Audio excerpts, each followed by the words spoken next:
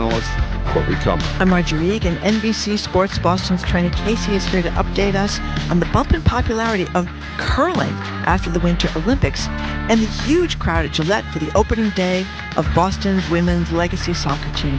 Plus, since it is St. Patrick's Day, we'll end the show by talking with you about the art of the Irish goodbye. How does it compare to the Italian goodbye? Or a Midwestern goodbye? Or Jim Braude's legendary Jewish goodbye? Politics next, BPR Live from Boston Public Library. Live from NPR News in Washington, I'm Forva Coleman. The head of the U.S. Counterterrorism Center has resigned in protest over the war with Iran. Joe Kent published his blistering resignation letter that addresses President Trump directly. He says he can't, in good conscience, support the war. Kent writes, quote, "It is clear that we started this war due to pressure from Israel and its powerful American lobby." Kent says Trump was persuaded that there was a clear path to victory in Iran. He writes, quote, "This was a lie." Meanwhile, Israel says it has killed 2 senior Iranian officials. NPR's Carrie Kahn reports Iran has not commented on the claim. Israel's defense minister made the announcement saying both men were killed overnight, and he's instructed the military to continue, quote, hunting the leadership. Israel's military confirmed it had killed Gholam Reza Soleimani, the leader of the besieged paramilitary forces responsible for violently suppressing street protests against the Iranian government earlier this year, and that an Israeli airstrike killed Ali Laranjani, who it says had been in charge of directing Iran's military efforts since Israel killed the supreme leader in the beginning of the war. Iran continues to strike targets in the Gulf. The UAE Defense Ministry says it has, quote, engaged 10 ballistic missiles and 45 drones just in the early Tuesday hours. Carrie Kahn, NPR News, Tel Aviv. President Trump's call for European allies to help the U.S. Navy protect commercial shipping in the Strait of Hormuz is being rebuffed by European leaders. Terry Schultz reports from Brussels. EU Foreign Policy Chief Kaja Kallas said the bloc's foreign ministers were considering whether to beef up their own naval mission in the Middle East, Operation Aspides, which focuses on keeping navigation open in the Red Sea. Extending this mandate to cover the Strait of Hormuz, there was no appetite from the member states to do that. President Trump says he's testing NATO allies' solidarity. The Finnish Foreign Minister Elina Valtonen explains that there are other pressures weighing on European countries too. We are already securing quite a long border against Russia, who is the main threat to NATO. NATO ambassadors meet today to discuss the situation in the Middle East. For NPR News, I'm Terry Schultz in Brussels. Fuel prices continue to soar because of the war with Iran. Airline executives say jet fuel prices have doubled. The CEO of the airline industry trade group, Airlines for America, is Chris Sununu, the former Republican governor of New Hampshire. Sununu says this is a spike and hopes it will be temporary. If this issue in Iran were to go beyond Memorial Day or something like that, then the way I put it is that the pricing would get a little stickier. You'd probably see it last not just through summer, but maybe even into the fall. He spoke to CNN. On Wall Street, the Dow is up nearly 250 points. This is NPR. Good morning with the latest from the GBH Newsroom. I'm Henry Sanforo. More than 40,000 Massachusetts customers were without power this morning after high winds plowed through the state last night. According to the Massachusetts Emergency Management Agency website, there were 40,216 customers experiencing power outages as of 9 a.m. this morning. Mass Live reports the outages affected more than 125 cities and towns, with a high concentration in some coastal areas and central Mass. As a result of those power outages and travel hazards, several schools were closed or delayed today. And the arrival of spring is often marked by the opening of the Major League Baseball season, the ground getting covered in crocus flowers, and, of course, warmer weather. It's also a time when the first sharks are typically spotted off the beaches of Cape Cod. The Sharktivity app, run by the Atlantic White Shark Conservancy in Chatham, shows that there are virtually no sharks swimming in Bay State waters right now, and it'll be likely a couple months before the first great white sharks do arrive. Last year, the first great white shark was seen off Massachusetts in mid-May near the western end of Nantucket. But where are those sharks now? Well, the Cape Cod Times reports before migrating to Massachusetts, white sharks primarily spend the winter months in warmer southern waters, which include areas like the Gulf of Mexico and Florida. and in the past week, tagged white sharks have been pinging in the Gulf of Mexico and off the coast of the Carolinas, so that means that some are slowly making their way north. This is GBH News. Support for NPR comes from NPR stations. Other contributors include the Weiss Foundation, an independent, nonpartisan research foundation collaborating with grantees and partners in the arts, school leadership, and youth development. More at wallacefoundation.org. This is NPR.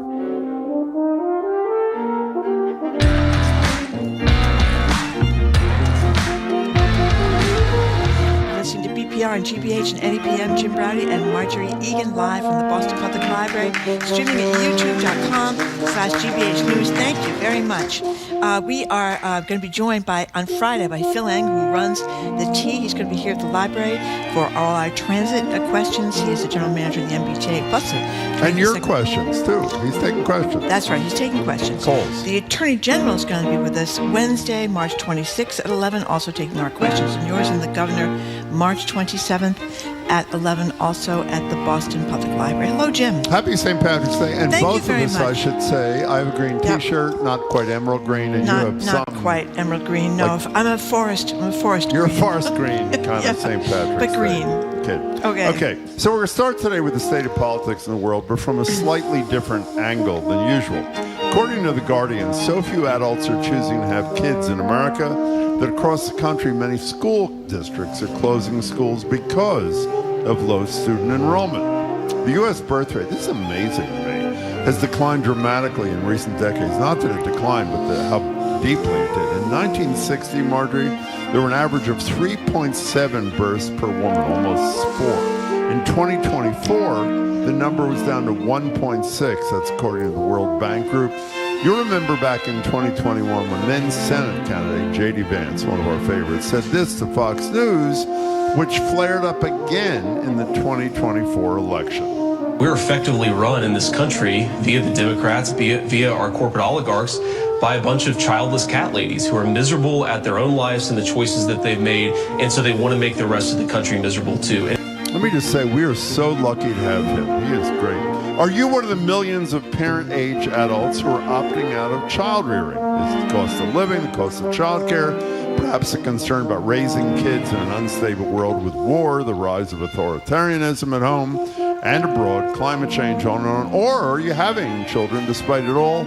And whichever decision you've made, how are you living with it? And by the way, if you've already had kids, like Marty and I have, I know this is tough because your kids are around somewhere. What would you do? What would you do if you had it to do all over? I know it's hard to say. I wouldn't. You wish they weren't there. Get rid of them. I know. You know what I mean. In the abstract. Our number's 877-301-8970. Are you surprised if you're by going to say you're sorry you had kids, you better call with the voice changer, Jim. It's a different thing. Are you surprised at how precipitous the drop in births is in this country? Well, one of the factors is birth control triumph. Yeah. Fewer teenage mothers, which is a wonderful good thing.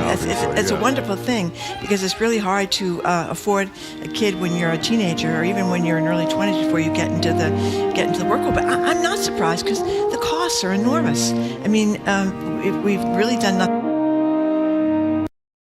People can't afford stuff, and children are very expensive. We spend like hundreds of thousands of dollars before the kid is 18. That's before they're even college. So I'm not surprised. I think it's really hard, especially if you don't have family nearby to have kids.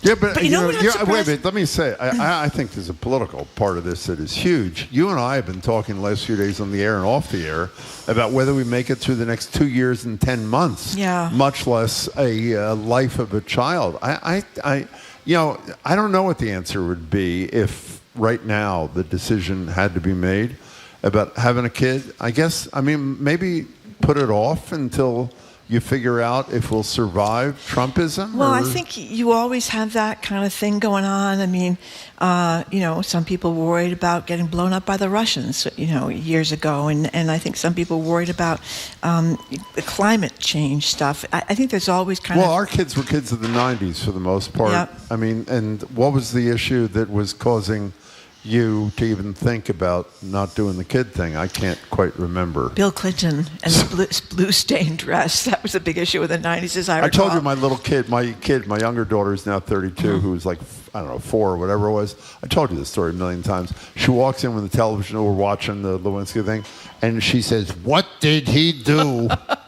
So I don't remember what the explanation was. Listen to this. I'm 38, have no kids because I work 55 hours a week, can't even afford car repairs or manage to save money.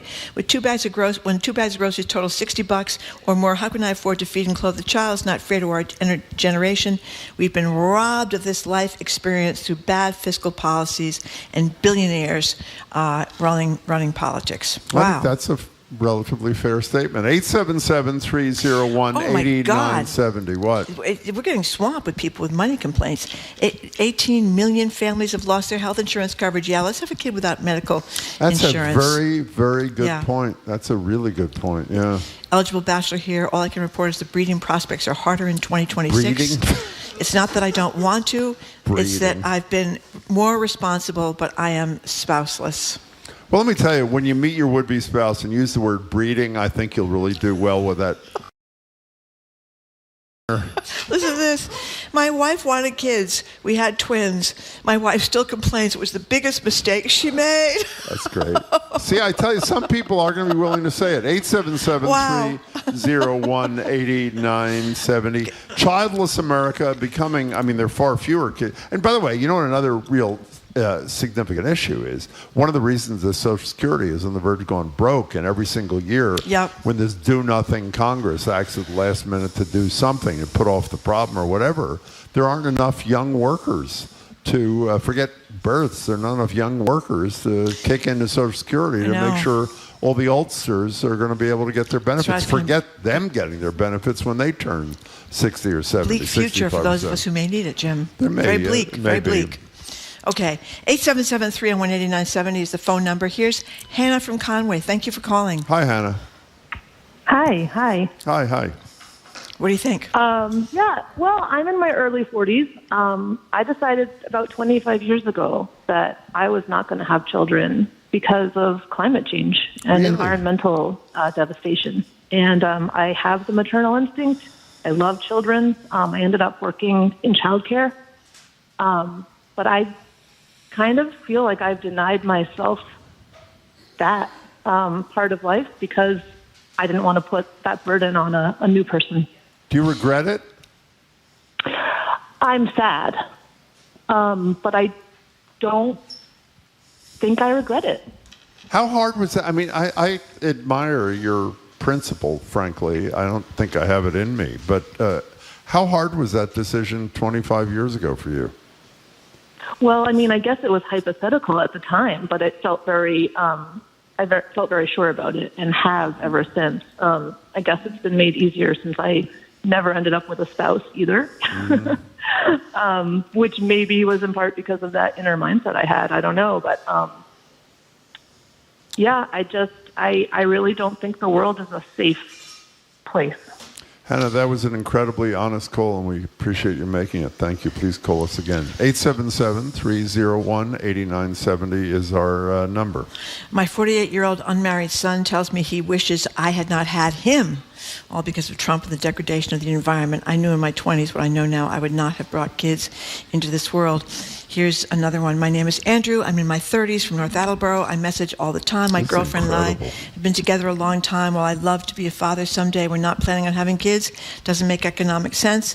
Neither of us has been able to build a career that provides a stable income. My parents made it work on one salary.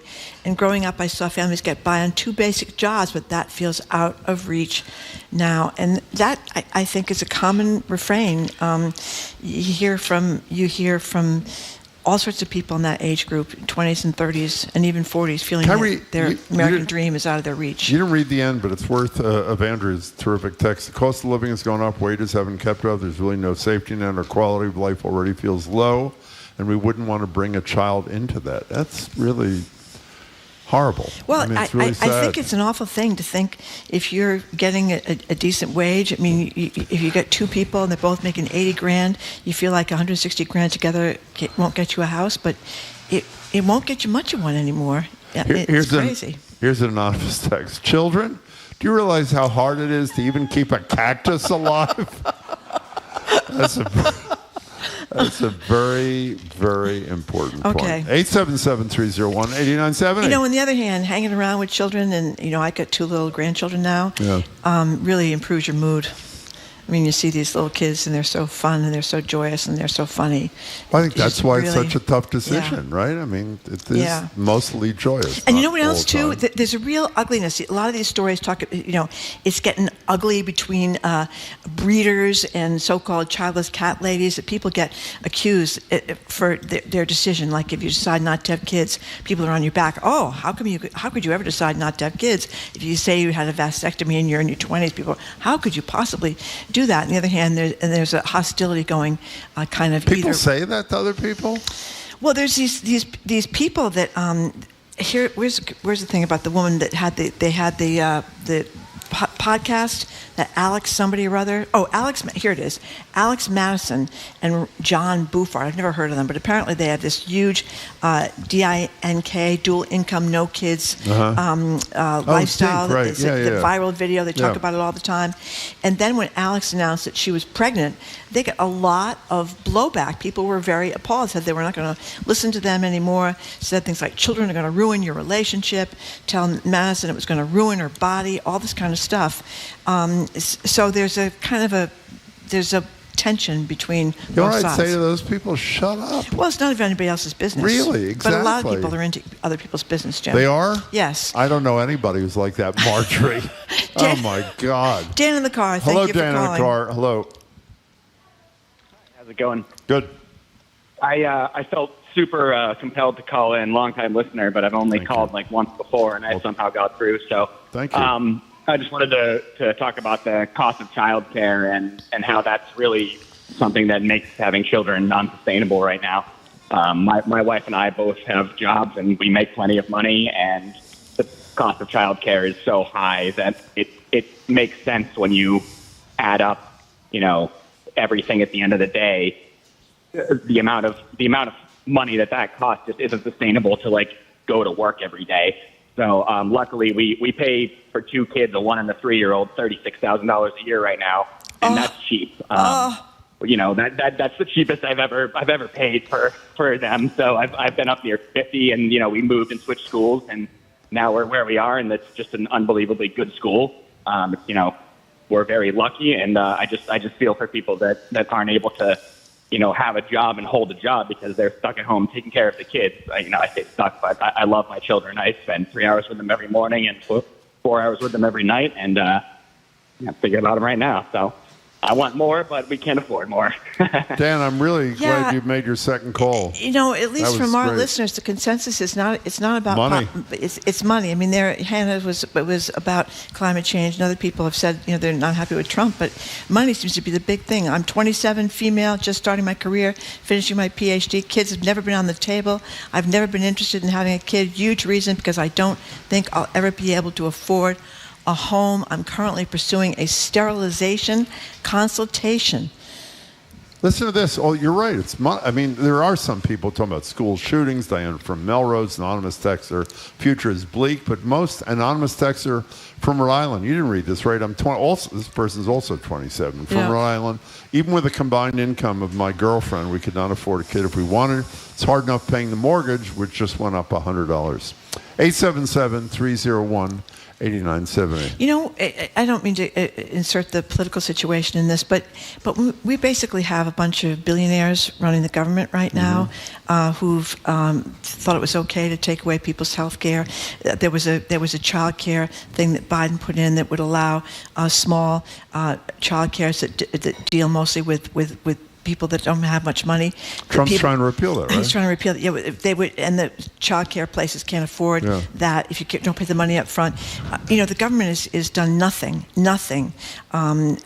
for child care, and that's why I think people like Mondami got elected in New York. He's going to have free child care. I'm not sure I agree with your. I agree with the bottom line. I'm not sure I agree with your analysis. The billionaires. It's Donald Trump. If Donald Trump tomorrow said the most important thing to my presidency, other than taking over other countries, is child care. Every one of these pathetic, sycophantic Republicans would be in favor of subsidized child care. Yeah, but Trump is a billionaire. He doesn't realize that. Well, he doesn't care about any people. He doesn't understand. I don't think when you're a billionaire, I think maybe you grew up poor and maybe you have some understanding, remember where you came from. But I think when you have that much money, I think it's hard for you to understand the average person's problems, which is part of why we're in such a mess. The income inequality is like insane. Well, I know you don't like this when I do this. What? Because I'm going to say they're billionaires and they're billionaires. I'm not, defending the class. But who is arguably the person most concerned about low-income people in our lifetimes in the United States Senate?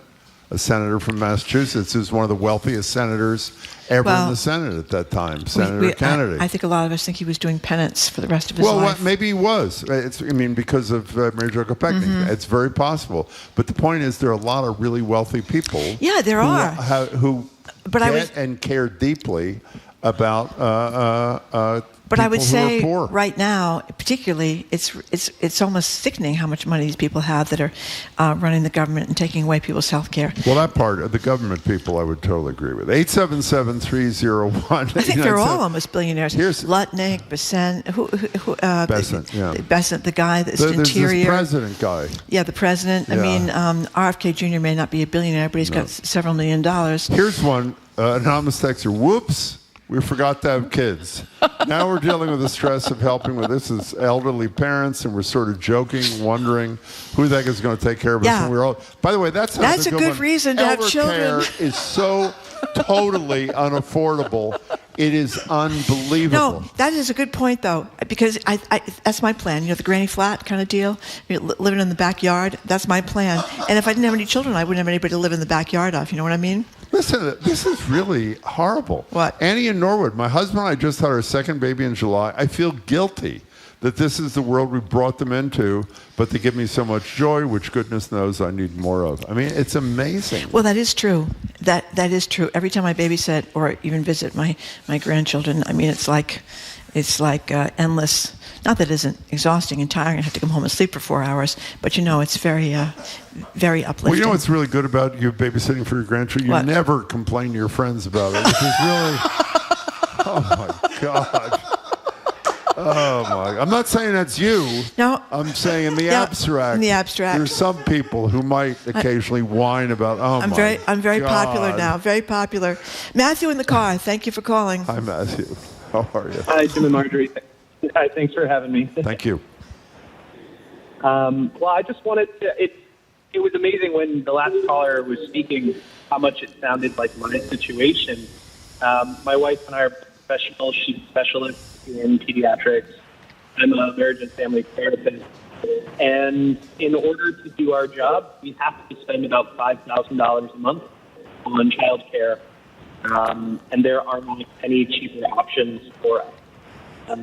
It's the kind of thing that all at the same time we know we're extremely lucky. And we have this privilege to do it because we love our children. And I think so many of my contemporaries feel the same way. But at the same time, despite our careers, we're constantly financially stressed. The combination of that and our mortgage is approaching $10,000 a month. Well, by the way, let me before you continue, Did you say Matthew, somebody's a pediatrician? Yeah, a doctor? A doctor and a therapist. Wow. Let me just do the math for those who are not mathematically inclined. If Matthew and his partner, his spouse, are paying $5,000 a month, that's $60,000 a year, which in their income bracket means they have to make like $100,000 before taxes simply to pay that one cost, the child care for their kids. I mean, that's So how stressful is this, Matthew? It's a daily stressor in our lives as we try to make plans. We both have student loans, which of course have come under incredible chaos. Everything that was promised to us is now no longer guaranteed. My wife is stuck at about 6 months shy of public service loan forgiveness for the program where in 10 years in the public service you have your loans forgiven. And that has just been broken from the inside out. So until then, we have to pay over $2,000 a month just for her student loan. Jesus. mean, that will go on indefinitely, despite the fact that she has already earned her own forgiveness. Matthew, I'll let you go only the because connection is bad. really but bad. I think he was talking about the idea that if you worked in certain professions, after 10 years, you would Trump get rid of that. Yeah. I mean, that was another wonderful thing he did for Here's people an that honest were texter. I was 46 when I had my beloved son. He's my little miracle. Now he's 11. He, meaning the kid, is already so worried about the state of the world and our planet. It breaks my heart, but I tell him every day I have faith in his generation. They'll do better than mom and dad have. It is gutting. Oh my God. What else it's about daycare is really tough. Kids get sick a lot. And if you're in daycare, you can't bring the kid to daycare because the child is sick. So you have to either stay home and miss a day at work, or you have to find someone that you have to pay to come in. And if you don't live near families, that you have to pay to come in and take care of the kid on the days the kid can't go to daycare. I mean, it costs you a fortune. Didn't you tell me when one of your kids was young and when you're in that dilemma and you had to use Velcro, is what you told me? That's right. Velcro the kid. Put him in a little high chair, just Velcro it right to the wall. We had a conversation when we were in commercial radio, and I can't remember. I brought my children in sometimes, remember? I do, but there was a story, this is a real story, where someone had to go out and they Velcroed their baby. It was a daycare. It was a daycare. It wasn't daycare. They got shut down for Velcroing the kids to the wall. Here is, oops, that disappeared. Yeah. Okay, let's go to Kira in Somerville. Hi, Kira, what's up? You got a minute. Okay, before I was 6, I decided not to have kids because I couldn't stand my baby brothers crying. and as it happens, many years ago, I also heard that if you took a bunch of teenage mothers, you would find that a lot of them did not have younger siblings, and so they had a very romantic idea of what living with a baby was like. Yeah.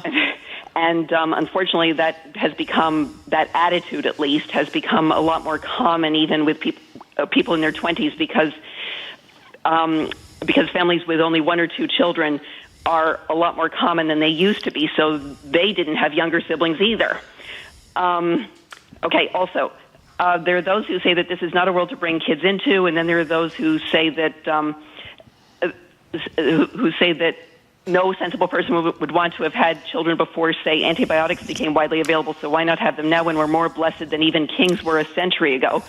However, what the media never want to talk about is that the average American baby is going to grow up to become a polluter, a big polluter, and the world has never had 8+ billion people to support, so only a fool wouldn't think twice. And on top of that, for 10 years or so, they've been saying that men want babies more than women do. But rumor also has it that what the men really want is for the women to do all the work. I think we struck a nerve, Kira. We gotta go. Kira, we're out of time. I'm sorry, but thank you for the call. Boy, she let it out there. Somebody just said, I'm taken by the overwhelming pessimism expressed by your callers and texters. I heard zero hope or optimism. Sorry, we depressed everybody. Oh well. We have probably spread more pessimism through our listening area than any two radio it's your fault. ever. You wanted to talk about this. I wanted to talk about the war in Iran. No, that's more cheerful. Okay. Thank you very much for your calls and texts. I'm sorry we depressed everybody. Coming up with a quick break, we're going to talk about the war in Iran with CNN's John King. I'm Marjorie Egan. He's Jim Browder. You're listening to BPR, GBH, NEPM. John King from CNN. He is next.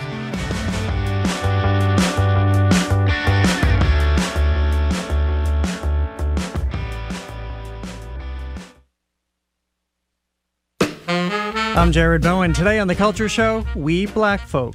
Boston artist Cliff Notes is challenging the notion of what folk music is supposed to sound like and building something bigger around black artists working in roots, storytelling, and song. Ahead of the We Black Folk Showcase, Cliff Notes and singer-songwriter Gabriella Simpkins join us. That and more on The Culture Show today at 2 on GBH 89.7.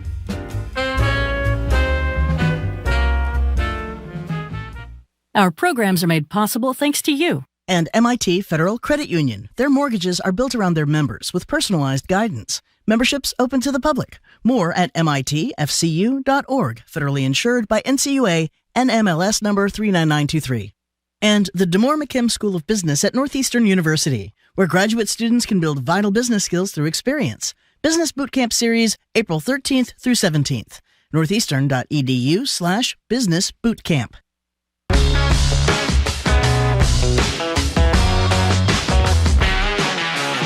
Welcome back to BPR and GBH and NEPM. Marjorie Egan, Jim Browdy, live at the library, streaming youtube.com/GBH News. Phil Lang, who is the GM of the T and actor of Transportation, joins us for an hour of Ask the GM at the library on Friday. The AG, Attorney General Campbell, will join us next Wednesday for an hour of Ask the AG at 11. And the Governor, Maura Healey, joins us 2 days later, Friday, March 27th at 11, both at the library for Ask the Governor. Joined now on Zoom by CNN's Chief National Correspondent, John King. He's been on the great reporting project all over the map. Hello there, John. Happy Tuesday. I only caught a little bit of that last segment, but even though the news is kind of bleak, it's St. Patrick's Day. We can't be depressing people. That's right. Happy St. Patrick's Day, right. John King. We have been depressing people. We didn't mean to, but... We do it every day. What do you mean we don't mean to? Okay. Well, we maybe depress people a little bit more right now, but you're a real reporter. You're a real reporter, John. You break a lot of scoops. Maybe you know if whether the President Trump has released the names of the allies, the other countries who want to come and help us in the Strait of Hormuz so we can get some of those oil tankers out. Has he released the allies' names? Still waiting on that one. Okay. When you were listening yesterday and you hear him in the same statement, trash them, say we don't need them, and then demand that they be there, saying it's a loyalty test. I mean, was your head spinning or what? This is, let me say this up front to everybody listening. We just laughed at the beginning there. This is an incredibly serious situation. We laugh sometimes because the actions of the president are absurd. They're frankly absurd. And so we laugh, I think, in part to stave off the depression you're talking about this, to release some of the anxiety that this causes. Look, Jim, it's not just in the last, say, 3 or 4 days. It is since day one of this administration, and you can take this back to the first term and all the time in between. The president berates people constantly. Europe stinks. The UK PM stinks. Macron stinks. Everybody stinks. And then he says, where are your ships? And where are your warplanes? And why don't you put your lives and your citizens at risk? Because I started a war that you opposed. It doesn't work that way. It just simply doesn't work that way. Now, some of this is Trump. Some of it also is, let's be honest, the hangover from the Iraq War. Yeah. Ask Tony Blair what it's like to side with an American president in a dicey situation in the Middle East. So some of this is history, but some of this is also Trump's way. He's a bully. He tries to push people to get his way, and then he reacts negatively and viscerally when they say no to him. This is we can talk about the politics in a minute. I'm sure we will. This is a big problem for the president here at home. It's also a big problem for all those leaders saying no. The energy prices for their citizens are going up too. The fertilizer prices for their farmers are going up too. The uncertainty in the global economy and more whiplash in the global economy is now everywhere. But these leaders are saying, this was a war of choice. You decided to do it. Why should we come to help you? John, before we do get to the politics and what you're hearing about how this might and hopefully will end, the other thing that was I got to compliment your colleagues at CNN. When I heard Trump say he had spoken to a former president who said that he regretted not having gone into Iran and he really wished he had done it immediately because this is Trump and he can't handle the truth, to quote a fairly famous actor. I knew, in quotes, that it hadn't happened, but rather than, quote, knowing, your colleagues reached out to all of the living presidents. How many of the living presidents had a conversation with Trump about the war in Iran? That would be 0. I mean, have you It is unreal. If you ever in your life, I don't forget presidents, have you ever been around a person who has no ability to tell the truth or fail to embellish even things that are good? He has to embellish to make it's incredible. It is. Sorry, the dog's acting up behind me. That's perfectly great. Their timing is impeccable, isn't it? I have a guest dog in addition to my dog in New York. Look, again, on other issues, sometimes we can talk about Donald Trump's casual relationship with the truth and how funny it is and how absurd it is. In this case, again, it's just reckless in the sense that he's in a global crisis that is also a huge domestic political challenge. And we would hope that our commander-in-chief, another legacy of the Iraq War, if you will, when our leaders were telling us things that simply weren't true, when they were saying slam dunk and it was not a slam dunk, you would hope that any American president would realize This moment, more than any other, requires clarity and truth and consistency. We're not getting that about this war. You know, I don't know how much of an ability, I think it was David Axelrod, who's obviously a frequent contributor on CNN, chief advisor to Barack Obama. I think he's the one who I first heard say there's nothing more important than telling a president no, or you have a bad idea. Do the Republican leaders of the House or the Senate have the ability, or have they gone to Trump and said, you are clearly going to cost us the House of Representatives and may cost us the Senate, which is going to be a nightmare for 2 years for you? Or are they all just too intimidated by him to have that conversation? There have been private messages about the political cost of this here at home. No one is saying that publicly right now. You hear, when they're asked publicly, they say things like, we hope it ends as soon as possible. I would just remind you, the president said on day 2 or 3 of this that we had won.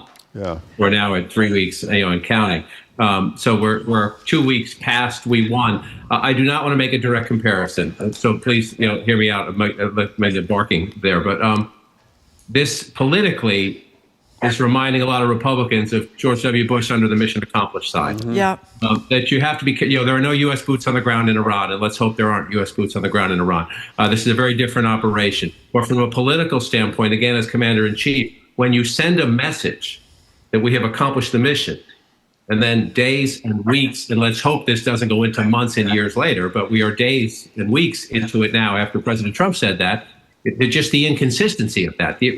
Again, we've talked about this before. You can fool people about a lot of things. You can't fool people about the price of gas. You can't fool people about the images they're seeing of ships at sea and warplanes in the sky. And so the question for the administration, any administration, take Donald Trump's name out of it, take anyone's, your visceral reaction maybe to Donald Trump out of it, is, Mr. President, why did we do this? And Mr. President, what's the plan?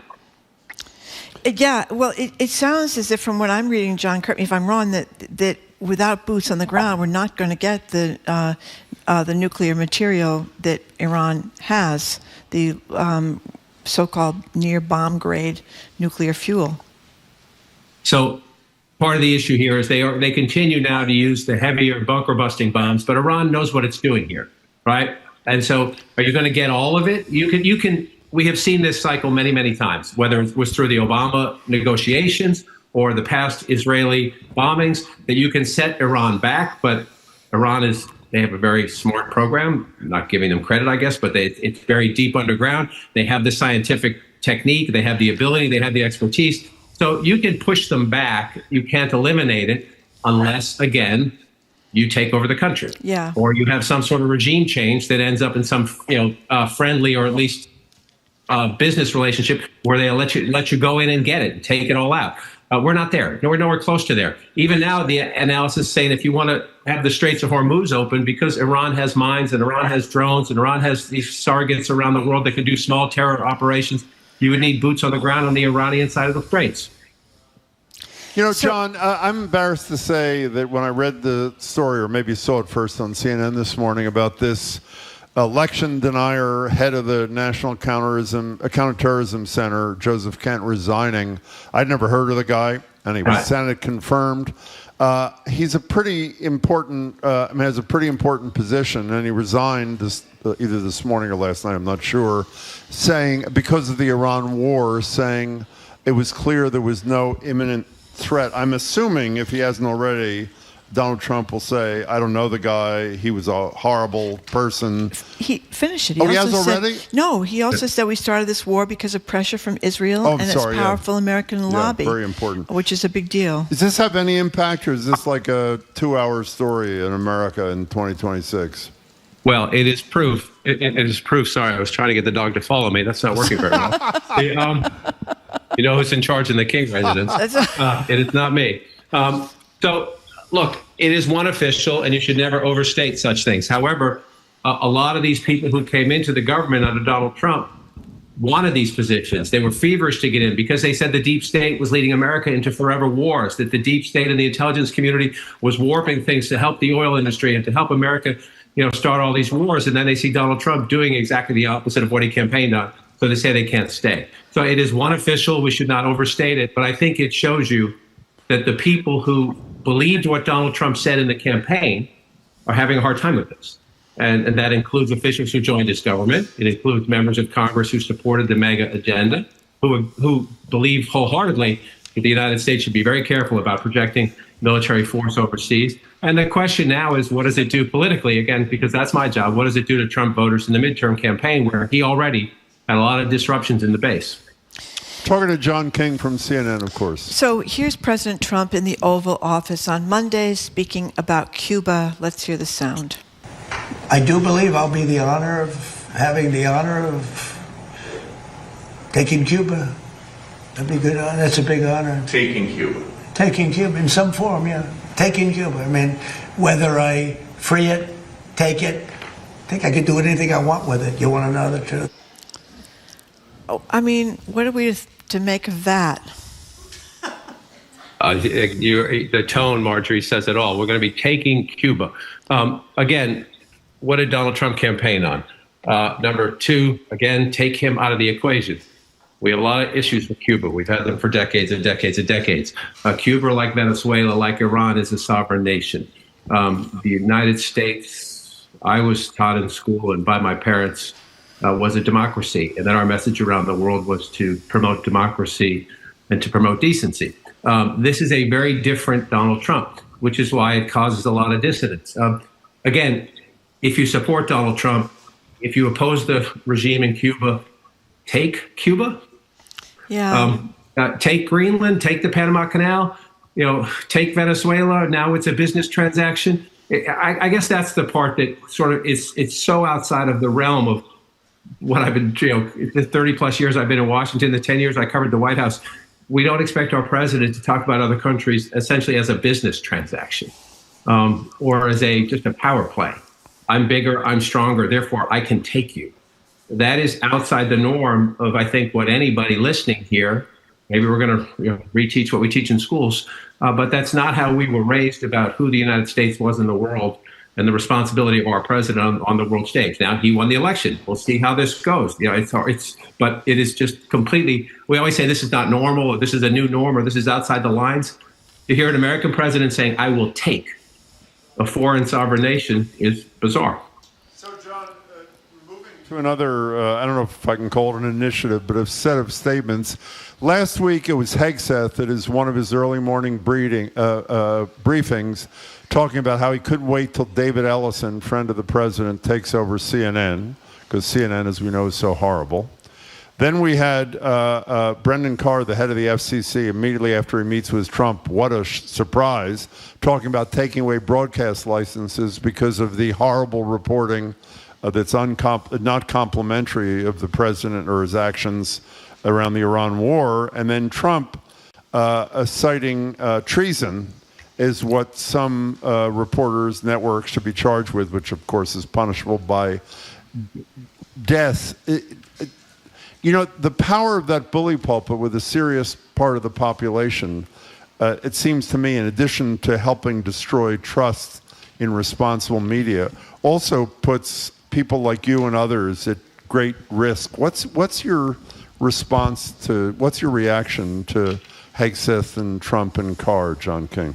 I would ask them a simple question in response to their bullying and their abuse of power, in my view. What are you afraid of? The truth? Yeah. Why fear the truth? The Hegseth thing was directed at reporting that was later in the day. It was by our fantastic Pentagon and intelligence team. We have people who, despite all the opposition, all the anti-CNN BS, I was about to use a stronger term, BS, that comes from them, continue to report, continue to develop sources. They wrote a piece about the Straits of Hormuz and how it factored into the strategy and some missteps of the Trump administration. They denied it. Hours later, the Wall Street Journal, run by that crazy liberal Rupert Murdoch, had a very similar story, and now you've seen it all across. It was really damn good, hard, incredibly hard, disciplined source reporting by our team. And you've seen other news organizations do things that they are trashing. And, we're not always perfect in our business, but we're vital to a democracy, and especially in wartime, especially in times of constitutional questions. And I'll go back to where I started. Why are you afraid of the truth? Well, David Axelrod, the aide to Obama you just mentioned before, was quoted by you guys at CNN by saying he thinks Trump is envious of countries without a First Amendment, thinking to himself, Putin does not have to put up with this. I think you see evidence of that. It's sad to say in an American president, but I think you see evidence. Again, we've talked about this before on other issues. The second Trump term has been all about power. Yeah. All about a flex of his ability to test what is presidential power, what is his personal power. And even when people in his own party, even when people in his own White House team say, Mr. President, we may be past where we need to be here. This is going to hurt us. It's not a good look. He keeps going. By the way, can I tell you something? Having the dog walk in and out the door dog. behind you over your left shoulder is fabulous. Yeah. I'm telling. What kind of dogs, John? What are the two dogs? I love it. What is it? My Fenway, who is making all the noise, Oh my God. is a cockapoo. Oh, cockapoo. Those are great. Yeah, and I have a guest dog who's a little shih tzu. And for a little 18, 19-pound cockapoo, Fenway thinks she's a crazy German Shepherd or something. There's a landscapers out in my neighbor's yard, and that's the big offense here. It's outrageous. They shouldn't be allowed to get within miles of those little dogs. Dog sitter extraordinaire, John King. John, it's good to see you. Be well. Thank you. Sorry for the noise. No. We have been joined by CNN's chief national correspondent, John King, behind the great reporting project All Over the Map. Thank you very much to John. As usual, coming up after this quick break, we're going to speak with our food policy man, Corby Kummer. He's going to talk to you about this crazy restaurant that is the guy stepping down after years of abusing practically everybody that worked there. I'm Marjorie Egan. He's Jim Browdy, listening to BPR, GBH, and NEPM live from the Boston Public Library, streaming at youtube.com/GBH News.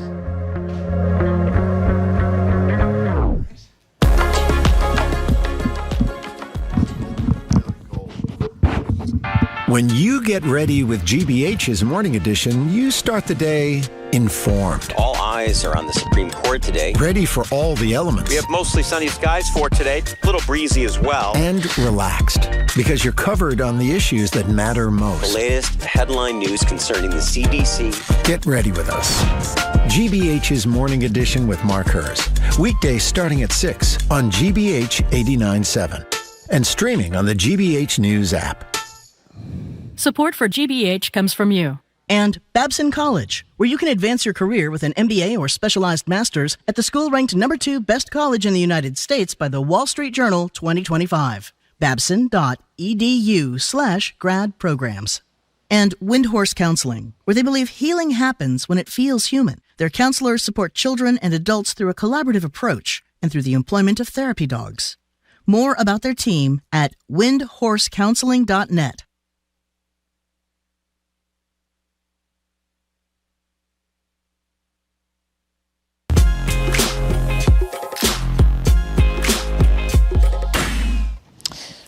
Welcome back to Boston Public Radio. I'm supposed to do that, okay, aren't Jim. I? Go ahead.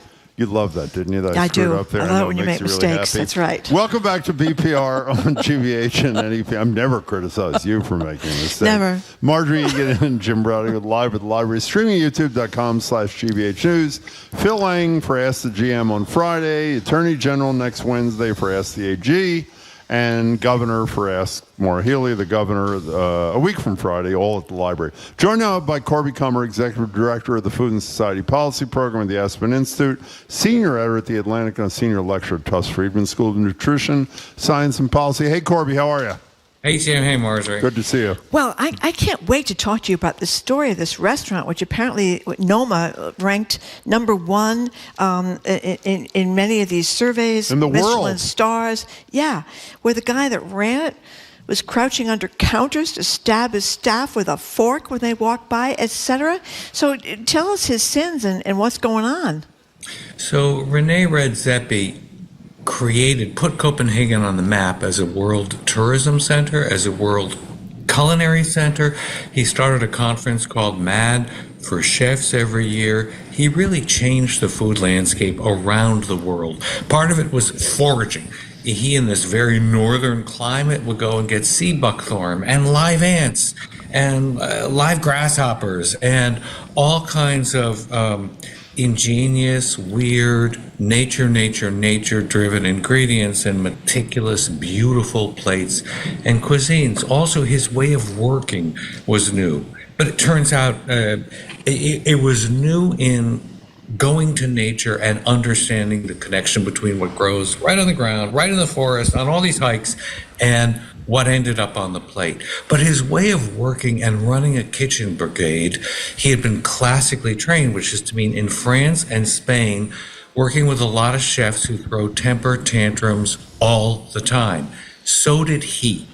And in Me Too, and as early as 2017, he was making very public apologies for his bad behavior and saying, we're going to change things. I'm withdrawing from day-to-day operations. What happened just in the past 2 weeks was that in reaction to a pop-up 3-month stay in Los Angeles, because he goes around the world, he's closed the actual restaurant in Copenhagen, goes around the world, brings, and this is important, 110 people and pays for their kids' educations and transports when they come for these pop-ups.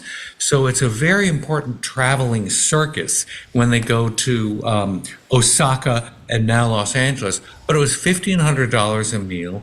And a lot of former workers who felt that they had been abused, both psychologically and physically, thought this was outrageous for a kitchen that had treated people this way to be profiting $1,500 a meal, and started posting online accounts from many of the people at the stations who'd been subject to this. And the reason it had a huge impact being sponsors of the Los Angeles stay, backed out and stopped supporting it. So that's hundreds of thousands of dollars of lost revenue. And also Redzepi himself stepped down as the official leader. What that means is very unclear. He might still be very involved.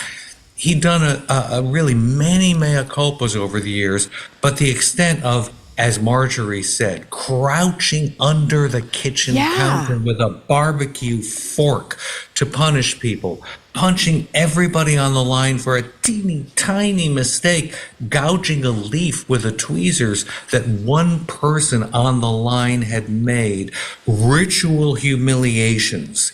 The actual extent of it and the specifics of it were worse than anybody had known. So here he is. I don't buy a word that he's saying, nor do I accept that he's leaving, but what do I know? Here he is, part of a video that he posted himself on his Instagram, part of a speech, sort of apologizing. Here he is. In order to make sure that you guys are 100% feeling safe, I'm going to step away. Okay? And we will be announcing that soon. But running of this restaurant, for now, will sit on you guys. Whatever that means. Okay? And I really, really, really, really hope with every fiber of my body that you'll fight for it. Hey, Corby, do you know this guy, and have you ever been to the restaurant? Yes and yes. What did you leave? Well, what did you think of him? Obviously, you were not privy to the abuse. What did you think of him from that level of relationship? Thoughtful, manipulative, a nonstop talker. I mean, I literally would listen to him. I would ask one question, and 45 to 50 minutes later, I'd still be taking notes.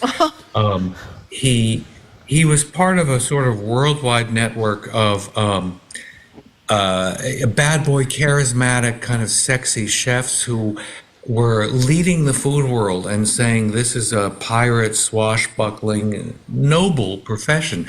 He inspired a lot of cooks. So the questions about now are, after the many mea culpas for almost 10 years now, what's going to change in the food world? There's been a tremendous amount of change that has taken place because of Me Too. Can I cut you off there right there? Please.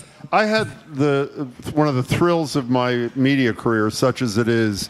Marjorie and I had Anthony Bourdain on the radio, right over there at the library. And then I did an interview with him for Greater Boston. This is 9 years ago. I was asking him about harassment and abuse in the restaurant business. And here's what Bourdain said 9 years ago. I mean, I look back, what I think as a lot of men, what did I see? What did I see? What should I have seen?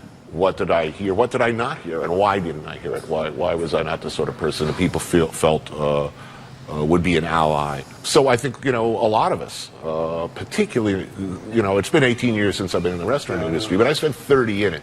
are asking themselves, to what extent were we complicit? And so essentially what my takeaway from Bourdain then and now, despite what you said, because I'd heard the same things you said, that Me Too began to change the industry, this has been going on forever. I mean, is there real change? If the most famous restaurateur at the most famous, most acclaimed restaurant in the world is a serial nonstop abuser, how much has it changed?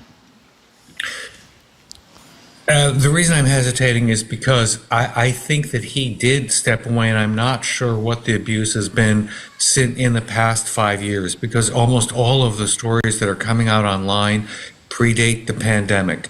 And so I don't know if there was significant change. I do know that the James Beard Association has greatly opened up the whole world of chefs to not only what are we doing about sustainability and the environment, but exactly how are we treating the people who work for us. Good. And at my Food Leaders Fellowship in Food and Society, I'm very much leaning into this, especially in the next year. And we're working with very famous chefs like Jose Andres, who's been a wonderful partner and investor in us, who are showing a different way. I do think that there has been change, but I also think that the residue of this kind of treatment of staff still goes on and is not going to be expunged for a very long time. We're talking to Corby Kummer. So, Corby, read a fascinating story. They focused on this restaurant, Pineapple Express in Montclair, New Jersey, and the owner talked about how it used to be, I think it was 30, I don't have it in front of me, I think it was 30% food, 70% liquor. Then he noticed people were drinking less, and it went to 50% food, 50% liquor. Then it was even more, it was almost what flipped to the other side. People aren't drinking as much as they used to, and so it's really hurt the restaurant business, and this place in Montclair shut down. Yeah, and I think maybe this fellow quoted in the piece said, this couldn't come, or the writer in the Times said, this couldn't come at a worse time because restaurants are facing all kinds of increased costs in labor and ingredients, and the place they've made money is alcohol. Yeah. So it's really important to the bottom line to surviving in a restaurant, as we've talked so often about liquor licenses in Boston, and they make the whole difference in whether a restaurant can be a going concern. And so, like the SNAP restrictions on whether you can buy soda, it's a real mixed picture, because Vivek Murthy, when he was Surgeon General under Biden, put out a report saying, in essence, no amount of alcohol is good for you or safe.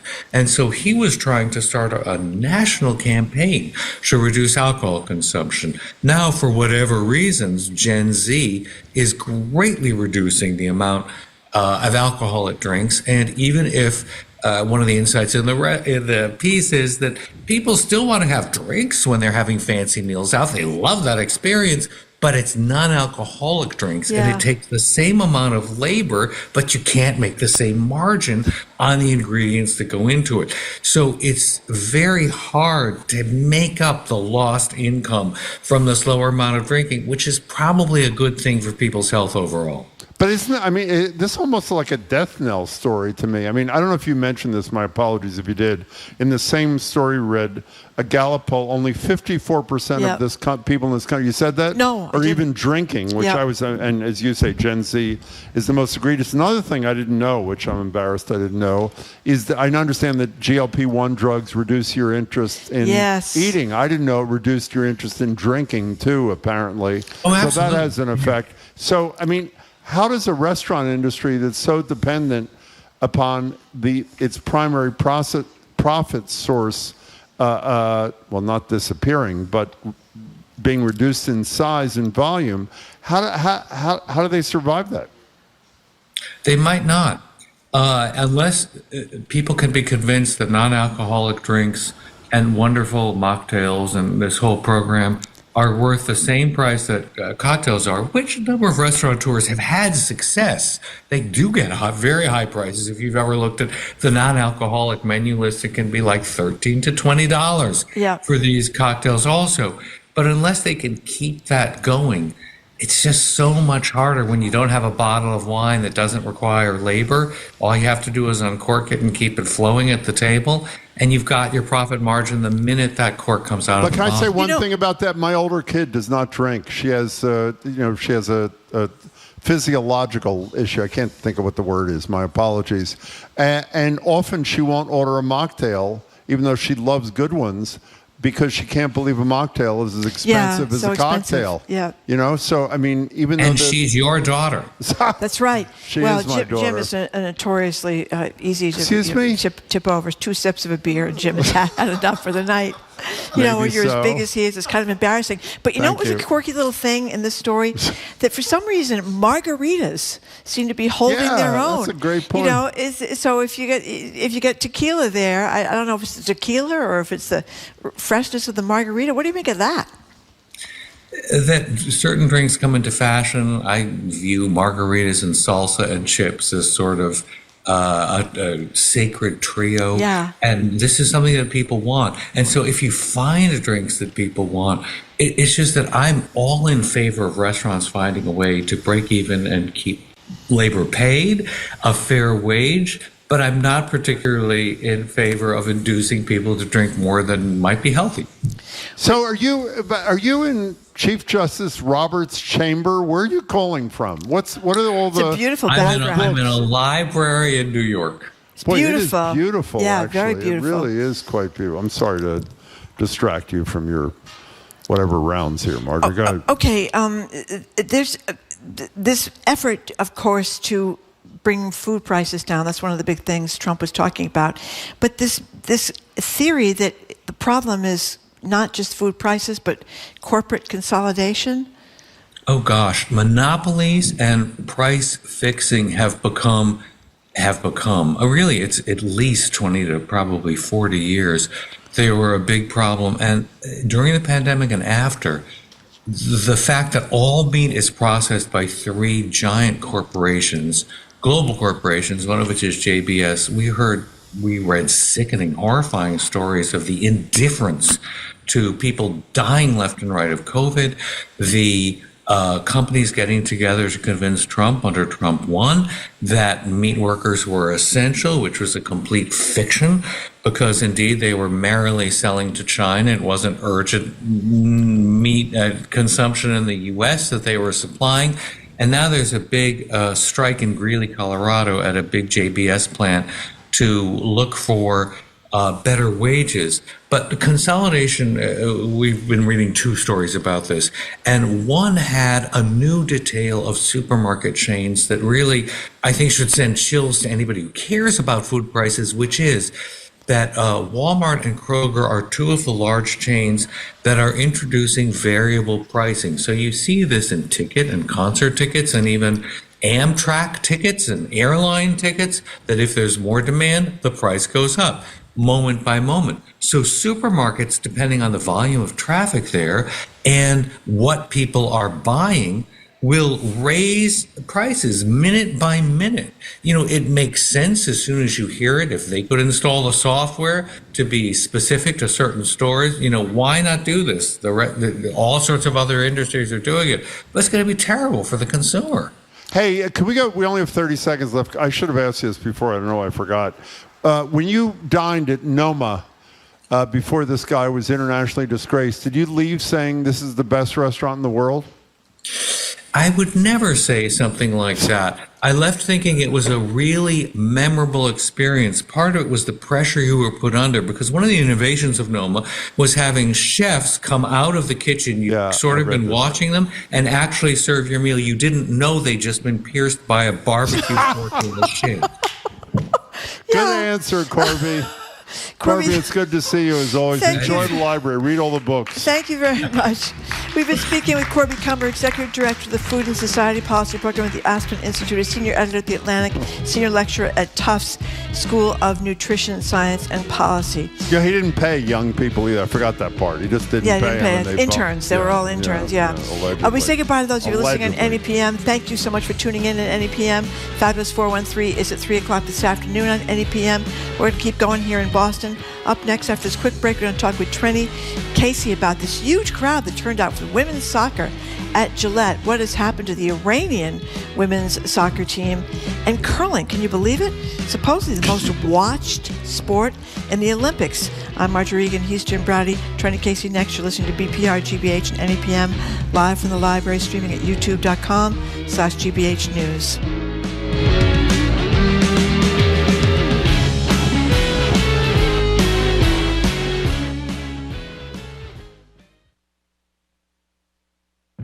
If you made a recent contribution to GBH, your donation could be doubled by your employer through our Matching Gifts program. Find out if your donation can be matched at gbh.org/matchinggifts. Funding for our programs comes from you. And Seasons 4, the outdoor living store in Lexington, featuring over 100 styles of outdoor furniture delivered throughout New England, plus a wide selection of plants, statuary, and garden accessories. Spring events in progress. Seasons4.com. And Mass General Brigham. In heart surgery, expertise matters. Mass General Brigham Heart and Vascular Institute performs thousands of surgeries each year and is committed to research and innovation. massgeneralbrigham.org/heart. You're listening to 89.7 WGBH HD1 Boston. Online at gbhnews.org. GBH News. What matters to you?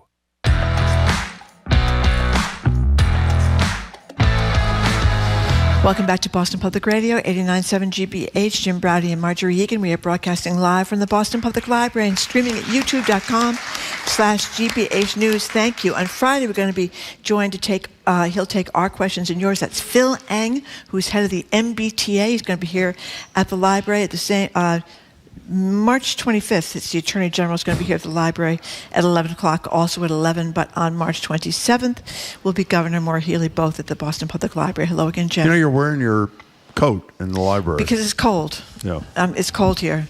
Yeah, we're right next to the wearing windows. Your coat. I'm wearing my coat. Okay, fine. I'm just saying. You're wearing your coat. It's odd. We're now joined to the library desk. No, you know, what? when it's cold, you know what you do? Pour on your coat? You put on your coat. Some of us didn't bring a coat, Marjorie, because it wasn't cold when we left. Jim told me I should go to Cambridge and pick up his coat. It's in the front hall. I did not say that. I said something close to it. I did not say you should go to Cambridge and pick up my coat. Who said they could have sent them? Somebody else said. You're surprised that you didn't send them, Jim.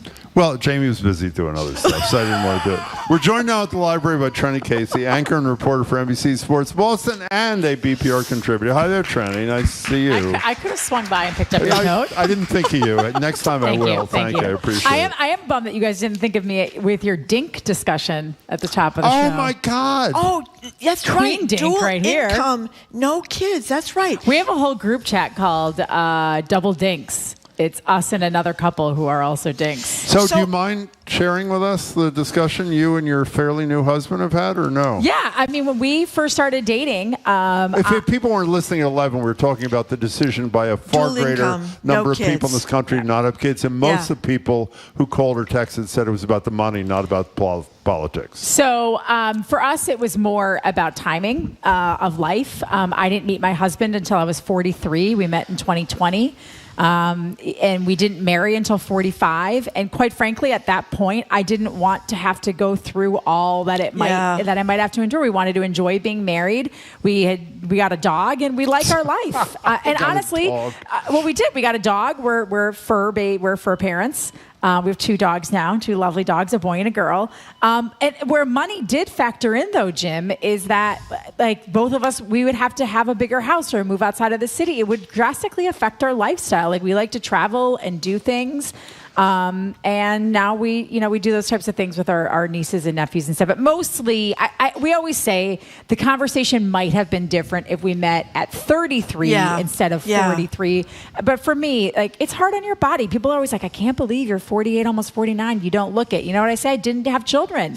It's hard. Having children is extraordinarily hard on your body. The changes it goes through. And like, I didn't want to do that at middle age. Well, we had a 43-year-old woman with us yesterday that wrote that beautiful book, Year of the Water Horse, who adopted a Chinese kid at 43, by the way. By the way, before we get angry texts, I wasn't saying that some people, 11 o'clock, were not saying it wasn't climate or politics or authoritarianism, but the vast majority who communicated with us said it was about the money. We're talking to Trenni Casey.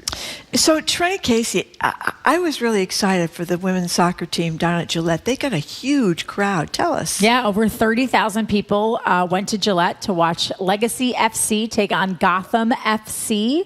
In the inaugural game of the National Women's Soccer League here in Boston. I mean, obviously people are really excited about it. People love sports here. They love women's sports. And the National Women's Soccer League has some really great backing for its teams. It has a television deal. And this is a game that was on ABC locally. It wasn't, it wasn't on some side channel like some of the World Baseball Classic games were on Tubi, and we were all like, what is Tubi? I couldn't find some and how of the do you, games. right? You can't find it. Like, you obviously can easily find ESPN and ABC. Broadcasters, broadcast networks have invested in this sport. It didn't obviously go the way that Legacy FC wanted it to. Of course, you always want to win your first game, but Gotham is a great team. It was a 1-0 final. Like, that is a very respectable score in soccer. And it'll probably take a while. Like, I was reading an article about like how long before these expansion teams become competitive, and it's usually like a 2 to 4 year window. I will say though, the one thing, and I this is not according to people who go to a lot of soccer games at Gillette. This is not only for the women's team. This is also for the Revolution. It's a disaster going to a game there. I know. I ran with a girl this morning. This is unbelievable. I ran with my friend this morning, and I had brunch with a different friend on Sunday. Both of them didn't get there until inside the stadium until nearly halftime. And Zoe, your producer, told me, she said, oh, that's not just the Legacy. She's like, try going. You have to leave so early to go to a Revolution game at Gillette Stadium because they have fewer parking attendants. They don't even have people like pointing you into slots of where you're supposed to park. Like, it's just kind of like figure it out and park your car. Fewer gates are open. There's fewer people checking bags and letting you in. Because it costs money, right? Oh. And soccer doesn't make the type of money that the Patriots do, and they don't. And they, I don't know if it's that they don't invest in it, that they can't get people like they would for a concert. I'm assuming everything always comes back to money, right? I'm assuming that there's a price tag that's higher. But I know a lot of people push back, like, we don't want it at White Stadium. We don't want this place in Everett. But that is going to make it more accessible. Like, my friend who I ran with today, she's got a 10-month-old and a 5-year-old, 2 boys, and she wants to take them to women's soccer games. Like, her son was so excited to go to the game, and she's like, once we were in, it was fine. She's like, but then we left with 10 minutes to go because she's like, we didn't want to sit in that same traffic. And she's like, I've got a 10-month-old and a 5-year-old. Like, these are family experiences that should be easier. And I know people will say, oh, well, the T ran a train. Well, this isn't New York City, where if you're going to the Meadowlands, I don't think it's called that anymore. It's MetLife Stadium, I think. But if you're going to New Jersey to see a soccer team play there, their men's soccer team or women's soccer team, or like the Giants or the Jets, there's like a New Jersey transit train that leaves like every 15 minutes. It's one train that goes to Foxborough for the game for 1,400 seats total. And they had 30,000. So like, we have to, that's why I'm very excited for White Stadium to open in 2027. I think I'm very excited for the Revolution to get a stadium in Everett where you can take a water taxi or you can take the T, and it's going to just be more accessible for people, so you're not spending your entire day in traffic. You know what I hadn't thought about before until you mentioned White Stadium? I just looked it up because I obviously didn't know. The capacity of White Stadium, when and should it be built, is 10,519. Now, they're not going to have 30,000 people at every single game. Right. But they're going to have a lot. They're probably going to have people shut out, which is... There will be people who will not, I know my friend who I had brunch with is so excited about this team that her and her husband bought season tickets. Really? So they're season ticket holders to the Legacy, and they will get priority in choice at White Stadium to buy tickets. But yeah, that'll be interesting as well. I'm curious what the stadium in Everett I don't know. I was just going to ask that. I don't know. I'm not sure what it is. When you're done eating lunch, do you mind finding out how many seats? Oh, wow. Well, everybody's got to eat. I mean, we're not... hey, Jamie, when you're done eating, could you do your job? Whoa.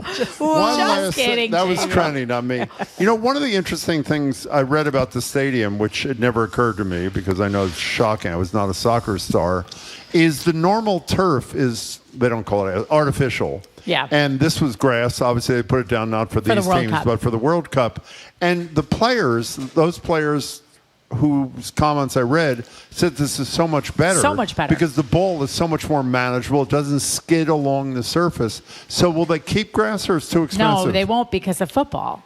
Like, primarily Gillette Stadium is a football stadium, and the Patriots keep, although NFL players have complained about artificial turf. Like, they have complained about these sort of mixed grasses. Like, I think there's like a hybrid or something that a lot of these stadiums use. There's very few places, and even the ones like, you'll hear football players say that what they like about playing at Lambeau Field in Green Bay is that it is natural, regular grass. But what they also don't like about playing at Lambeau is that sometimes, like in the winter or after, a rainstorm or something, they don't like the natural grass. But it tends to be more forgiving on your joints. And while your footing might not be always as steady, it's a better overall. Most athletes prefer it. Like Messi, there were some questions when Inter Miami came to play the Revolution about whether or not Messi would play at Gillette because having played in Europe, all soccer stadiums, their football stadiums are all natural grass. It's only in the United States that we have this garbage turf. See how much Miami team paid him last year? $75 million. I know. I wish I was good at a sport. Here is wait. We have an update. Oh, we have Jamie, an update. This is a note from Jamie. According to the GBH News reporting, proposed 25,000-seat soccer stadium in Everett, and then there's a question that we should all answer. Jamie writes, so can I go back to my lunch now, Mr. Browdy? By the way, that is how you should Yeah. About time. Yeah, eat for a couple of minutes. We'll see how it goes. Yeah. I mean, and who's to say also that after and the initial investment, and listen, again, I know there were 30,000 people there, but to your point, is it going to be 30,000 every time? I'm not sure, but I do like that the way that a lot of these investors are approaching these nascent women's sports is, we see this as a long-term growth perspective, right? So we're not going to go all in, because if you go all in and you build a 30,000-person stadium and you only have 10,000, then it looks bad. But if you build it up and you're selling it out and selling it out and selling it out, well, maybe then you're selling it out, you're building your coffers up, you're putting some money in escrow. It's also much more exciting to be in a full small you want to be in a full than a large. 100%. And then again, if the demand starts to exceed the availability, then maybe you add on, or you look at moving somewhere else, like down the road, like every other professional sports team does. But I think to start small actually is probably what's best, so that you're not extending, you're not over your skis too early. Can we go just for a minute to staying in soccer, go from joy to potential despair? I assume everybody's read about this Iranian national women's soccer team. A handful of their players, I think it was 6 or 7, agreed to take asylum in Australia. Most of them ultimately flipped, decided to go back. And the reason they sought asylum is because they hadn't sung the national anthem, and the Iranian leadership was upset. I'm assuming that the reason they're going back is because the Iranian leadership threatened their families. Why do we think they're not going to be executed when they go home? I mean, when I read this story, obviously in the Washington Post story that I read, they said that the government there made a push that FIFA, which do we really trust FIFA? FIFA and the governing bodies have assured the women they will and their families will be safe, that their safety is the highest priority, that nothing's going to happen when they get there. I was reading that with a lot of skepticism. They were called out on national television. I don't believe, from everything that I've read, that this new Ayatollah might even be worse than his father and more hardline. More hardline than his father. But this next iteration, whatever the leadership that they're putting in isn't a progressive leadership. I think that's fair to say. And so, and by some accounts, could be even more hardline, on Islam than anyone else, on a Sharia law than the previous regime. I don't know. If it was me, I don't know what I would do. I don't know what I would do if my family was in danger, and if I felt like staying away would then put them in danger. Yeah.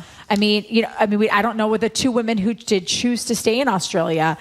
I don't know. Maybe their families aren't there. Maybe they aren't married. They don't have children. Like, maybe they're not putting anyone in. I don't know. That is such a difficult decision to make. And all we can hope is that the attention it has gotten sort of forces the hand of the Iranian government and the governing bodies of soccer to truly keep these women safe. Going to Trenni Casey. So before we leave women's sports, the women's hockey team apparently has this big post-Olympic the riding PWHL. They've like it's like.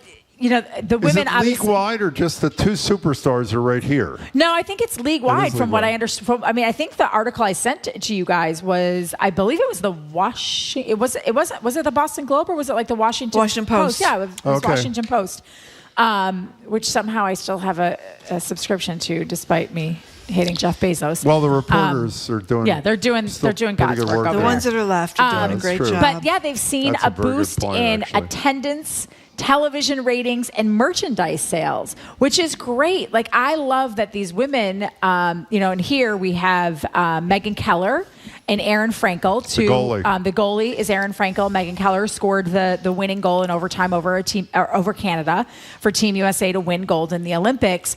That people saw so much. There was so much women's hockey on USA and NBC this time around. We had a little bit on CNBC, and I think people saw the high level of play.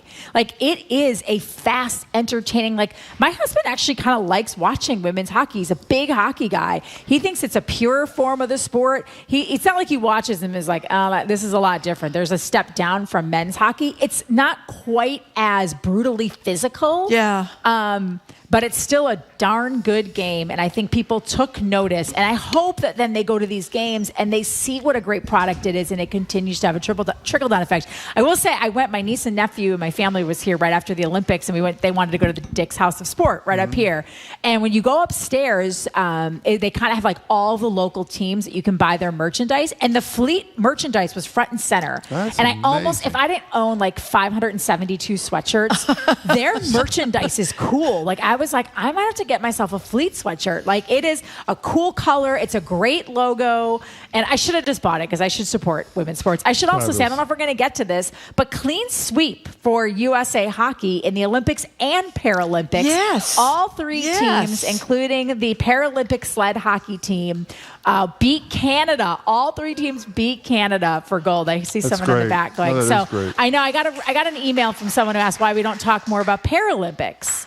Why you don't see more. And I said to this woman, I said, that's what we call above my pay grade. Like, I don't know why it doesn't get the same television attention. I have to imagine, once again, it's advertising dollars and what they can afford to put on the main channels. But if you've watched any of it, I mean, it's incredible. Athletes. Like, blind skiers, the curlers are in wheelchairs, so they can't sweep. So they have to be they use like a device that kind of looks like a little bit like shuffleboard to push the stones down the ice, but the precision you have to have in order to put rocks in the house and to score points is incredible. I can play shuffleboard, by the way. I want to be clear. Oh, can you? You know, one of the things we read, speaking of curling, and I'm about to say something that you may think is just to blow smoke at you.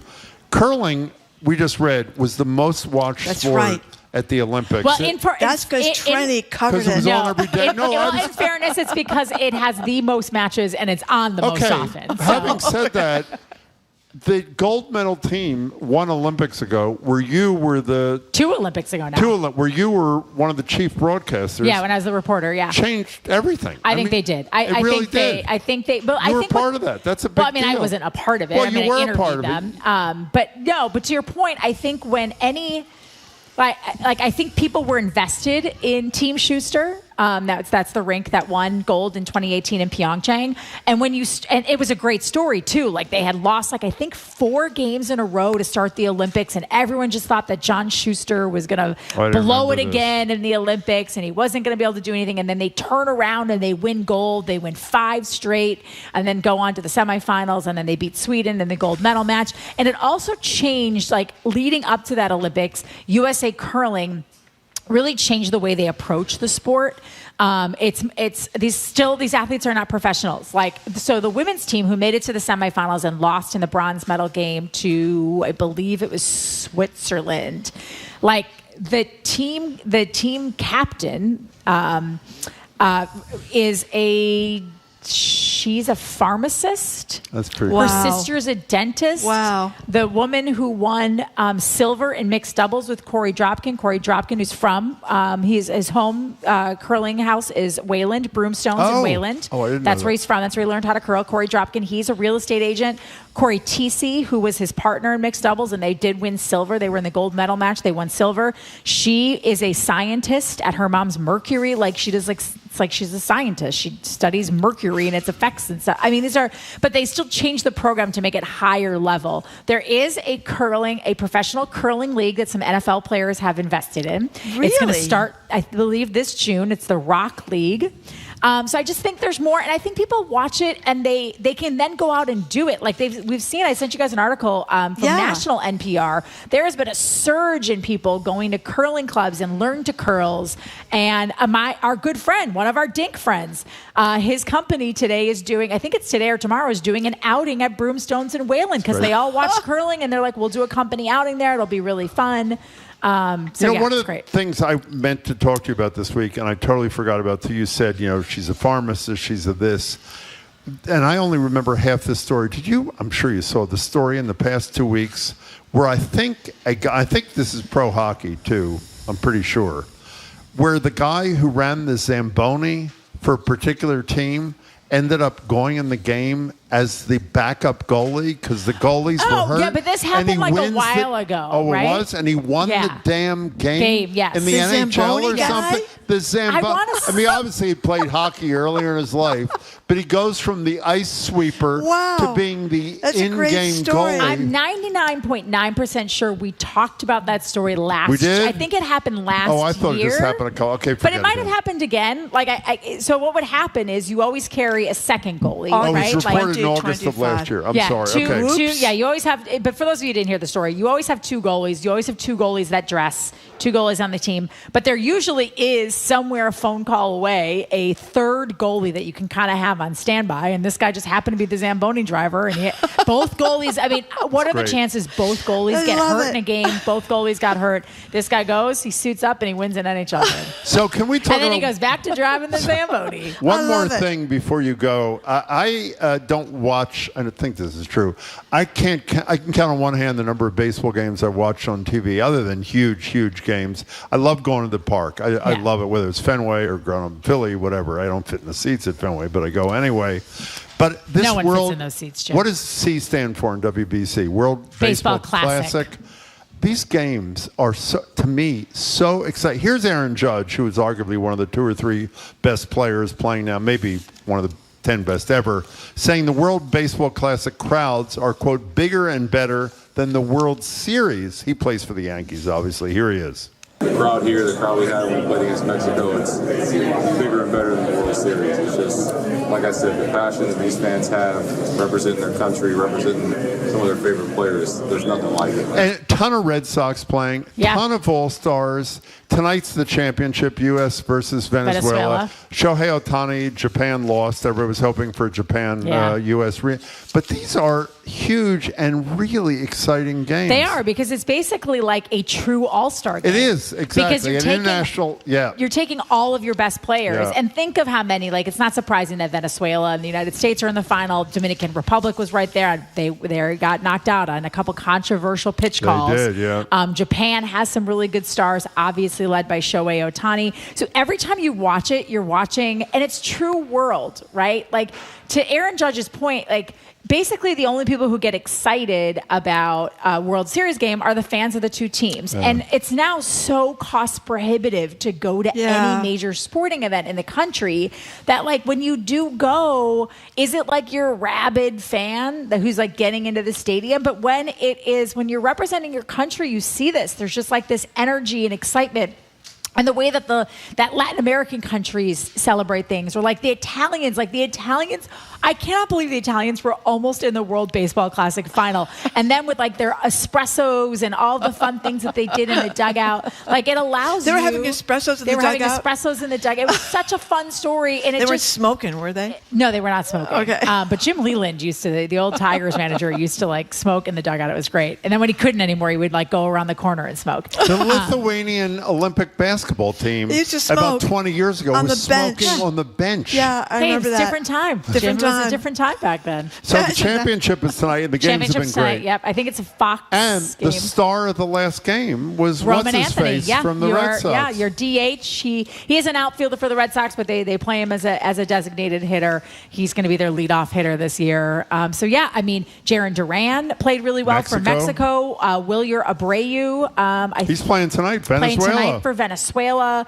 Garrett Whitlock on Team USA. I know I'm exciting. forgetting some names, but it's great. It's awesome. It's like an Olympics thing. And It's a week just from great. Thursday's opening day. Can you believe that? I know. It's wild. exciting. Good to see you, Trenni. You too, guys. Take care. There's a North End curling club. There is. Yeah, I Texas know. just said that. Wow. I know. I would love to go play there, but I think they play like on Thursday nights at like 6:30 or something, and I'm on TV then. Oh, okay. It is fun though. I've done it once. It's hard. It's hard. It is hard. It's much harder than it looks. But you know, I it's one keep of those. hoping the fine people at the country club will invite me to curl. They and have. then- They do. They do have a curling club, and then maybe That's where I they'll went. see I know you my did. budding golf skills and then invite me to golf. You told me a couple of years ago you didn't want me to say that you went to the country club Okay. and curled. Well, Did you've you already forget? said it. You've already no, said you it. just said it. I didn't say it. Because I think the person that invited me didn't want anybody to know they invited me. But it is. Who was We it? don't know who invited you. But the thing Who was is, it? it's the whole country club experience. People Yeah, may but who know was it's the this person that snazzy country invited club you? in Brookline.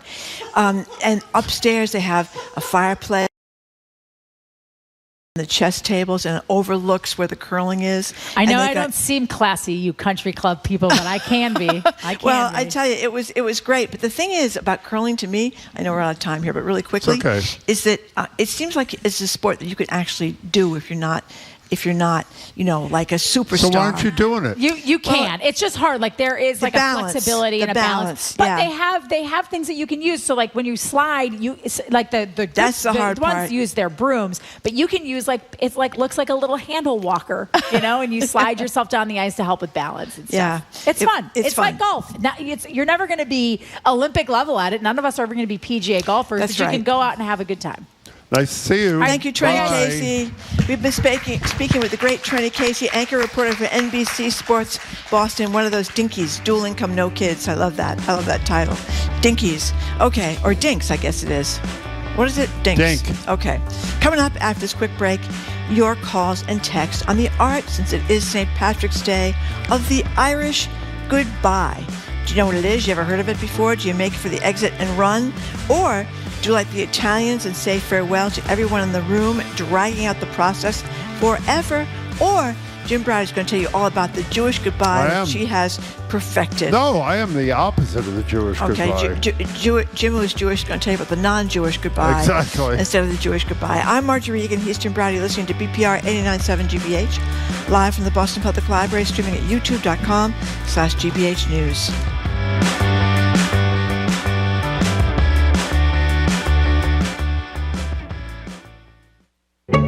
I'm Edgar B. Herwick III. Today on the Curiosity Desk, St. Patrick's Day is upon us, which means it's time for that classic curiosity debate over how to pronounce the word of the day.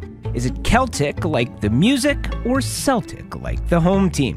Plus, we get our shamrock on and browse the GBH archives for a look and listen at how Bostonians used to celebrate St. Patrick's Day. That's the Curiosity Desk today at 1 on GBH 89.7. Support for our programs comes from you. And Brightbound. It's never too early to start thinking about what comes next, and Brightbound helps students from middle school through high school discover rewarding careers. Learn more at BRITE-bound.org. And GM Roth Design Remodeling, providing custom kitchens, bathrooms, and accessory dwelling units. Their design team works to create living-in-place solutions tailored to the needs of each home and family. More information at gmroth.com.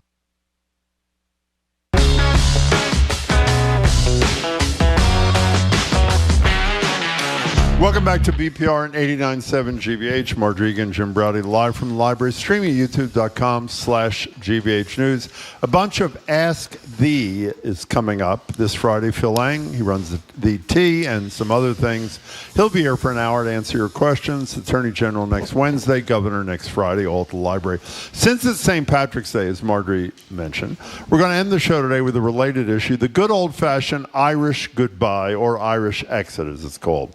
If you're unfamiliar, the Irish goodbye is when you're at a party or an event 1 minute, the next minute you are gone. You have vanished. And I should say, in celebration of myself, no one No one is better at that than I. You're very good at that, Jim. No one. You just is better. disappear. No hugs, no acknowledging Yeah. your exit or bidding friends, family, colleagues adieu. Are you guilty of, well, Marjorie, I'm looking at you. You pulled one just last week here at the library. Here it is.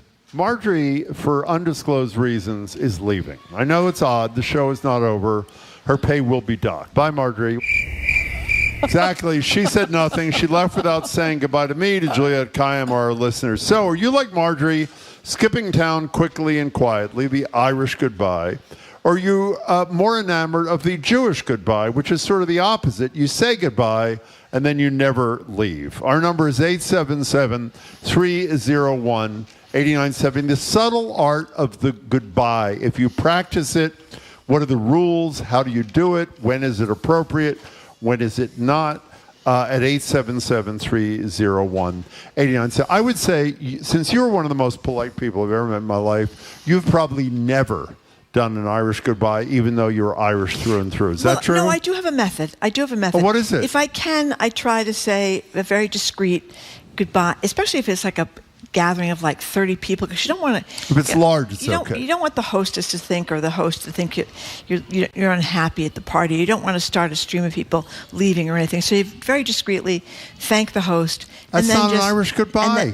I'm sorry. I know I'm Irish. I'm disappointed. Then I slip out the door. Well, I slip out the door. That is a normal, traditional goodbye. An Irish goodbye, you don't say goodbye to anybody. Well, you know just back up toward the exit, and then you leave. You know, I never heard of an Irish goodbye, even though my entire family is Irish on both sides, and everybody has big family. I never heard of the Irish goodbye until we started doing this radio show. So I'm suspicious about the whole concept of the Irish goodbye. Actually, if you want to know the truth, Jim, but. That's what I do, and it's awful if you have like people all crowded around the host or hostess saying goodbye, that everybody knows half the party's leaving. leaving. What you do? Excuse me. You do the Irish goodbye, and when you're in the hall and free, you text a note to the host. Seconds later, saying, "I didn't want to bother you. You were talking to John Doe. Yep, that's very it was nice a too. lovely event.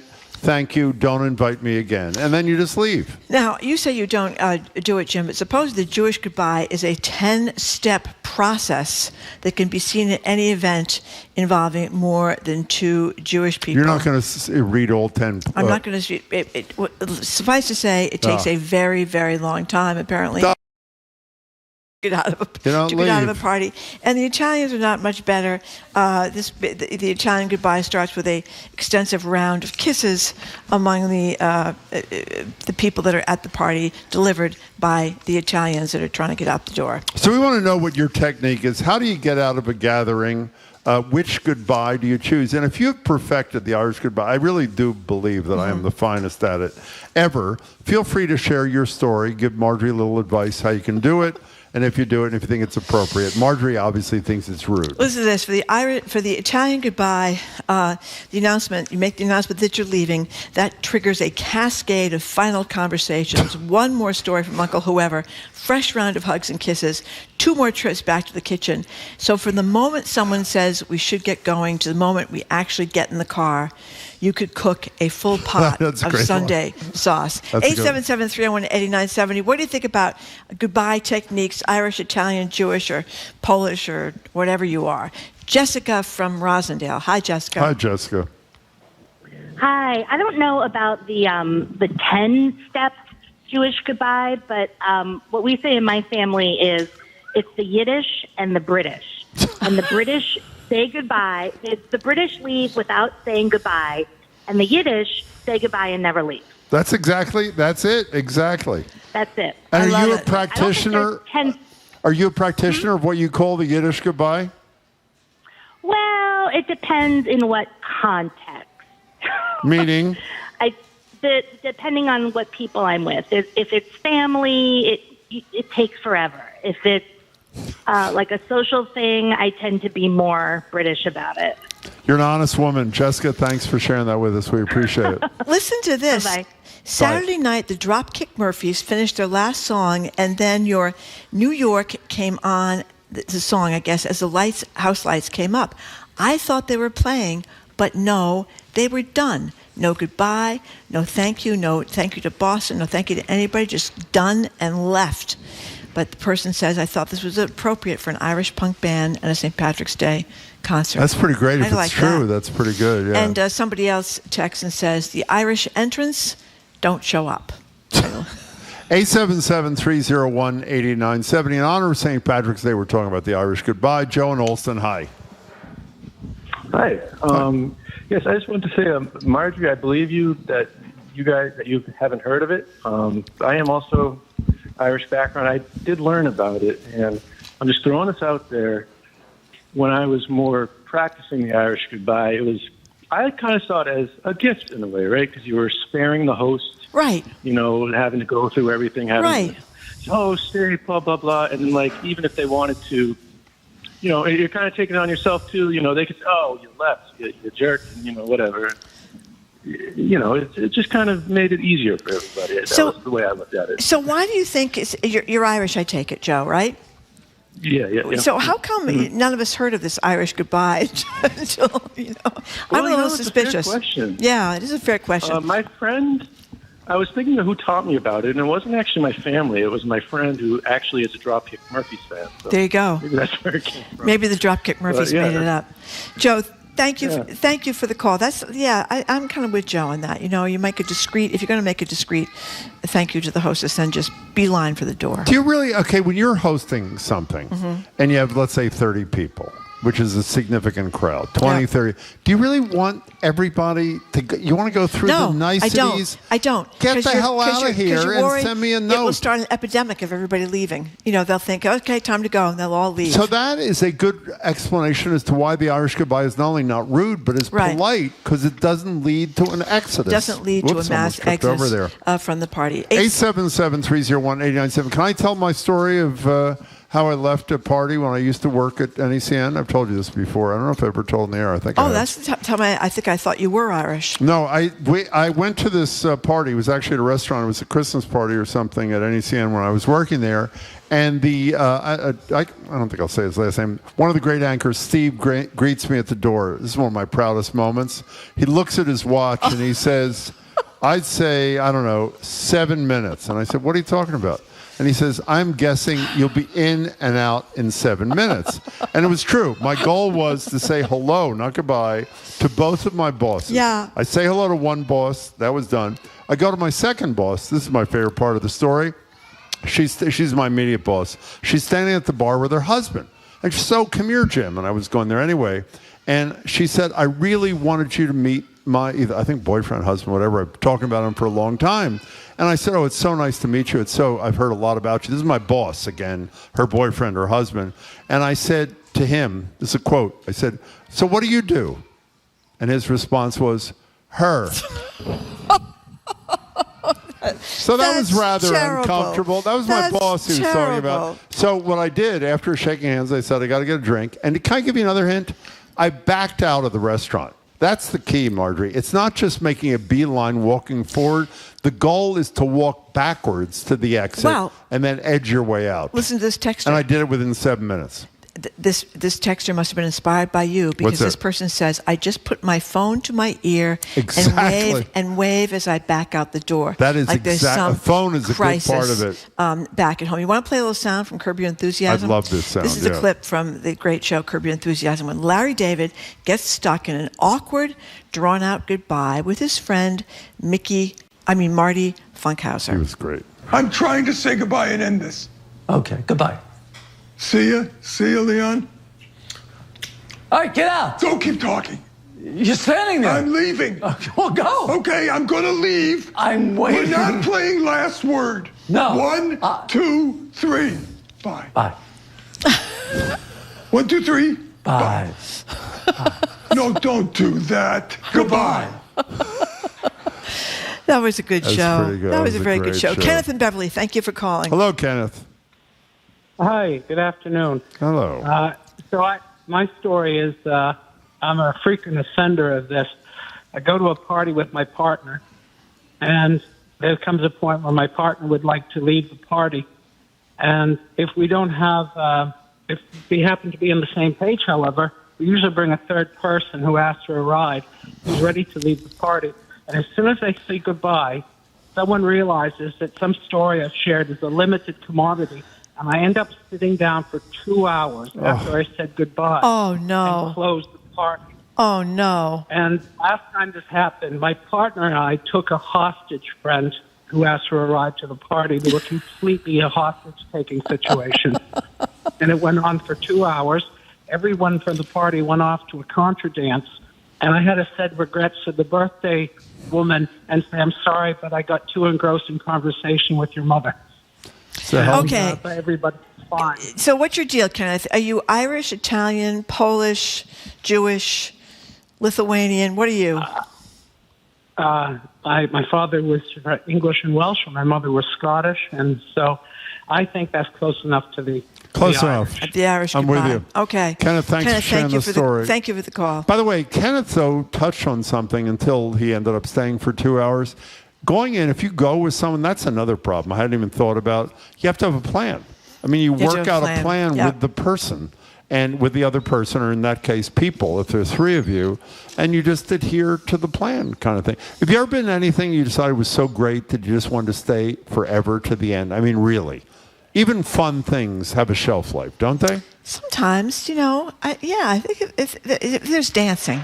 Yeah. If there's dancing, I'd love to dance. Yeah. If there's dancing, I could stay for a long time. If you go to a wedding, everybody's dancing until the bitter end of the wedding. That's always fun. Yeah. So those kind of things. That is nice. Yeah. That's a very nice story. I can't think of, and I think that the boss you just told the story about was my boss too, Jim. I think it was at WTKK. No. Happened. No, she was my. No, it wasn't. Oh, she was? Yes. Oh, okay. And Steve was an anchor on the television okay. station. All right. I'm sorry. I thought the same thing happened with a different boss. Yeah. Okay. Jamie just asked a question. Wait, so I don't have to stay here at the show until 1? I can just leave when it isn't fun anymore? Actually, not only can you leave when it's not fun anymore, I'm leaving when it's not fun anymore, which is right about now. Maureen in Foxborough. Thank you for calling. Maureen. How are you? Hey, friends. How are you? Great. So I'm obviously Maureen, obviously Irish. So notorious for the exit. My mom taught me that. She's from Mission Hill. Yeah. So, my mom taught me the Irish exit without naming it. So most recently, last year I was at a wedding at the Newport Yacht Club and told my friend Mary Kate, as I was saying hello to her, that I was definitely doing the Irish exit. So I was also saying goodbye at the same time. Well, by the way, that is a variation on a theme. Is you say hello and goodbye simultaneously. That's brilliant, actually. That is brilliant, Maureen. It's a preemptive strike. Yep, and nobody seems to mind. By the way, I really like that a lot. Maureen, you're a genius. Thank you very much for the call. Appreciate it. I'm Irish and married to a Greek. My kids are tortured whenever we leave a wedding reception, other party. I'm out the door, but my husband has to say goodbye to everybody and then say it a second or third time. It takes forever while we wait in the car. Okay. So what are you laughing at? This is really good. Anonymous texter. The Italian goodbye is especially traumatic for children who not only have to hug everyone at the gathering, but also kiss them goodbye. I'm still in therapy for having to kiss Aunt Lola, who weighed 300 pounds and had a mole the size of a nickel with 2 hairs growing out of it. The mole was near her mouth. It was unavoidable. Oh, my God. That memory of that text will be unavoidable, That's awful. That is really a sad story. That is really a sad story. Okay. We have a YouTube poll, Jim. 60% say the Irish goodbye from Ms. Potato Head. That was on my chair when I wasn't there last week. Was more heartbreaking than my leaving last week. By the way, that Ms. Potato is not going for good. Trust me, you will be seeing her. I love Mr. and Ms. Potato Head. I'm very fond of them both. Well, who was the person? Was it Edgar who told us that it's neither? We have to take a break. Actually, I forgot about that. Oh, we do? Have to take a break. Yeah. Okay. We're talking about, since it is St. Patrick's Day, and even though a lot of our Irish texters and callers have never heard of the Irish goodbye, we're talking about the Irish goodbye versus the Italian goodbye, where you apparently have to kiss the aunt with the mole next to her mouth. That's appetizing. Or the Jewish goodbye, the Polish goodbye, the Lithuanian goodbye, whatever goodbye it is. You're listening to BPR on 89.7 GBH, streaming at youtube.com/GBH News and broadcasting live from the Boston Public Library.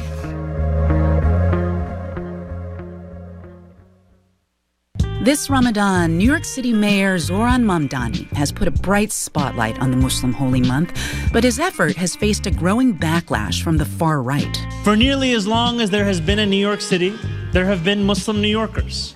And yet for nearly just as long, those with power and platform have sought to dehumanize us. I'm Elsa Chang. That story on All Things Considered from NPR News. Today at 4, here on GBH News 89.7. Our programs are made possible thanks to you. And Explore New England. This original documentary film series explores the region's great outdoors through a variety of activities, including hiking, fishing, birding, and camping. Available on YouTube and Roku or explorenewengland.tv.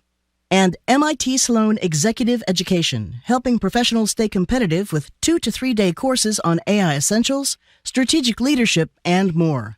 Details at executive.mit.edu.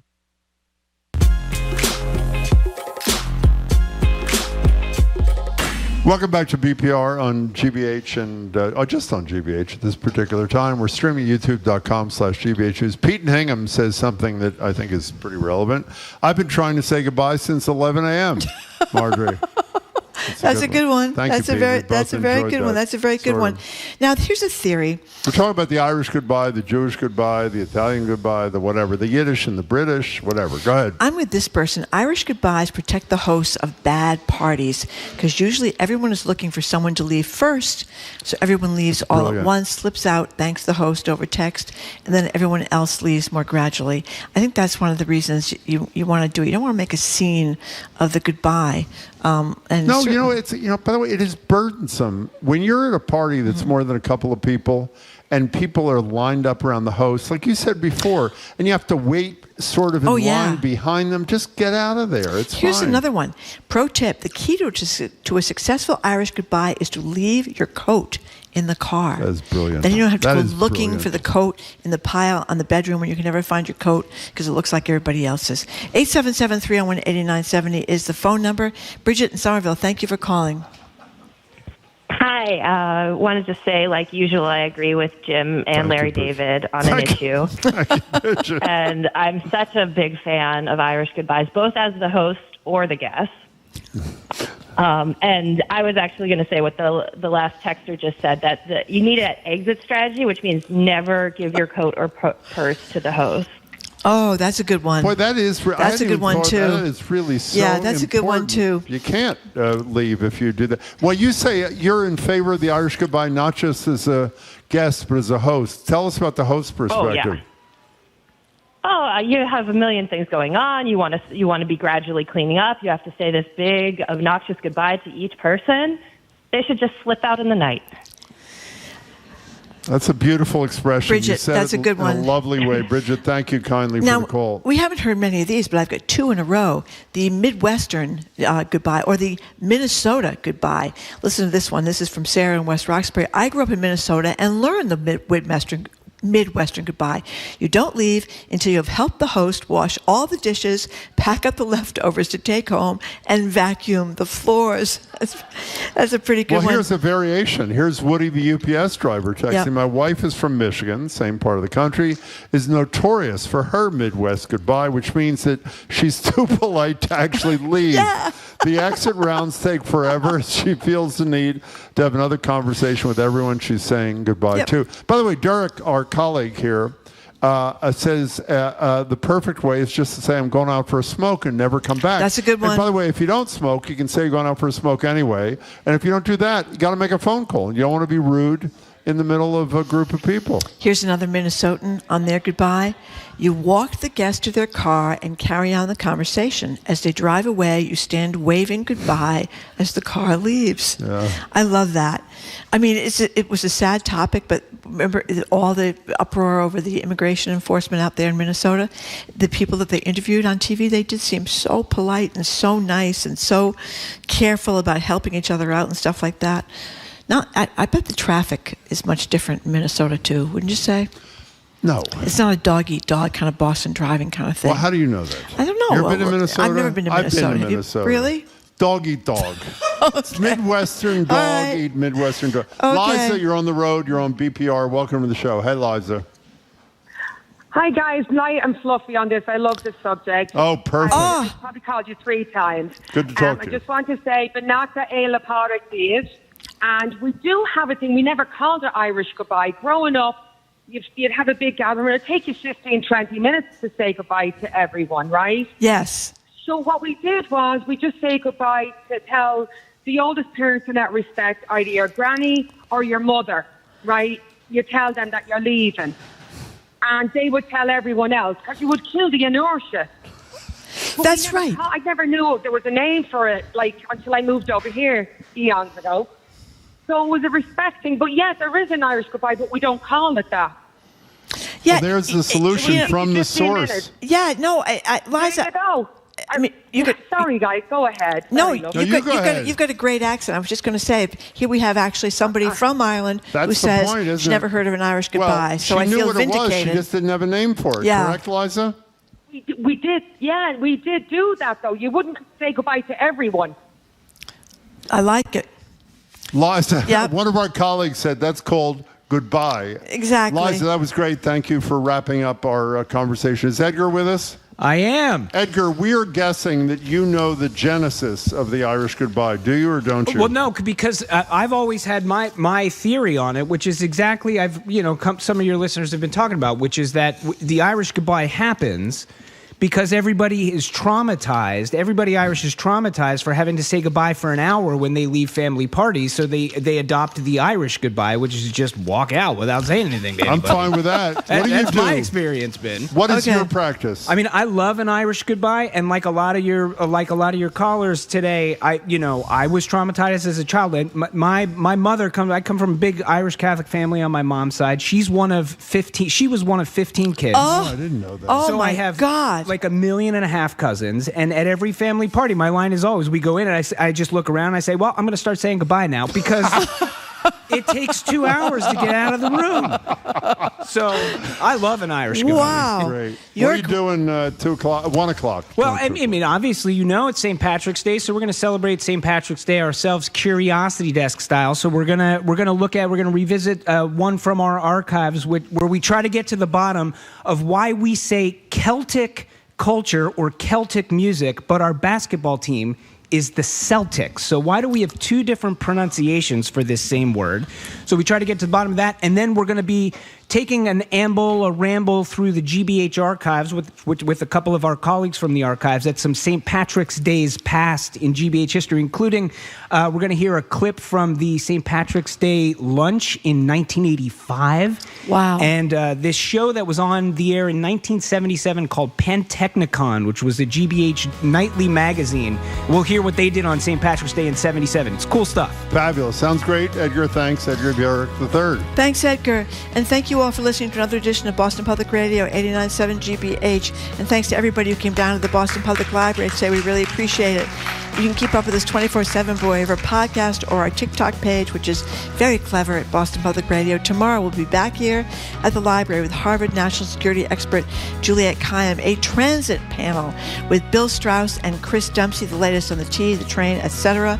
Boston Globe Love Letters columnist Meredith Goldstein and relationship advice.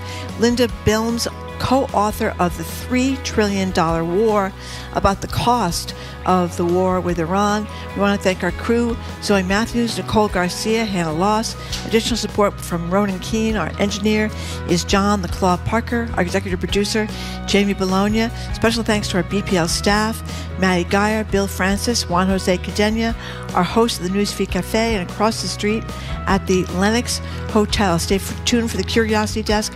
Edgar B. Hurd III starting right after us on 89.7 GBH, and the Culture Show with Jared Bowen starts at 2. He's going to speak with Jill Medvedow, former director of the ICA Boston, to discuss novellas and short books that you can read in one sitting, but that will live with you long after. What a great topic. It is. I'm Marjorie Egan. Jim Browley. Thank you so much for tuning in today. Hope you can tune in tomorrow, and have a great afternoon. Bye.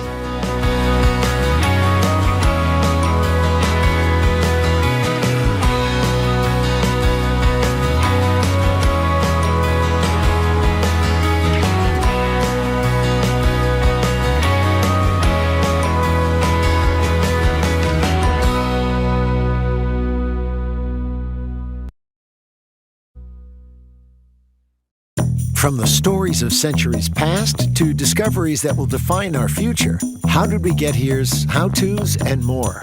Journey with us down the rabbit hole on the Curiosity Desk. Coming up next on GBH 89.7. Support for GBH comes from you. And the University of Massachusetts Amherst. UMass, the state's flagship public research university, empowers students to be the future in the pursuit of progress for Massachusetts and beyond. More at umass.edu. And Landvest Christie's International Real Estate, an independent brokerage representing residential and investment properties for buyers and sellers across New England and the Adirondacks since 1968. More at landvest.com. You're listening to 89.7 WGBH HD1 Boston. Online at gbhnews.org. GBH News. What matters to you? I'm Edgar B. Herwick III. Today on the Curiosity Desk, President Donald Trump has made immigration a central focus of his second term. Less discussed is the role that immigrants play in keeping the nation healthy. Right now, they make up a whopping 1/5 of our country's healthcare workforce. What happens when we lose that central piece of the industry? What happens to costs? What happens to care? Then it is St. Patrick's Day, and the word of the day is Celtic. Or is it Celtic? What is the proper way to pronounce that clan that hails from the Emerald Isle? And how did our basketball team end up on the other side of this debate? Plus, we take a Scrooge McDuck-style plunge into the pot of gold that is the GBH archives with some classic Boston moments of St. Patrick's Day past. It's all ahead this hour on the Curiosity Desk.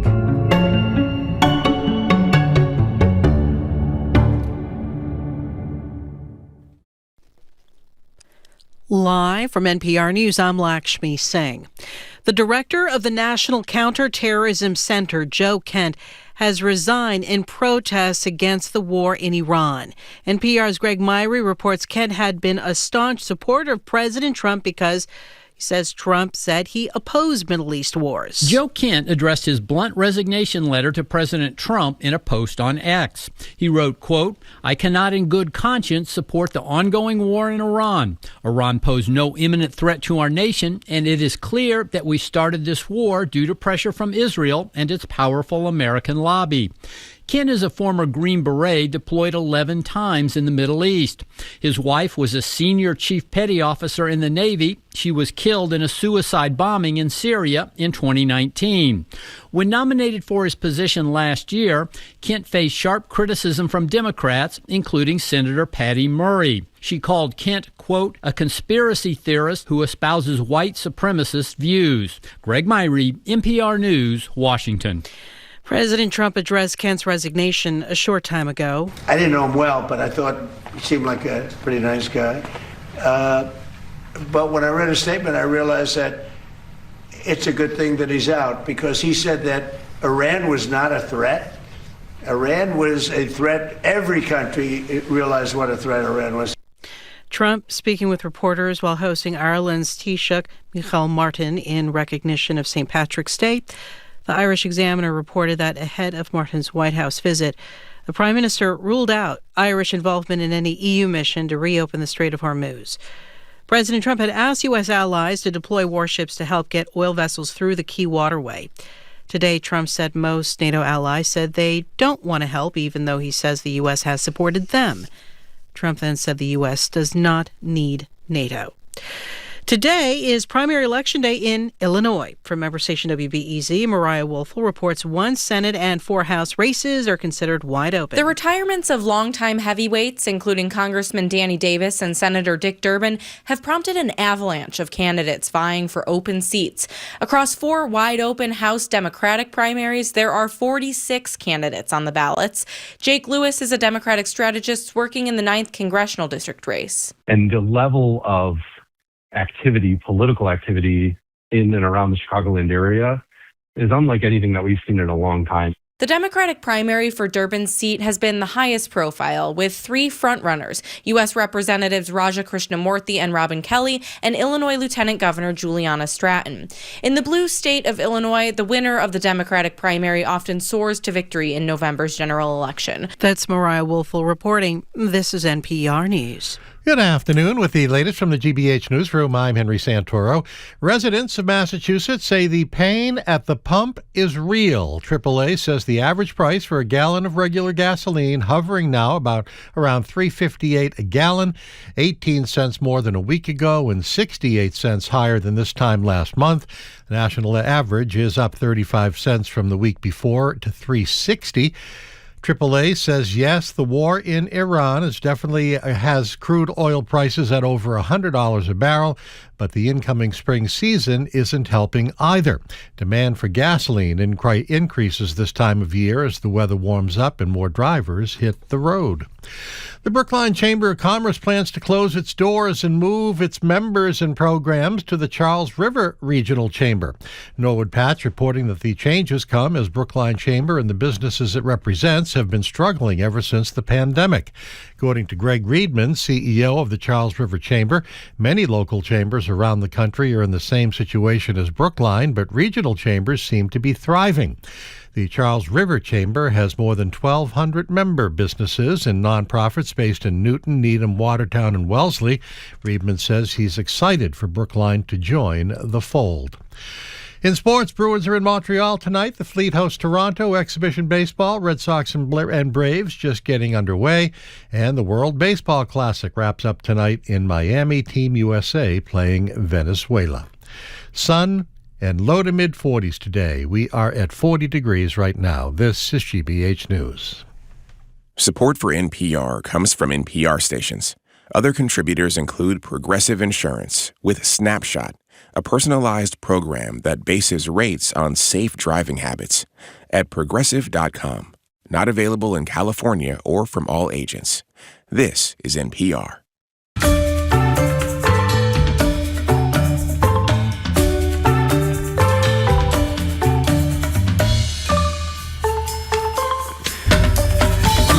Listening to the Curiosity Desk on GBH. I'm Edgar B. Herwick III. We're streaming live at youtube.com/GBH News. If you're scheduled for a surgery or a procedure, you have an appointment with a physician here in Massachusetts, there's a roughly 1 in 4 chance that your doctor is an immigrant. If you have or are in need of a home health worker, there's about a 40% chance that that person is an immigrant. Of course, it's news to nobody that a crackdown on immigration has been a key piece of President Trump's second administration.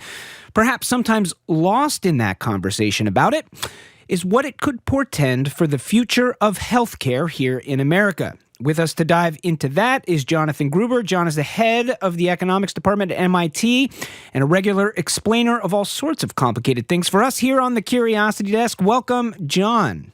Edgar, good to see you, and I really enjoyed watching you rock games. Thank you. Thank you very much. I try to dance whenever I can. So let's talk about immigration and healthcare. Yeah, so as we know, President Trump has taken a strong stand against immigration, both legal and illegal, into this country. Remember, not only is he focused on deportation of many residents of this country, he's also made skilled immigration in this country harder. For example, adding a $100,000 charge to any company that wants to hire an immigrant or an H-1B visa. So many have talked about the devastating effects this could have on economic growth. When, remember, so many of our dynamic companies are started by immigrants. Indeed. And others have talked about how immigrants do the jobs Americans don't want, like picking fruit. Right. But much less discussed, as you highlight in your intro, is the essential role that immigrants play in maintaining our nation's health. So what do we know? What do we know about it? Yeah. Yeah, immigrants make up 20% of the U.S. healthcare workforce. They work at all levels, from some of our nation's best surgeons. If you look at the magazine Things Best Surgeon in City X, a large number of them will be immigrants, all the way down to what I want to focus today, which is the low-paid direct care jobs that many Americans don't want. Indeed, immigrants make up 40% of home health aides.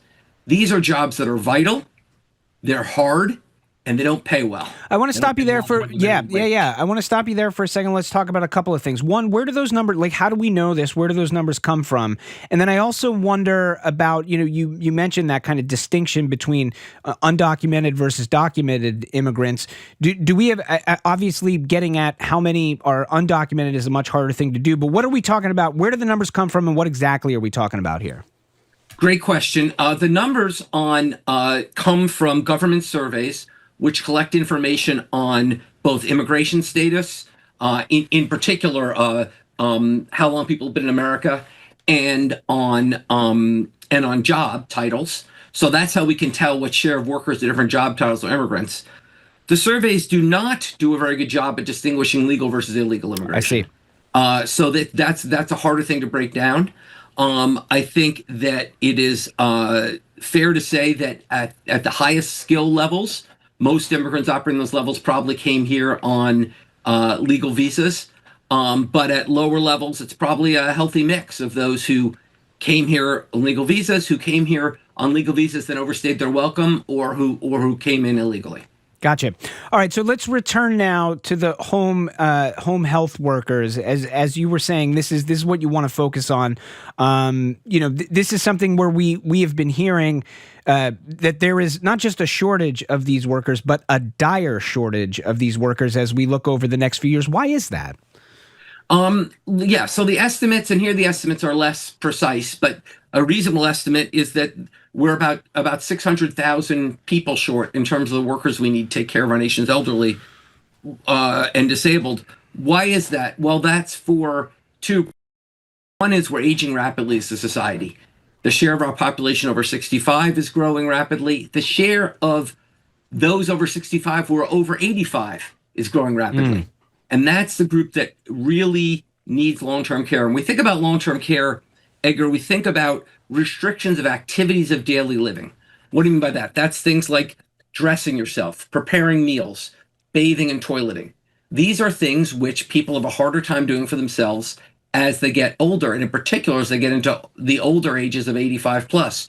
That is a very rapidly growing population of the baby boom ages. We are about a decade from reaching peak 85 plus population in the U.S.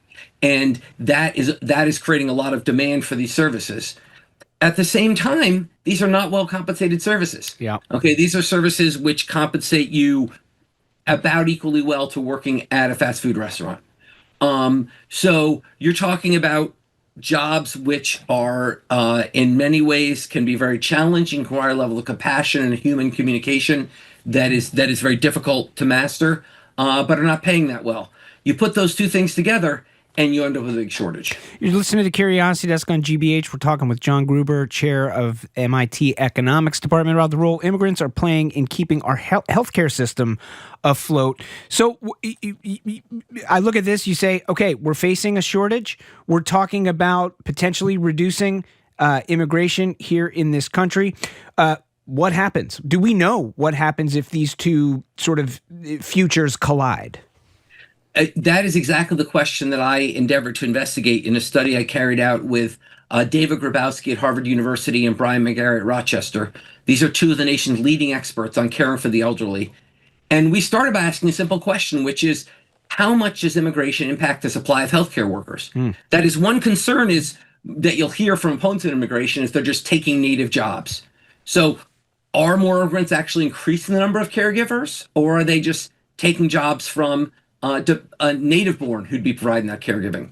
Okay. And the answer is, in fact, that we find that more immigrants actually not only don't take jobs from natives, they actually increase the number of native born working in healthcare. You might say, how's that possible? Yeah, how is that possible? What we're finding is that when there's more immigration, there's a one-for-one increase in these kind of, we call them economics low-skilled positions. They're obviously high, you need skills to work in these, but let's say low-qualification positions. Yep. But you see an increase in domestic workers in the high-qualification positions, which are maybe more pleasant to hold when you've got more people to help you out, and the low-qualification positions. Right. The bottom line is we see no evidence that more immigrants are taking jobs from natives. And indeed, we estimate that for every 1,000 people who immigrate to America overall, there's an increase of 142 healthcare workers. Can we just pause for a minute, because I think about somebody with your understanding of the way economics work, with your understanding of large systems. You know, I think a lot of times when we hear debates around jobs in general, right, they're sort of spoken about as if it is a zero-sum game. And what I'm hearing you saying is almost no job market is a zero-sum game because it's dynamic. New jobs are created all the time, or jobs are taken away all the time. It's a moving thing. It's not like there's a set number of jobs. Is that like, do you find yourself frustrated when you hear people talking about the job world as if it is that way? We even have a derogatory name for that in economics, Edgar. We call it the lump of labor view. That's the view that there's just a certain number of jobs and like it's just who's going to fill them. And that's wrong. It's wrong in any dynamic economy. It's certainly wrong in an economy where there's an innate growth in demand like there is from aging.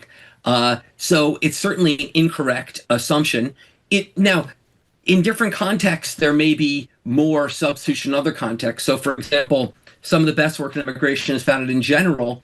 They do not take jobs from native workers. It is true that in some sectors, not in healthcare, there's some evidence that newer immigrants do take some jobs from previous generation of immigrants, which is interesting. But overall, more immigration massively increases labor supply and massively increases the productivity of the U.S. economy.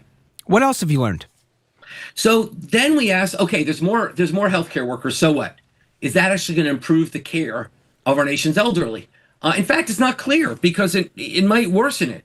If you think that, for example, the key aspect of care is communication and people coming in language barriers, it's not clear it's going to care any better. Right. So what we did is we actually studied that. We have amazing data from the U.S. government on people who are on the Medicare program. That's our universal health care coverage program for those over 65. We look at what happens to those people's treatment and health as they're more immigrants. Here's what's exciting about that, Edgar.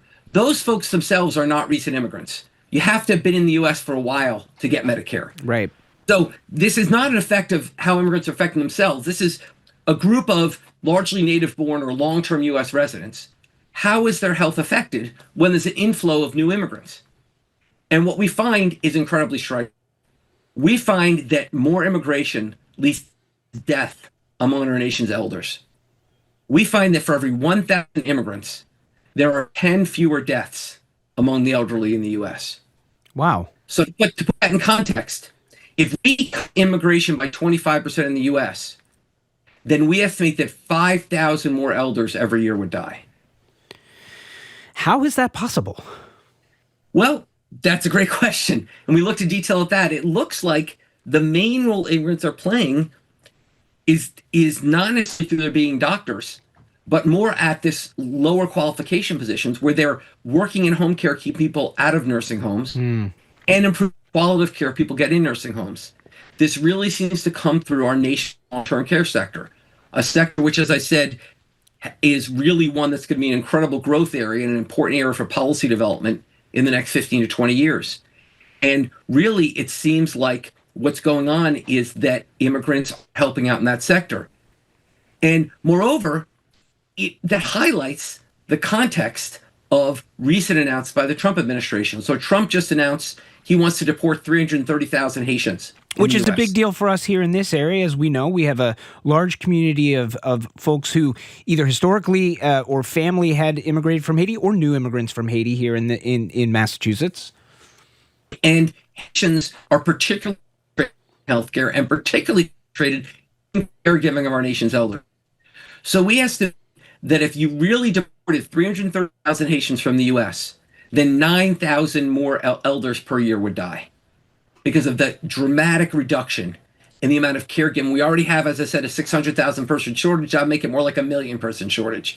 And that would have dramatic negative implications for the care of our nation's elders.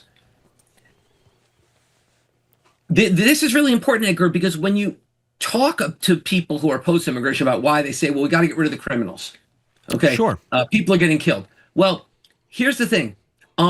There's very little evidence that any of these deportations have lowered crime.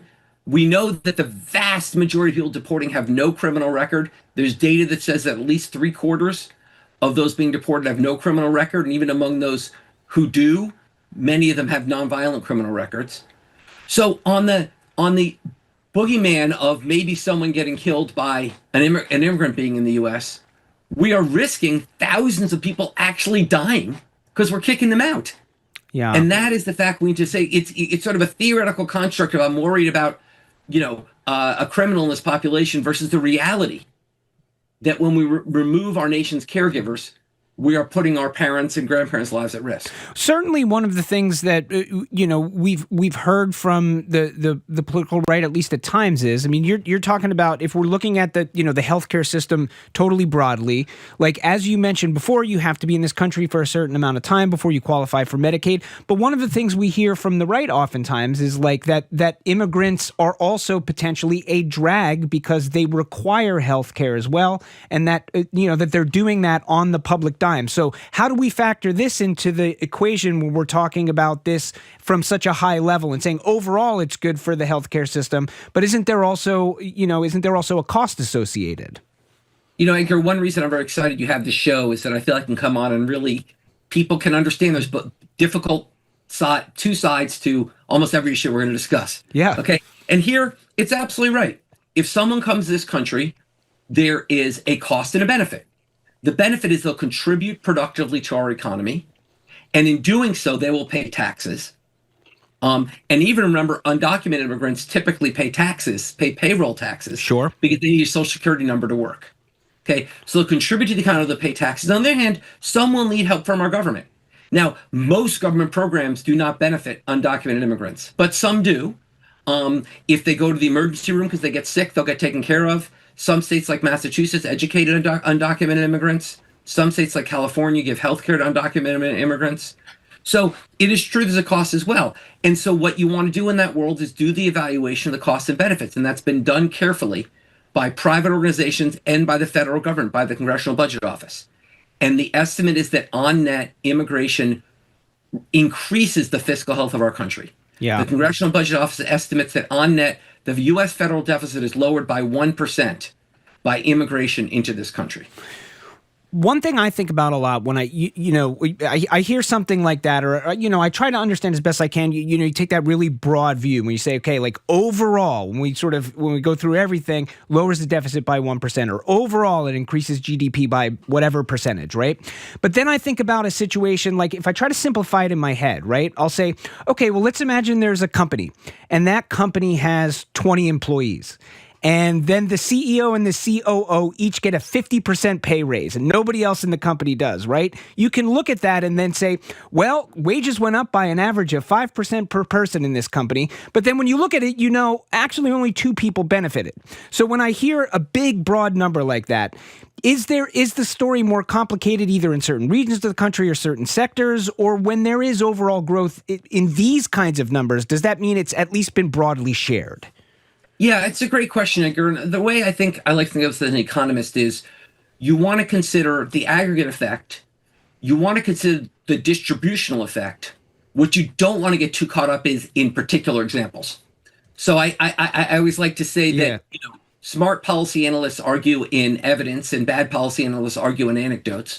But evidence is about both the overall effect and the distribution. So what do we know about the distributional effect? The distributional effect is basically we are massively improving the lives of people who come to this country and the people who are helped by them coming to this country. So who is being helped by immigration? Let's say we don't care about immigrants for a second. We just care about our domestic citizens. Yeah. We are benefiting the seniors in particular, who are going to get cared by them. Many of them are low income. The typical senior in America, Edgar, has an income that's only about twice the poverty line. Okay? The typical senior is a low income population. We're benefiting from them. But I want to go further. Okay?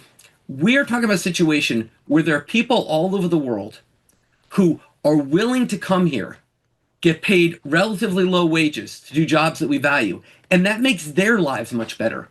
And that should be worth something. Okay, you can decide you care more about Americans than people elsewhere in the world, but it's hard to believe you don't care at all about people elsewhere in the world. We probably do.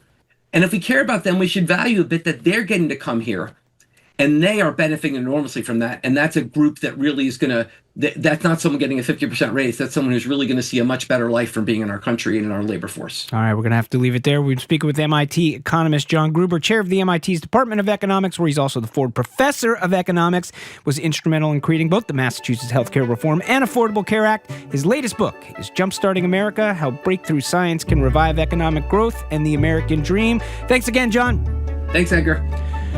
Just ahead, a few things you ought to know this St. Patrick's Day, including why we say Celtic music but call the home squad the Celtics. This is the Curiosity Desk on GBH. Don't go away.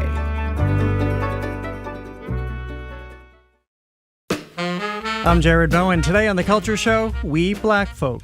Boston artist Cliff Notes is challenging the notion of what folk music is supposed to sound like and building something bigger around black artists working in roots, storytelling, and song. Ahead of the We Black Folk Showcase, Cliff Notes and singer-songwriter Gabriella Simpkins join us. That and more on The Culture Show today at 2 on GBH 89.7.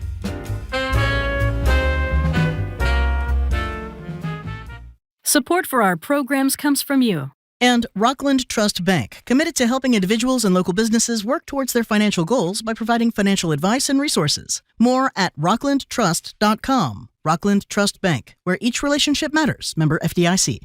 And the Delaney at the Vale, a luxury senior living rental community for adults 62 plus, where residents choose how to spend their time with amenities and programming designed to offer opportunities for connection and learning. DelaneyAtTheVale.com.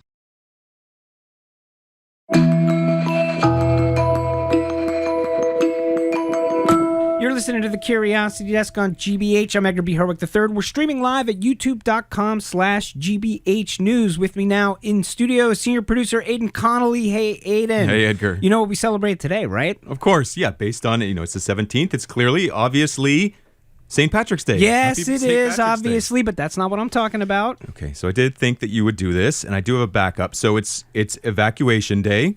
It was on this date back in 1776, George Washington and the Continental Army, with cannon atop Dorchester Heights, ended the siege of Boston, forcing the British Navy to leave for Nova Scotia. That is also true, Aidan, but I am setting my sights a little higher and a little more obscure. Yes, it is Vanguard 1 Day. Oh, that's not a thing. Yes, well, it is now. It was on this date, March 17th, back in 1958, that Vanguard 1 was launched into orbit. It was the fourth ever successfully launched man-made satellite, and it was the first to use solar electric power. The Russians called it the Grapefruit Satellite, although it was a U.S. satellite that was set up. And then, so what happened to the satellite? Well, this is the cool part. Believe it or not, it is still up there. So NASA estimates that there are now at least, probably more than 45,000 man-made objects orbiting the Earth right now, and Vanguard 1 is the oldest one. It's floating up there, like Ziggy Stardust. Okay, so back here on Earth, March 17th, 2026, there are some stories worth knowing about, and here to help us with those stories, Gal Tziperman-Lotan is with us. She, of course, writes the GBH Daily Email Newsletter. Hello, Gal. Hi, good to be here with you all. Great to have you. So, we're going to start today with a story GBH reporter Megan Smith broke yesterday. Disability organizations in Worcester are suing the city, saying there's discrimination in how it handles 911 calls. Oh, interesting. So, what kinds of calls are they concerned about? So, think about what happens when someone calls 911 because of a physical health emergency, like a broken bone, a stroke, a heart attack. You know, you'd expect an ambulance to show up, right? Yeah. Sure. So these organizations in Worcester are saying that when people call 911 because of a mental health emergency, like suicidal ideation or a PTSD episode, the people most likely to show up are not healthcare workers, but armed police officers. And they want that to change. Yeah, well, we will definitely keep following that case to see what happens. And speaking of legal cases. Yes. We have another story, this one about lawyers in the criminal court system and how they get paid. So you might already know that if somebody gets arrested in Massachusetts and can't afford to hire an attorney, most of the time they're assigned what's called a bar advocate. It's a private attorney that has a contract with the state to represent criminal defendants. Yeah, right. So the state only has so many full-time public defenders. Exactly. These bar advocates, they take up something like 80% of cases. Is that right? Yes, that's right. And last year, these lawyers asked for a raise from their rates of $65 an hour in district court and $85 an hour in superior court. They got about a $10 an hour raise in August, and now they're seeking more to bring them closer to the higher rates bar advocates in other New England states make. So to push for these higher rates, they stopped taking new cases. They took their story to the legislature, but also, being lawyers, they took it to court. And yesterday, members of the Supreme Judicial Court said that they think it would be inappropriate for judges to order a pay raises for these lawyers, citing separation of powers concerns. Okay, so now it's up to the legislature, right? Yes, that's right. Okay. And I'd like to share one more court story, if that works for you. Please. I judge that perfectly fine. Okay, great. Glad we've adjudicated that. So yesterday, a federal judge in Boston ruled that the Trump administration and Health and Human Services Secretary Robert F. Kennedy Jr. can't actually cut back on the number of recommended childhood vaccines as they did late last year. Here's what Andrew Racine of the American Academy of Pediatrics said about the ruling. I would urge everyone out there to pay attention to this ruling, to pay attention to the recommendations that the Academy put out at the end of January, to follow that schedule. This case could go into appeals. And probably will, so there will be more twists and turns to come. I'm sure we will keep our eye on that. Mm-hmm. And you got one more for us? Yes, this one outside of courts, if that's okay with you. Yeah, also perfectly fine. Great. So it's been 6 years since Massachusetts started shutting down in-person schools and workplaces because of the COVID-19 pandemic. Now, a bunch of lawmakers here are using this day as an opportunity to look back at what we learned during that time. State Senator Bill Driscoll told our colleague Katie Lannon that Massachusetts is still keeping a stockpile of masks and other protective... Important. Because really smart scientists can figure out ways, no matter what the issue is, to find it in the wastewater, identify it, and then track the prevalence of it. So that's flu, that's opioid use, it's COVID-19. And on Nantucket, of course, the cocaine. That's exactly. Curiosity Desk senior producer Aidan Connolly and Tziperman-Lotan with the GBH Daily newsletter. If you want the latest local news in your inbox every morning, you can subscribe at gbh.org/daily. Aidan, Gall, thank you both. Thank you so much. Happy St. Patrick's Day. It is, of course, St. Patrick's Day, which means the word of the day is Celtic. Or is it Celtic? If there was ever a time, it is now to revisit this little nugget from the Curiosity Desk archives. Our attempt to uncover the definitive origin story that explains why we have different pronunciations for Boston's basketball team and the culture that inspired its name. Celtic. Celtic. Celtic. Celtic. Celtic. Celtic. Celtic. Celtic. Celtic, Celtic, Celtic, Celtic, Celtic. I don't even know what that means anymore. For years, English speakers pronounced this word with a soft C in all contexts.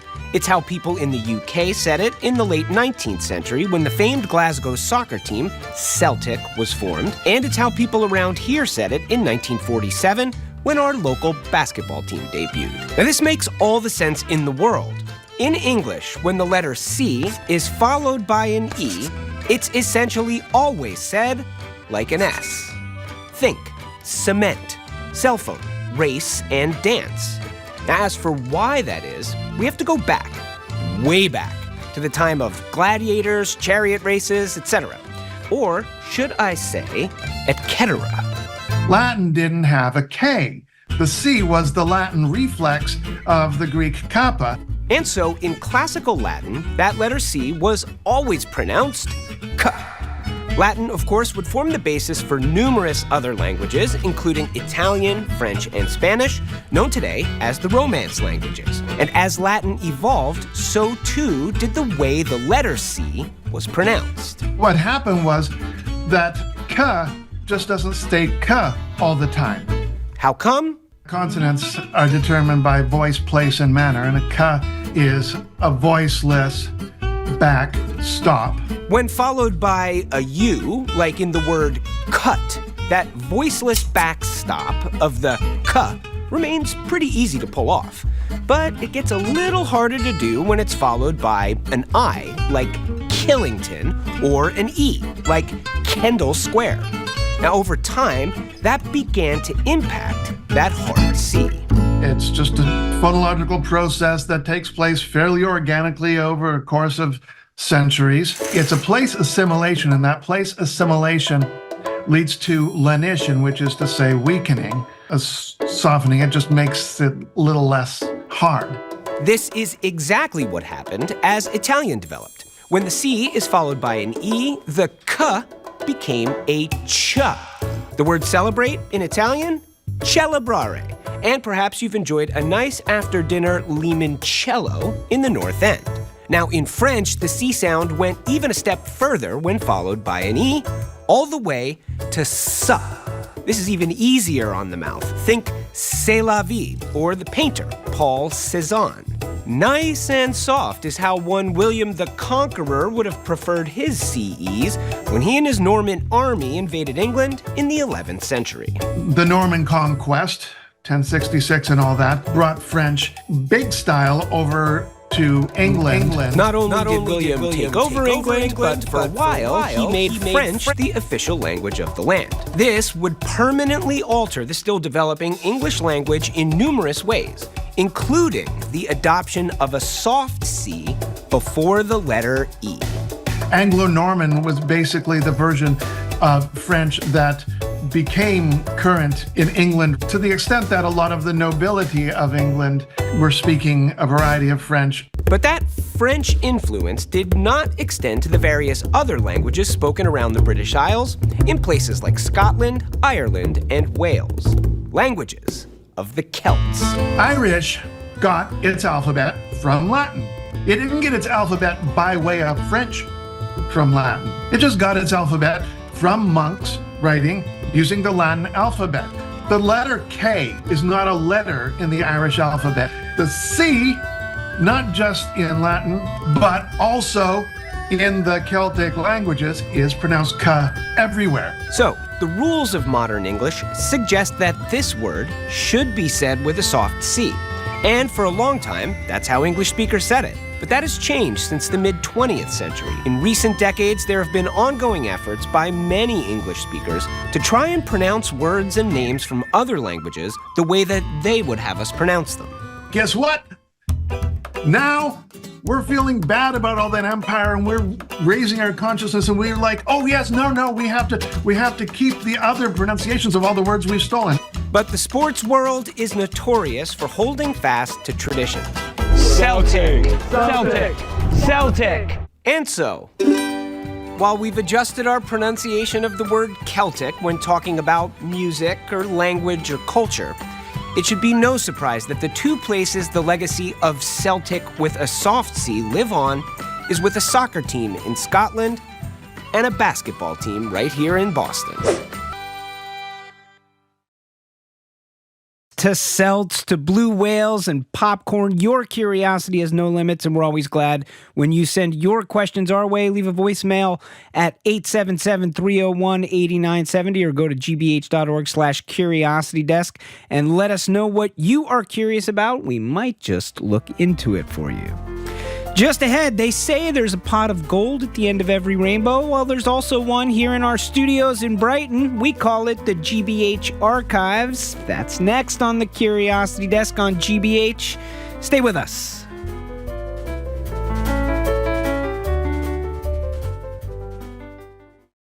When you're getting ready for the day, get ready with us. Welcome to GBH's Morning Edition. Thanks for having us with you. GBH's Morning Edition with Mark Hurst. Looking at local headlines this morning. More local news. More diverse voices. More unique perspectives. The gateway cities closer to Boston have seen a lot of investment. Others, particularly further west, haven't gotten that same level of investment. GBH's Morning Edition. Weekdays starting at 6 on GBH 89.7 and streaming on the GBH News app.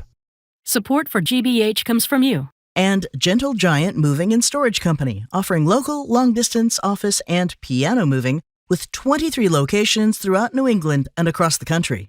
More information at gentlegiant.com. And Subaru of New England. The all-wheel drive 2026 Subaru Crosstrek Hybrid is designed for New England terrain. Subaru retailer locations at subaruofnewengland.com.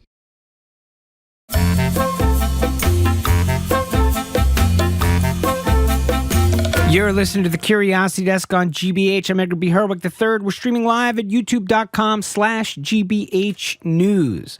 One of the more ubiquitous themes in the Irish literary and musical tradition is a celebration of the search. Think of the story of Brendan the Navigator, the folk tune The Wild Rover, or William Butler Yeats' poem The Song of the Wandering Angus, which begins, "I went out to the hazel wood because a fire was in my head." Today, on this St. Patrick's Day, we honor that tradition with a wandering quest of our own through GBH's rich archives of shows and stories past, this time with a bit of an Irish twist. Our guides on this quest, my colleagues from GBH Archives, manager Leah Weiss and archivist Lauren Jefferson. So not surprisingly, here in Boston, when you comb through the archives, there's plenty of footage of St. Patrick's Days past. We know we have the Big Deal Parade in South Boston. And of course, there's the St. Patrick's Breakfast and this St. Patrick's Lunch, which went on for many, many years. And we've got a cut that you have dug up from, I think, 1985, I want to say. Is that right? That's correct. Yep. It is a cut of Jimmy Kelly at the St. Patrick's Day lunch for the South Boston Boys and Girls Club in 1985. And just a fun fact, this year it was their 50th anniversary of the lunch. Oh, amazing. Let's hear a little, and then maybe you can talk to me about what we're hearing here. We get drunk, we go to sleep. When we go to sleep, we commit no sin. When we commit no sin, we go to heaven. So let's all get drunk and go to heaven. Thank you very much. So that's audio we're hearing, but that's from a video. What's on the video, and do we know what it was used for? Well, it looks like it was B-roll for the 10 o'clock news, and it is just footage. Most of the video is footage of folks just enjoying the lunch, chatting with each other. Every once in a while, they'll stop and chat with someone who is either sitting down and enjoying the lunch, or they'll focus on one of the speakers there, which were mostly the politicians of the time. I know there's a clip of Ray Flynn, though not of him speaking. I think there was a shot of maybe Billy Bulger in there. He's certainly mentioned. I've watched the whole Yes. video. There's a couple of mentions of Billy Bulger throughout that lunch. Yes. So yeah, it is just a really great snapshot of what South Boston was like in the 80s. And I mean, I even recognize that I would have been a toddler at the time that this was shot, but I grew up in South Boston and still live there, and it really just resonates. Seeing the images, it very much reminds me of my childhood in the 90s there. Let's also, just kind of put give people a little window into the life of an archivist and the ways you have to look through the stuff to find out what it is that you're looking at. Sometimes, obviously, that stuff is cataloged. Sometimes it's not. How did you identify that was Jimmy Kelly in this cut? So after some failed reverse image searches, I ended up taking a snapshot of my computer screen and texting my mom about an hour ago and asked if she had any idea who this person was, and she got back to me promptly and said, "That's Jimmy Kelly." And for those that don't know, Jimmy Kelly was a city councilor who represented South Boston, the South End, and Chinatown from 1984 to 2007. And really quick, I think some GBH listeners of a certain age might remember the 10 o'clock news, which was something that was broadcast on GBH television. But can you tell us a little bit more about what that show was? It was a locally produced news show, aired at 10 o'clock at a time when most stations were airing news at 11. It was an opportunity to actually go a little more in depth. The reporters were given a wide range. They could do from like 6 minutes to 10-minute shots, and they focused a lot on the area, arts, cultures, politics, and unfortunately it ended in 1991. And it's a gold mine of content for the archives, no question about it. Absolutely. All right, so we're talking with Leah Weiss and GBH archivist Lauren Jefferson.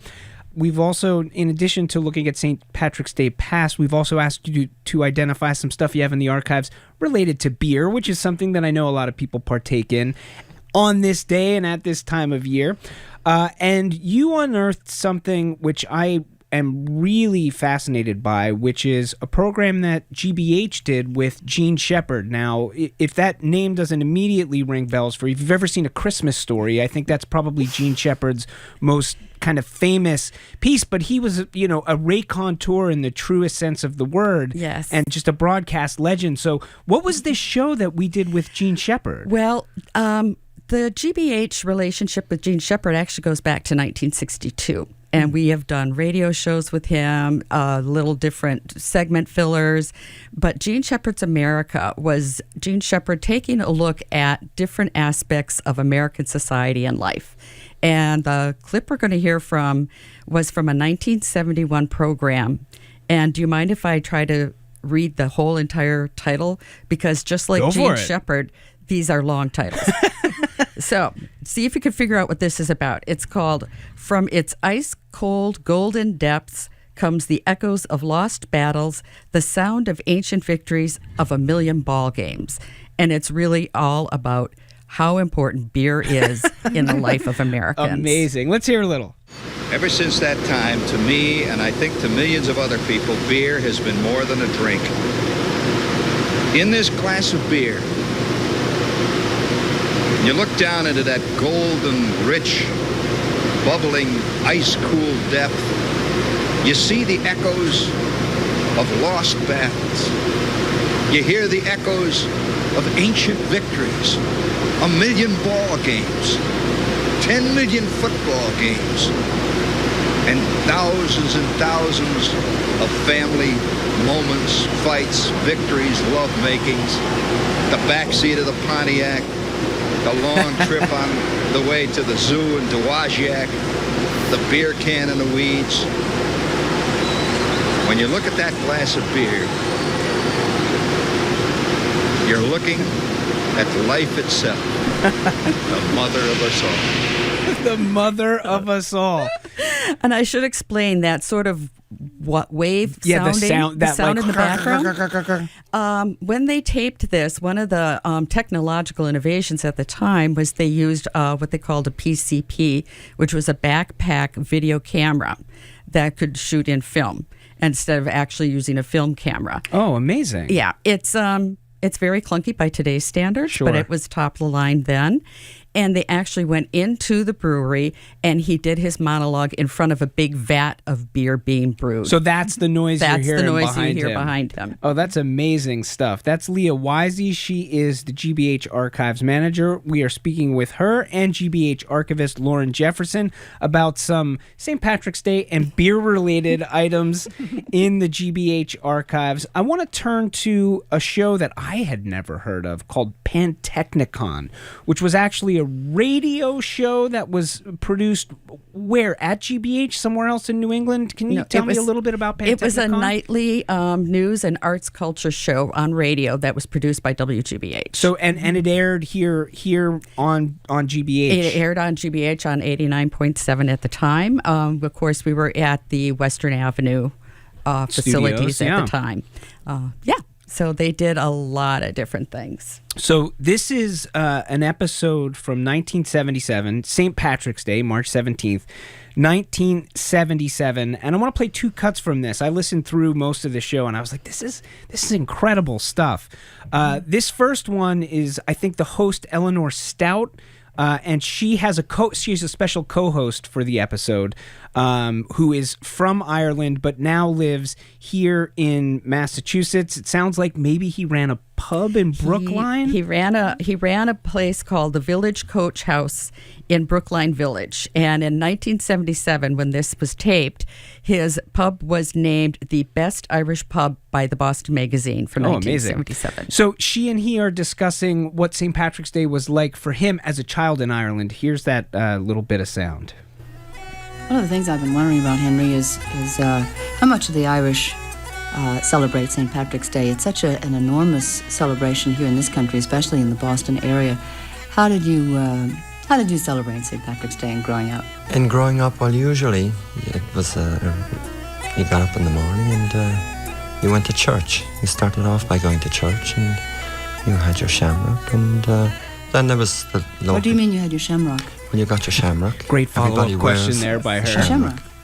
On St. Patrick's Day. It's not plastic. That figures. It's not plastic. It's the real not thing. Plastic. And, very important. It's there are festivities then during the day. And where I came from in Cork, you would have a parade, as you would have in Dublin or Limerick, and you would have a nice day at home with your family, and everybody had just a nice time.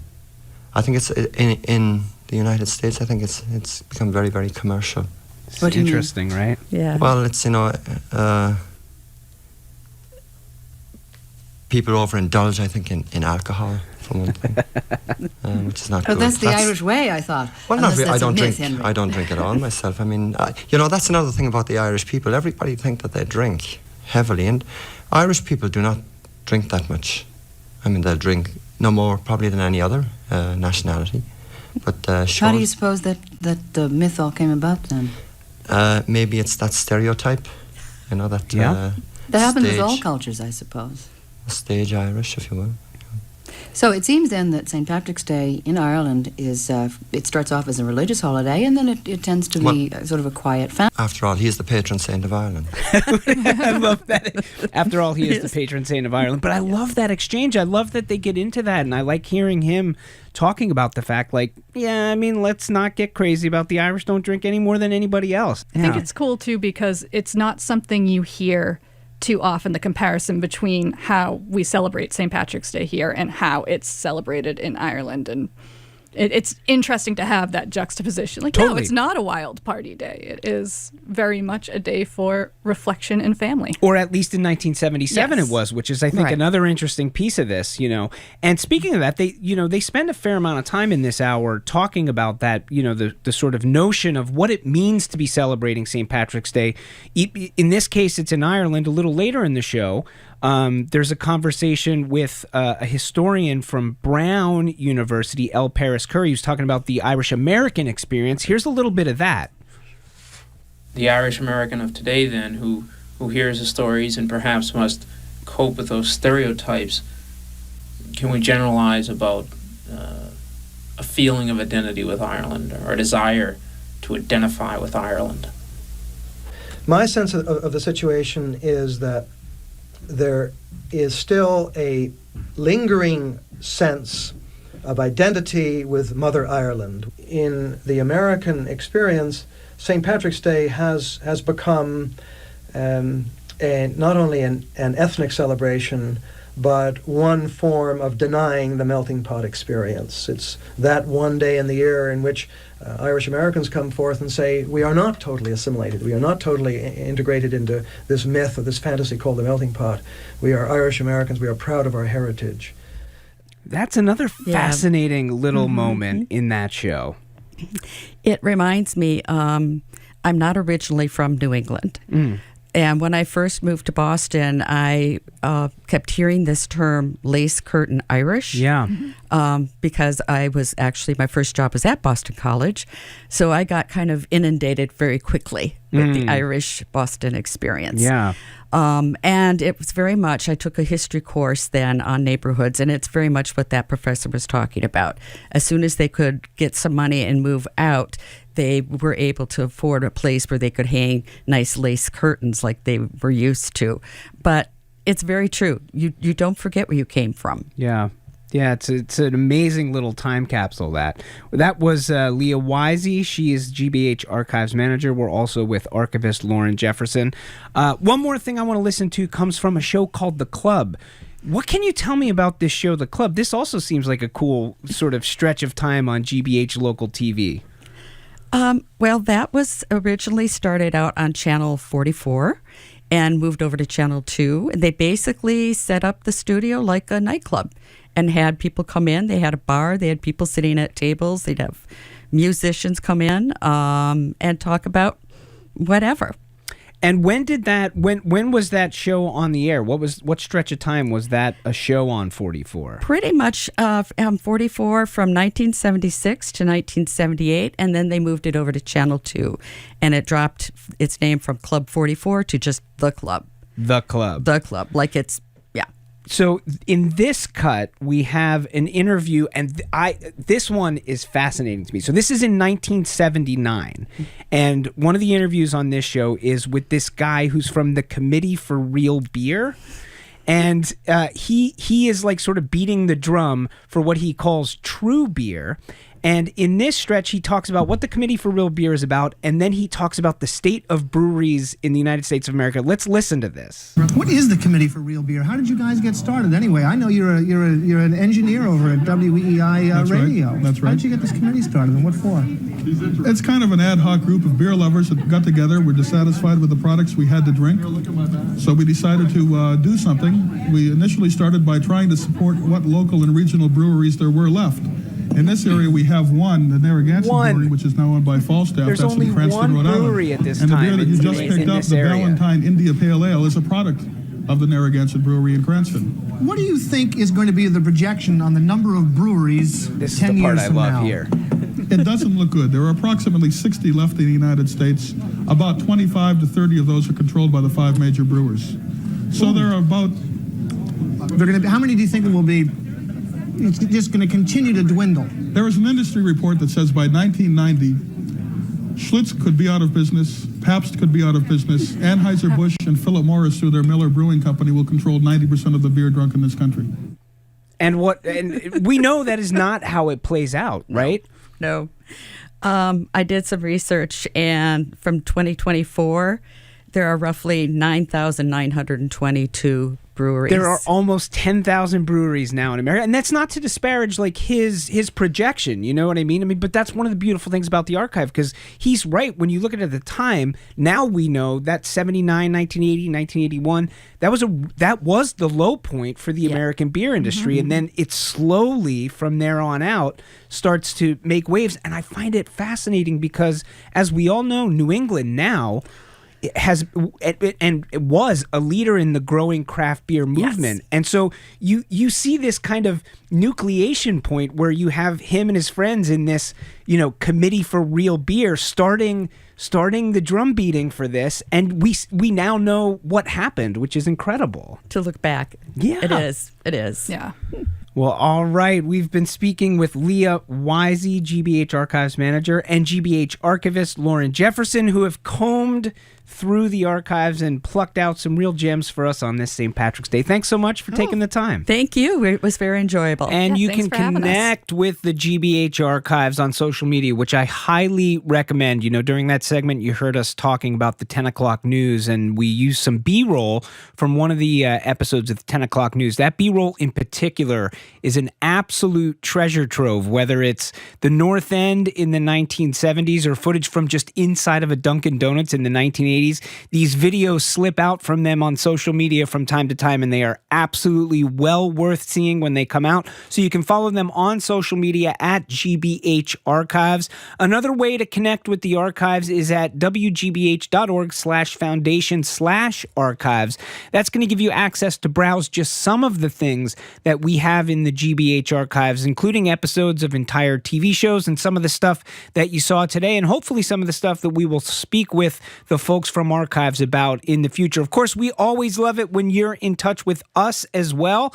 You can email us at curiositydesk@wgbh.org. You can leave us a voice message at 877-301-8970 or head to our website. We've got a handy dandy form you can fill out. We want your questions. We love to look into them. We do it as often as we can here on the show. We're working on a few right now, including we got a great question about Scandinavian coffee, where you crack an egg inside of the coffee and let the coffee heat it up a little bit. So we're going to be doing that tomorrow. And a great question just came in the other day about the origins of the term dead as a doornail. So we're working on that one as well. Stay tuned with us for that in the future. And speaking of staying tuned, we've got with us the star of the following show, the Culture Show, one Mr. Jared Bowen. Happy St. Patrick's Day, Jared. Happy St. Patrick's Day. You going out boozing tonight? No. I have a show to do tomorrow. Great point. Well, I'm drunk right now, so no, that's a joke, everybody. I am not. I shouldn't say this, but college was one time I got drunk twice in one day. We went out after class one day, sobered up, and then did it all over again that night. That is a badge of honor, I have to say. What do you got drink on the show? responsibly, everyone listening. Everybody That's be what safe we're out there. saying. Be safe out there. So we're going to be talking about We Black Folk, which is a concert that's happening at the Arts at the Armory in Somerville. And we're going to be talking to the founders of this, basically looking at folk music through the prism of African-American history and all of its that population's contributions and how it's being carried forward right now. This is very exciting. We're launching a new series called Red on Arrival. Red on Arrival? Which is it's curated by Jill Medvedow, former director of the ICA. Oh, nice. She is our editorial connoisseur, literary connoisseur, and it's small, wee books. So I read the most recent one in about 45 minutes on Saturday morning. Amazing. It's Helen DeWitt's novel, The English Understand Wool, which is delicious. So this will be an ongoing series. I can't wait to have Jill guide us through these small books that have a big impact. And then Matthew Shifrin is back to talk to us about traveling while blind, including some major struggles with Uber for the blind community. Once again, sounds like an incredible show that's coming at you in just about a minute and a half, so don't go anywhere. As Jared Bowen and The Culture Show. As for us, that about does it for now. The Curiosity Desk is produced by Aidan Connolly, Rachel Armani, Olivia Corcio, Hannah Loss, and Nicole Garcia. Patty Daniels is the road that always rises to meet us. Our engineers, John the Claw Parker. A special thanks to Andrew Massawa and Bradley Lewis. We'll be right back here in 23 short hours on GBH 89.7 and streaming on YouTube. Until then, I'm Edgar B. Herwick III. Sláinte, and stay curious out there. What's trending? What's interesting? What's going on around town? We're talking all things arts and culture on The Culture Show. Next on GBH 89.7. Funding for our programs comes from you. And the Office of the Massachusetts State Treasurer. The Unclaimed Property Division is holding unclaimed funds. New properties are added often. To see if you have unclaimed money, you can visit findmassmoney.gov. For over 2 centuries, archaeologists have hailed Pompeii as a sophisticated city frozen in time by a disaster, but now they are unearthing a darker history. Catch Nova, Pompeii's secret underworld, tomorrow at 9 on GBH2. You're listening to 89.7 WGBH HD1 Boston. Online at gbhnews.org. GBH News. What matters to you? I'm Jared Bowen. Coming up on The Culture Show, We Black Folk. The Boston-based movement is making more room for black artists in the folk music landscape. That spirit comes alive in an upcoming showcase at Arts at the Armory, a night of acoustic roots, poetry, and soul. Creator and artist Cliff Notes and singer-songwriter Gabriella Simpkins join us for a preview, a performance, and to explore how they've expanded the notions of folk. Then we launch our new series, Red on Arrival. It's a book club devoted to short books with long afterlives. Literary connoisseur and former ICA director Jill Medvedow leads the way, and we kick it off with Helen DeWitt's 69-page novella, The English Understand Wool, a satire of taste and class. And Matthew Shifrin is back to talk all about traveling blind, a candid look at how travel feels, functions, and sometimes goes sideways without sight. Last month, he walked us through the challenges of navigating unfamiliar hotels and fitness centers. Today, he takes us into the unpredictability of ride shares with a guide dog and the apps that have helped him out of some tricky situations. That's all right now on The Culture Show. The Culture Show is made possible in part by a generous contribution from the Fiducia Fund, proud to support this station's arts and culture programming.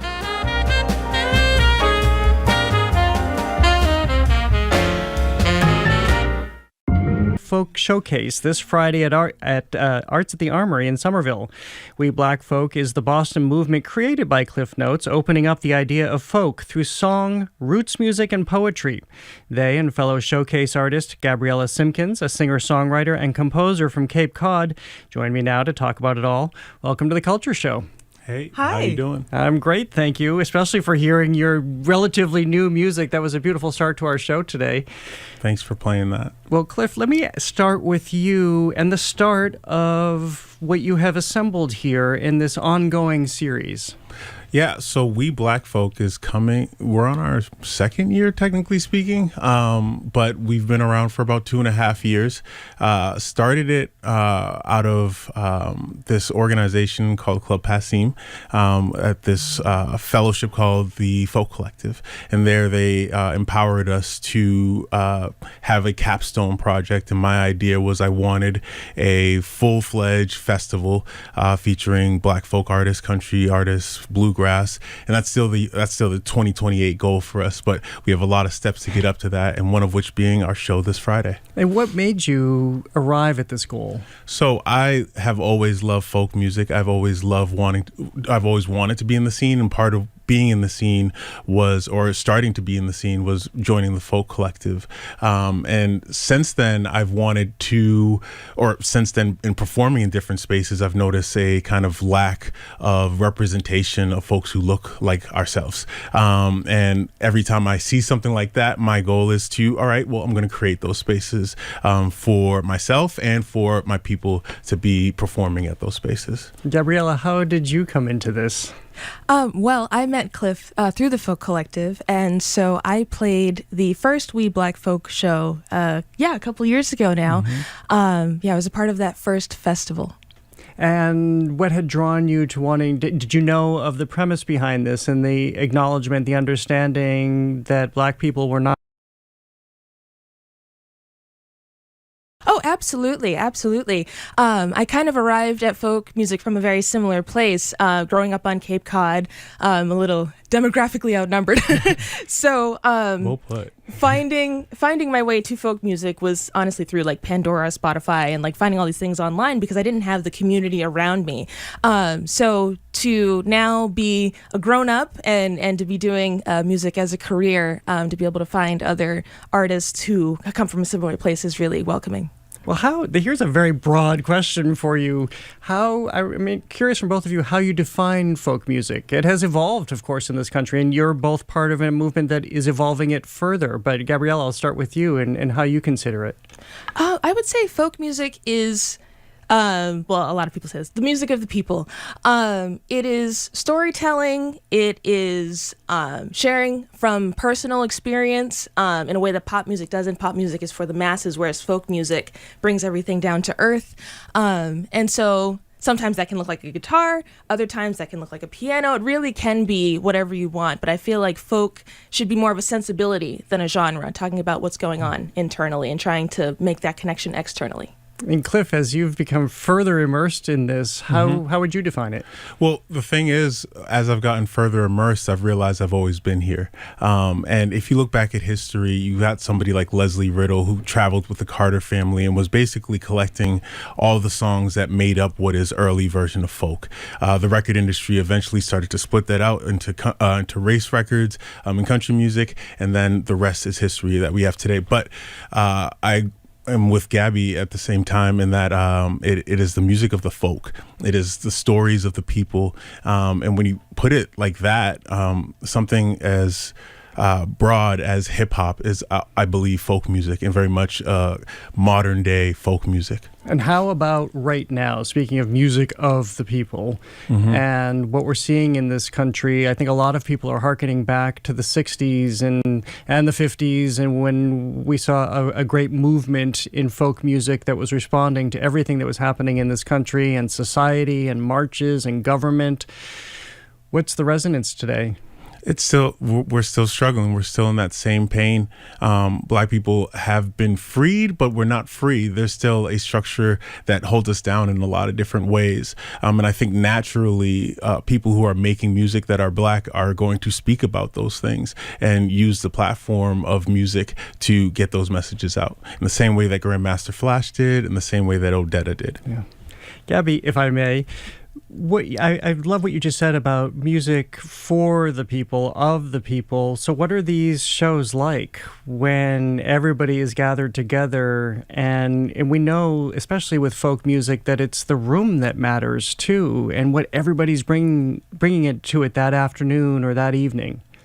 Well, It's a totally spiritual experience to be able to play events like We Black Folk and other all-black events that I've been able to find in Boston, because I so often, within folk music, not only is the stage not as diverse as it should be, but the audience also isn't always as diverse as it should be. So to be able to look out into the crowd and see all these faces that looks more similar to mine, it brings me to tears sometimes, honestly, just to feel like I finally found my home.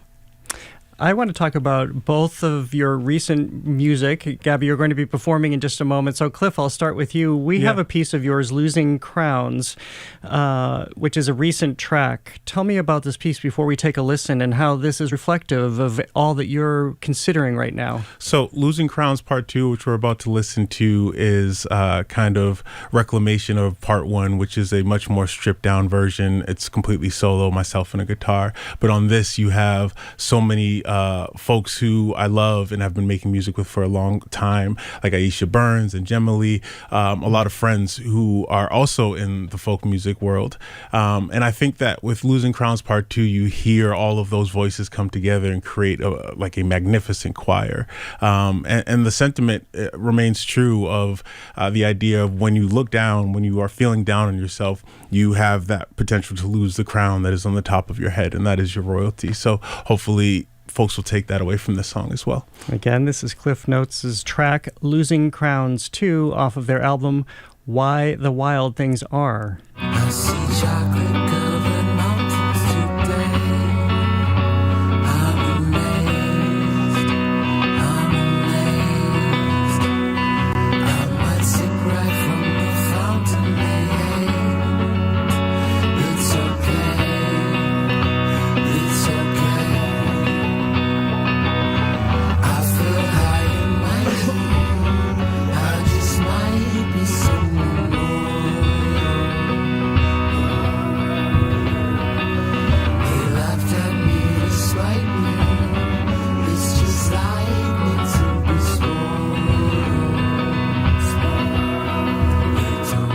Certainly heard that choir of voices there. I'm also interested in, because this is the work that you're making in this moment, and you've talked about that folk is not set, but this is a practice. This is about evolution and moving forward. How do you feel that you're able to shape this right now? And that's a great gift, responsibility, weight.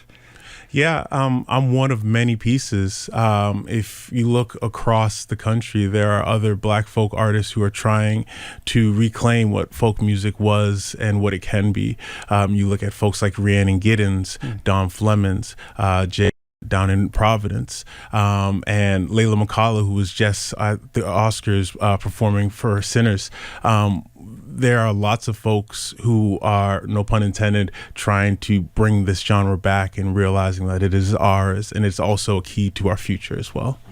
Well, Gabriella, you have brought a piece that you're going to perform live for us now. Tell me about what you're about to perform. So this song is going to be 5 years old. I think in about a month or so.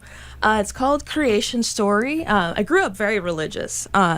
I'm no longer religious, but I still carry a lot of the stories and allegories with me. And so this is an adaptation of the first chapter of Genesis, where God creates the sun and the sky and the ocean and all of these wonderful things, and discussing how relationships across one's life kind of change you as a person over time, and what you've learned from the last one might not always be applicable to what happens in the next one. Again, this is Gabriella Simpkins, ahead of the We Black Folk Showcase that's happening Friday at Arts at the Armory in Somerville. Here she is with her song, Creation Story.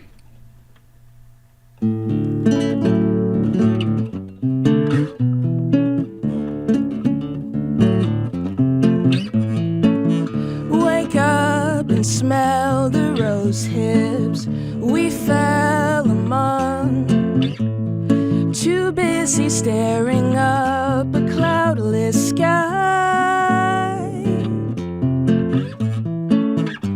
Your endless blue, so royal and remote, but even so, not quite as deep as the sea.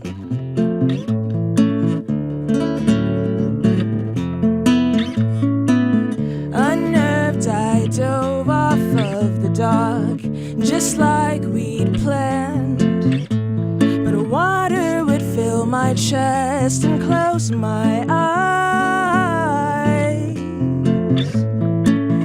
And at every depth, you're overgrown and green, but I can see no guiding light like the sun.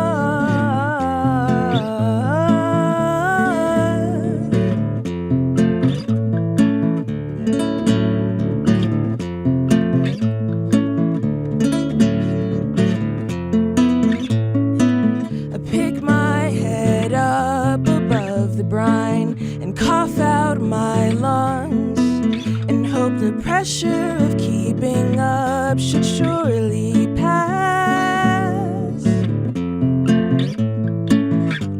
But I can feel my skin begin to scorch. You were so much more than I could take. You can bring me to the beach, but you can't make me bathe.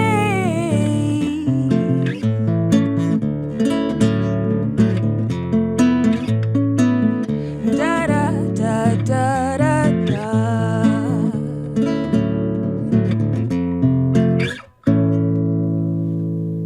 So gorgeous. It's always great to have somebody else here to applaud with me here in the studio. That was beautiful. And of course, again, that was Gabriella Simpkins with her song Creation Story. She, along with Cliff Notes, are among the performers at the We Black Folk Showcase at Arts at the Armory on Somerville on Friday. Doors open at 6. Well, speaking of Creation Story, I want to hear a little bit about your creation story in terms of getting here. And Gabriella, I'll stay with you for a moment. You are, from what I read, are entirely self-taught. Yes and no. Yes and no. Well, at least you started self-taught. I guess we all do, but you went further than most of us. Well, I started playing flute in school when I was 9 years old, and I hated it. I was so ready to quit because it's very difficult for, like, if anyone who plays flute will tell you, for the first year and a half, you're terrible, and then all of a sudden it starts to make sense. So at first I hated it, but then I fell in love with it once I finally got it. I'm one of those people, I only like it if I'm good at it. So I fell in love with music from there, and I grew up in a very musical household, musical family. There's always music on in the house. I remember many Saturday mornings as a child waking up to my mom blasting music, cleaning the house. It's a very canonic Black experience. Yep. And so I was playing flute, and I started to work toward, like, composing and arranging informally when I was maybe like 12 or 13. And was this within the classical music realm? No, I was writing, like, pop music. I was a huge Lana Del Rey fan, and so I wanted to be an alternative pop singer. But it's all bad. I found what works. You know, when you find what works, you stick to it. But yeah, I started writing songs when I was like 13. But around that time, I also discovered folk music, and I spent so long just wishing that I could sound like what I was listening to. And so that meant playing guitar. When I was like 13 or 14, my mom bought me a guitar for Christmas, but it was a left-handed guitar because I'm left-handed. And left-handed guitar is rocket science. It really is just so difficult to see everything reversed. So if you ever meet anyone who plays left-handed guitar, you know that they are really, really good. Bow down, yeah. So I had a friend of mine restring the guitar for righty orientation, and then everything started to make a lot more sense because I'm left-handed. My left hand is doing all the fretting, which I feel is more intellectual, whereas my right hand is doing the more mechanical work. And so from there, I started to be able to lean more into the influences and be able to replicate some of that. So I always say my holy trinity is Joni Mitchell, Elliott Smith, and Nick Drake. Oof, it's a good three. Yes.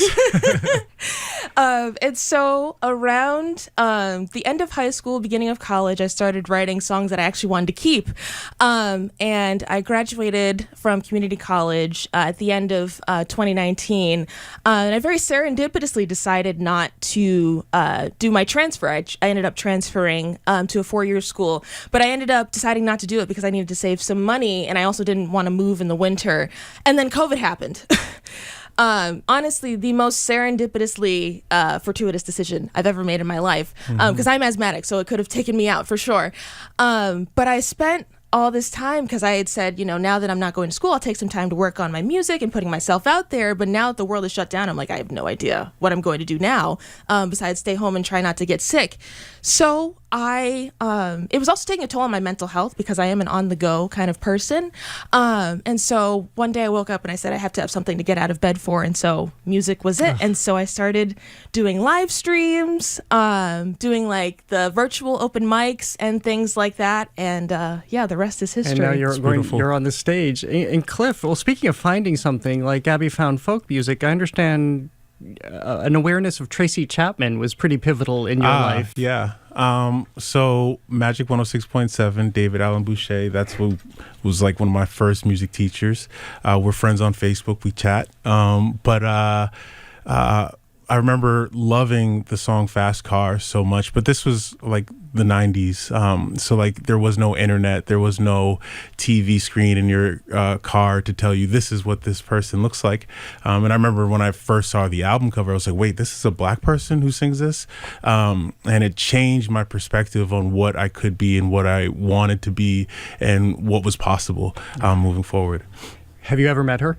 No, not yet. Do you want to? Of course. Well, sometimes they say don't meet your heroes. Yeah, I feel like Tracy's a good person. Yeah. I feel like I'm not worried about meeting her. But it was key, instrumental in putting you on this path, you would say. Yeah, I think not only Tracy, but just like almost everything I was listening to on Magic 106.7 and 94.5 was just shaping my whole perspective on a lot. Especially, I grew up.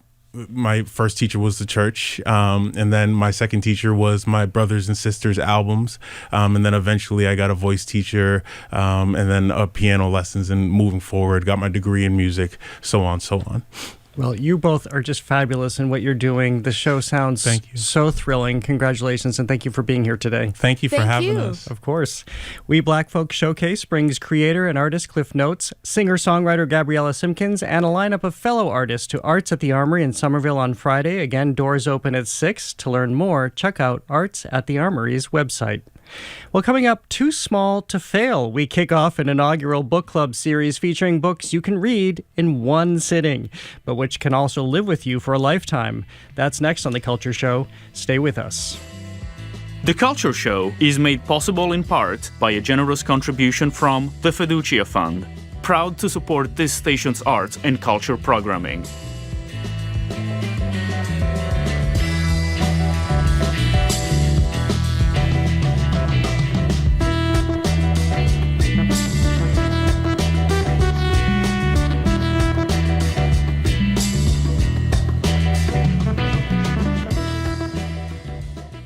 Massachusetts has 26 gateway cities. Worcester, Springfield, Lowell, Brockton, Lynn. This year, we're going to get to know them all. Quincy, New Bedford, Fall River, Lawrence, Haverhill. 26 and 26. Malden, Taunton, Revere, Peabody, Chicopee. If you live in one, Methuen, Everett, Barnstable, Attleboro, Salem, Leominster. We want to hear from you.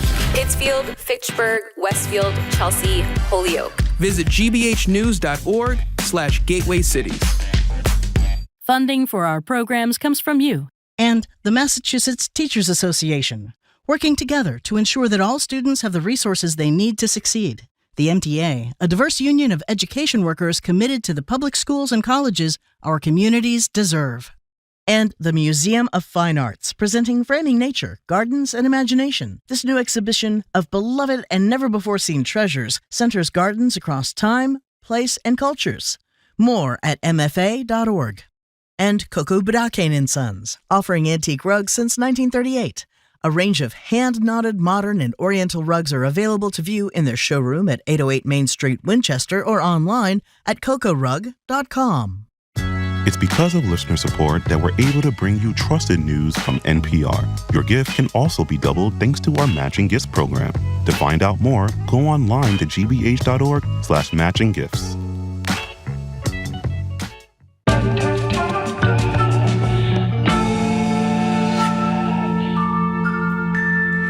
I'm Jared Bowen. This is The Culture Show, live on 89.7 and streaming on the GBH News YouTube channel. Some books are short enough to read in one sitting, but large enough to linger long after. Think Melville's Bartleby the Scrivener or Kafka's The Metamorphosis, classics that don't even reach 100 pages. Today, we're launching a series celebrating small books that pack a big punch. It's called Read on Arrival, and leading the way is literary connoisseur Jill Medvedow, whom you may also know as the director emeritus. As our curator for our inaugural book, she chose The English Understand Wool by Helen DeWitt.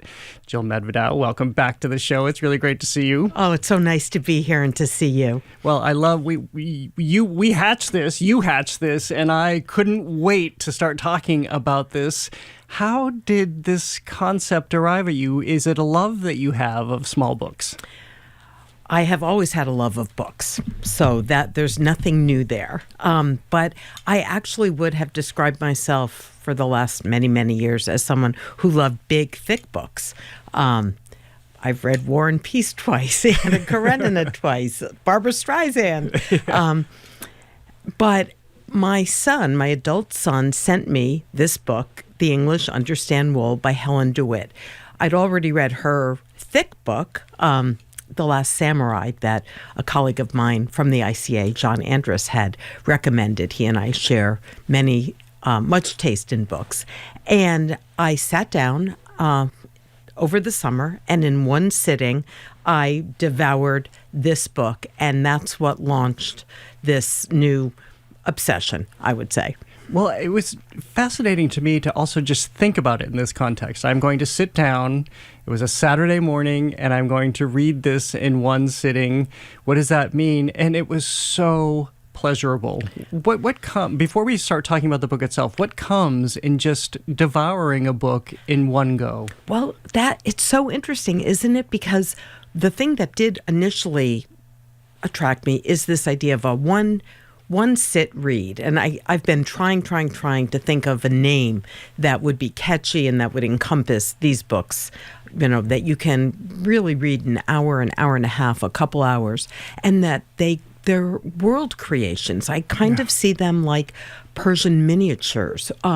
They create an entire world in which you're invited to be enveloped, and it takes you away. So it's very anti-digital. This book in particular, but most of the books I've come to see are beautifully packaged. So they bring great design. So in some ways they're collectible, and in that way connect to my world in museums. They're inexpensive, relatively speaking, and they're beautifully, beautifully crafted. So whether prose nonfiction or fiction, there's an exquisiteness, a jewel-like quality to these books, I think, and it's very anti-AI. It sure is. And I love the way you've described that, because my first thought upon standing up was, wow, I just was in, this whole other world for the last hour, and my life is a little bit different than when I sat down only an hour ago, because especially in this particular case, and I promise we'll get there in just a second, she has crafted such an extraordinary piece. Extraordinary. And the thing that's amazing is because it's short, it's 69 pages, and most of the pages are not full, right? That's right. Which I think is actually important. But I've read this book now several times, and I read it again this morning in preparation for seeing you and being here, and you go right back in because the words are chosen so carefully, and someone has made the decision, the author has made the decision to craft a book of this size and scope. So I love that. Well, I will stop annoying people by just now diving right into it, because I'm sure people want to hear. Tell us about The English Understand Wool, again by Helen DeWitt. I'll leave it to you to describe this story for how much we want to give away and how much we don't want to give away. Well, I don't want to give away the twist. Focus on the first 4 chapters in a way. But what I can say is that our narrator is a 17-year-old named Marguerite. And she is put in a situation where she is forced by this situation to write the story of her life, which in fact we are reading in a certain fashion. And what we know in the first 4 chapters, not to give anything away, is that she is being raised in Marrakesh, traveling to Scotland, to the Outer Hebrides. She is in Paris. She is in London with her mama. And her mother is a connoisseur and is raising a precocious child to also be a connoisseur. And so for me, what I love about it is the connoisseurship. Like in the first 4 chapters, I was looking up 3 different kinds of garments. Like, did you know those garments? No. A redingote, right? A caraco, based on 18th or 19th century coats or riding jackets, and the specificity of the experience and what the mother is communicating. And all of it is very much one of the big phrases that comes over and over is mauvais temps, with bad taste, bad judgment. And it comes to have many, many meanings, including a kind of real diss on the publishing industry. Well, I think part of what is so gripping is, I think that people are left with the impression that we have somebody who's living in the upper realm of society, which she is, but she's also somebody, the 17-year-old, who is extraordinarily aware and present and cognizant of everything, whether it's about where you get your finest wool or why a Thai seamstress would be perfect for that, but also how people are treated and how the world works. And I cannot get over how quickly we have this full shape of this girl in a matter of just a few words and pages. Yes, it is so concise and precise. It is, she is Helen DeWitt, the author, is a master of her trade, for sure. What's interesting is The Last Samurai is also about a precocious child. Yes, we should point out it has nothing to do with the Tom Cruise movie of the same name. Right, true. But I think that what's incredible is I was wondering if we could actually, one of us should read 1 chapter. It's so short, and whet people's appetite. But I also think what's interesting is the author's note at the end. Do you remember that? I don't know that did I read the author's note? Which I would normally do, but I'm suddenly forgetting. Well... Oh, yes. Right, so it's basically like how hard it is for a writer to be able to realize their craft and to bring to that craft like a sense of design, materials, all the things that might make a book a beautiful, beautiful object to hold and keep. So the 3-dimensionality of a book is critically important. And so the way she ends this book about connoisseurship and worldliness and extraordinary knowledge, as you're saying, of fabrics and materials, of dressmakers, of fashion, of music, of how to treat your staff, of how to read a contract. For example, in the end, asking readers to contribute to her, to help her be able to realize the standard that she wants to be able to live by. And we should mention that this changed things a little bit for her, because when this book was released a couple of years ago, it began selling out everywhere. I know that NPR did a piece and other people began to talk about it. So hopefully it gave her a big lift. But it's not just us who are talking about this, but this has been popular with many people. True, and the way, it's worth describing the cover. First of all, it has a shiny silver foil spine, so it sticks out, because one of the things I have discovered is it's not that easy to find these small books, big ideas, because not most bookstores don't isolate them. I have now bought many of these from my bookstore, Brookline Booksmith, as well as many others. And Brookline Booksmith has a specialty in transnational literature, so literature and translation. And a lot of those are small, not all. But the cover of it is a detail from a painting of slices of cake with a cherry on top by the artist Wayne Thiebaud. And so it does pop out at you. Well, and we love to judge books by their covers sometimes. It's appropriate. I'm speaking with Jill Medvedow, literary connoisseur, director emerita of the ICA, for our new series, Read on Arrival. These are little books that pack a big punch, and right now we're talking about The English Understand Wool by Helen DeWitt. I'll leave it to you to read the chapter. But before we do that, because I think we should also describe some of the tone, because again, we're talking about a 17-year-old who you would presume may not know as much about the world, but she certainly does. And I think that two things are interesting, and as we're reading this from her point of view, her story with her mother, is there is sort of almost a coldness to how she's describing the situation, but it also communicates this terrific, delicious humor. Perfectly said. It does feel like it's written with a clinical eye, I would say. It's very descriptive and very, it's sparse, often in the sentences, in the length of the sentence, certainly in the length of the chapters. And it's attentive. There's so much. I think that's one of the things I really love about it. It's what I love about looking at works of art is if you give it your attention, it gives so much back. Yeah. But this actually is all about attention being paid. But you do wonder, where is the emotion? But there is one line, without giving it away, where as she's getting some feedback about her book that she is writing, it reads, "So perhaps there were people who would like to hear about feelings, but I did not think they were people I would want to know." I love that.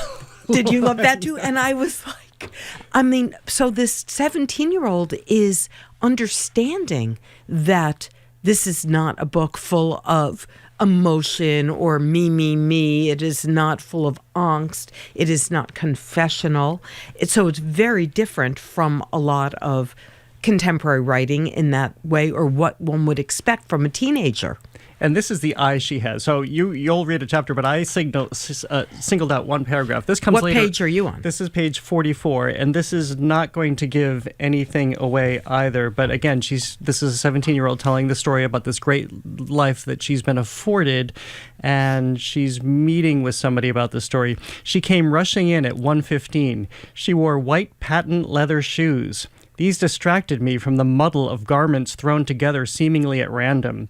It seemed unkind to condemn these. New York offers hideous garments in an abundance, rivaled only by Scotland. The shoes were inexplicable. She sat down. I was able, with some difficulty, to take my mind off the mystery of the shoes. I love that paragraph. I know. It's so cutting. It's so cutting, but it's also so...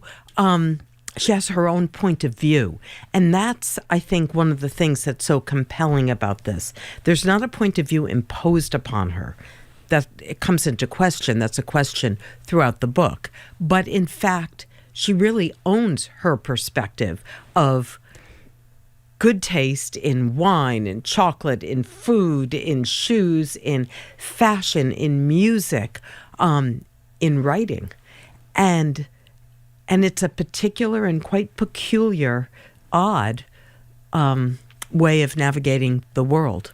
And it also helps her, again, I'm treading very carefully here not to give anything away, but it also helps her in keeping her own agency. Again, a 17-year-old who is so incredibly strong, who can have this presence of mind. When I again stood up from my chair after reading this novel, I kind of staggered out thinking, I wonder if I have the conviction that this 17-year-old has, because she will grow up presumably to be an extraordinary adult. And not just the conviction kind of psychologically, she actually makes a choice in which she gives up something to retain her agency. Mm-hmm. And that, I think, is a choice most would not make. In this day and age, we see almost no one making it. No, I would agree with you. Do you have a chapter now? Well, again, I felt like I had to start maybe at the very beginning because we can only do the first 4. But the book starts chapter 1. The English understand wool. My mother sat on a small sofa in our suite at Claridge's, from which the television had been removed at her request. She held in her lap a bolt of very beautiful hand-loomed tweed, which she had brought back from the Outer Hebrides. She had, in fact, required only a few meters for a new suit. I use the word suit because I am writing in English, but the French tailleur, she would naturally think of clothes in French, makes intelligible that one would travel from Marrakesh to the Outer Hebrides to examine the work of a number of weavers, perhaps to establish a relationship with a weaver of real gifts. It makes intelligible that one would bring one's daughter so that she might develop an eye for excellence in the fabric, know the marks of workmanship of real quality, observe how one develops an understanding with a craftsman of talent. The word suit, I think, makes this look quite mad. We could stop there, I think. But even in those, 3 paragraphs, one paragraph is one sentence, there is, it brings everything that was good about connoisseurship, something that is really not the mode today in so much art, of what does it mean to actually understand something deeply, to understand how a garment is made, from the fabric to the tailoring to the stitching. I mean, and being able to spot it, know it, to go deep into it, to have real knowledge. I really love that. And you see that repeated over and over and over again. But you also see some of the themes that are going to come back very unexpectedly throughout the book.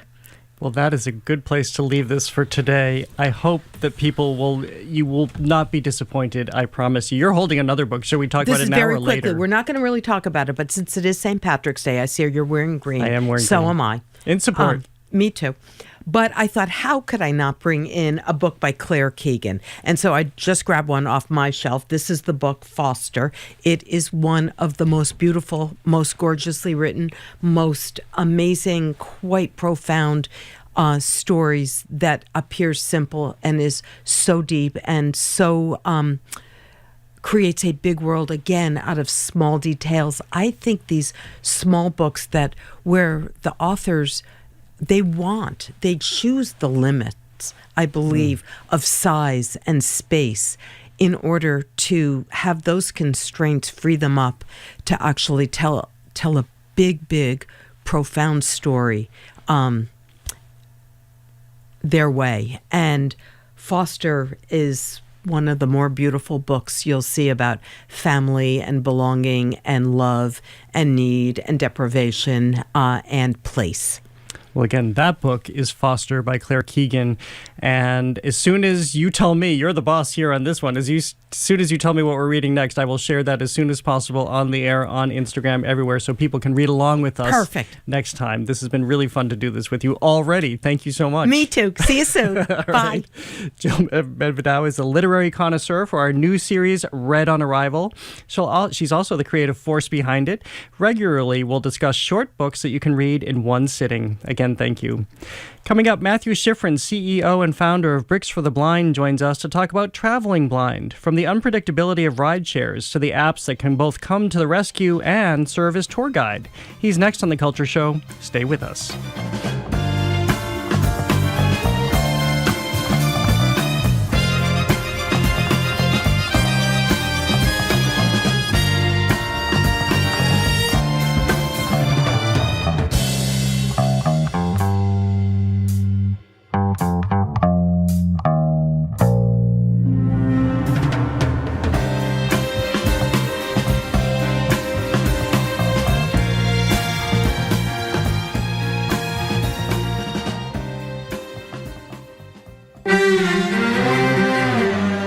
With Iran is heating up and air travel is taking a hit as flights get canceled and ticket prices soar. Airlines have to start making a judgment call of which flights they're going to operate, which flights they can conceivably operate, and which ones need to be halted. How the Iran war is affecting air travel, plus top news and stories from across the globe, next time on The World. This afternoon at 3, here on GBH News 89.7. Our programs are made possible thanks to you. And Montserrat College of Art, offering lifelong learning opportunities. Programs include a BFA degree completion program, art classes, workshops, and professional development. More at montserrat.edu. Support for GBH comes from you and Lyric Stage Boston. It makes me feel proud that Lyric Stage Boston has been a sponsor of GBH for so many years. Heather Darrow, Director of Marketing. Things are ever changing in the landscape of digital media, radio, and sponsorship. And I've continued to become a supporter of GBH because of the consistency of their programming, their commitment to the city and the arts. To learn more, visit gbh.org/sponsorship. Your community, your news, your favorite station. It's all on the new GBH News app. Download it today on the App Store and Google Play.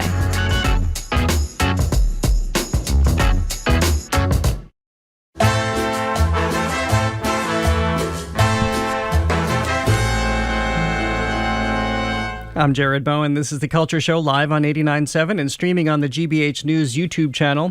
It's time for a recurring feature, AI Actual Intelligence, where we tap into the most interesting thinkers in our region for their original and algorithm-free insights and observations. We're joined now by Matthew Shifrin, founder and CEO of Bricks for the Blind, a Boston nonprofit that translates Lego's visual instructions into words, giving people with vision loss the opportunity to build. This month, we're focusing on his experiences as a blind traveler.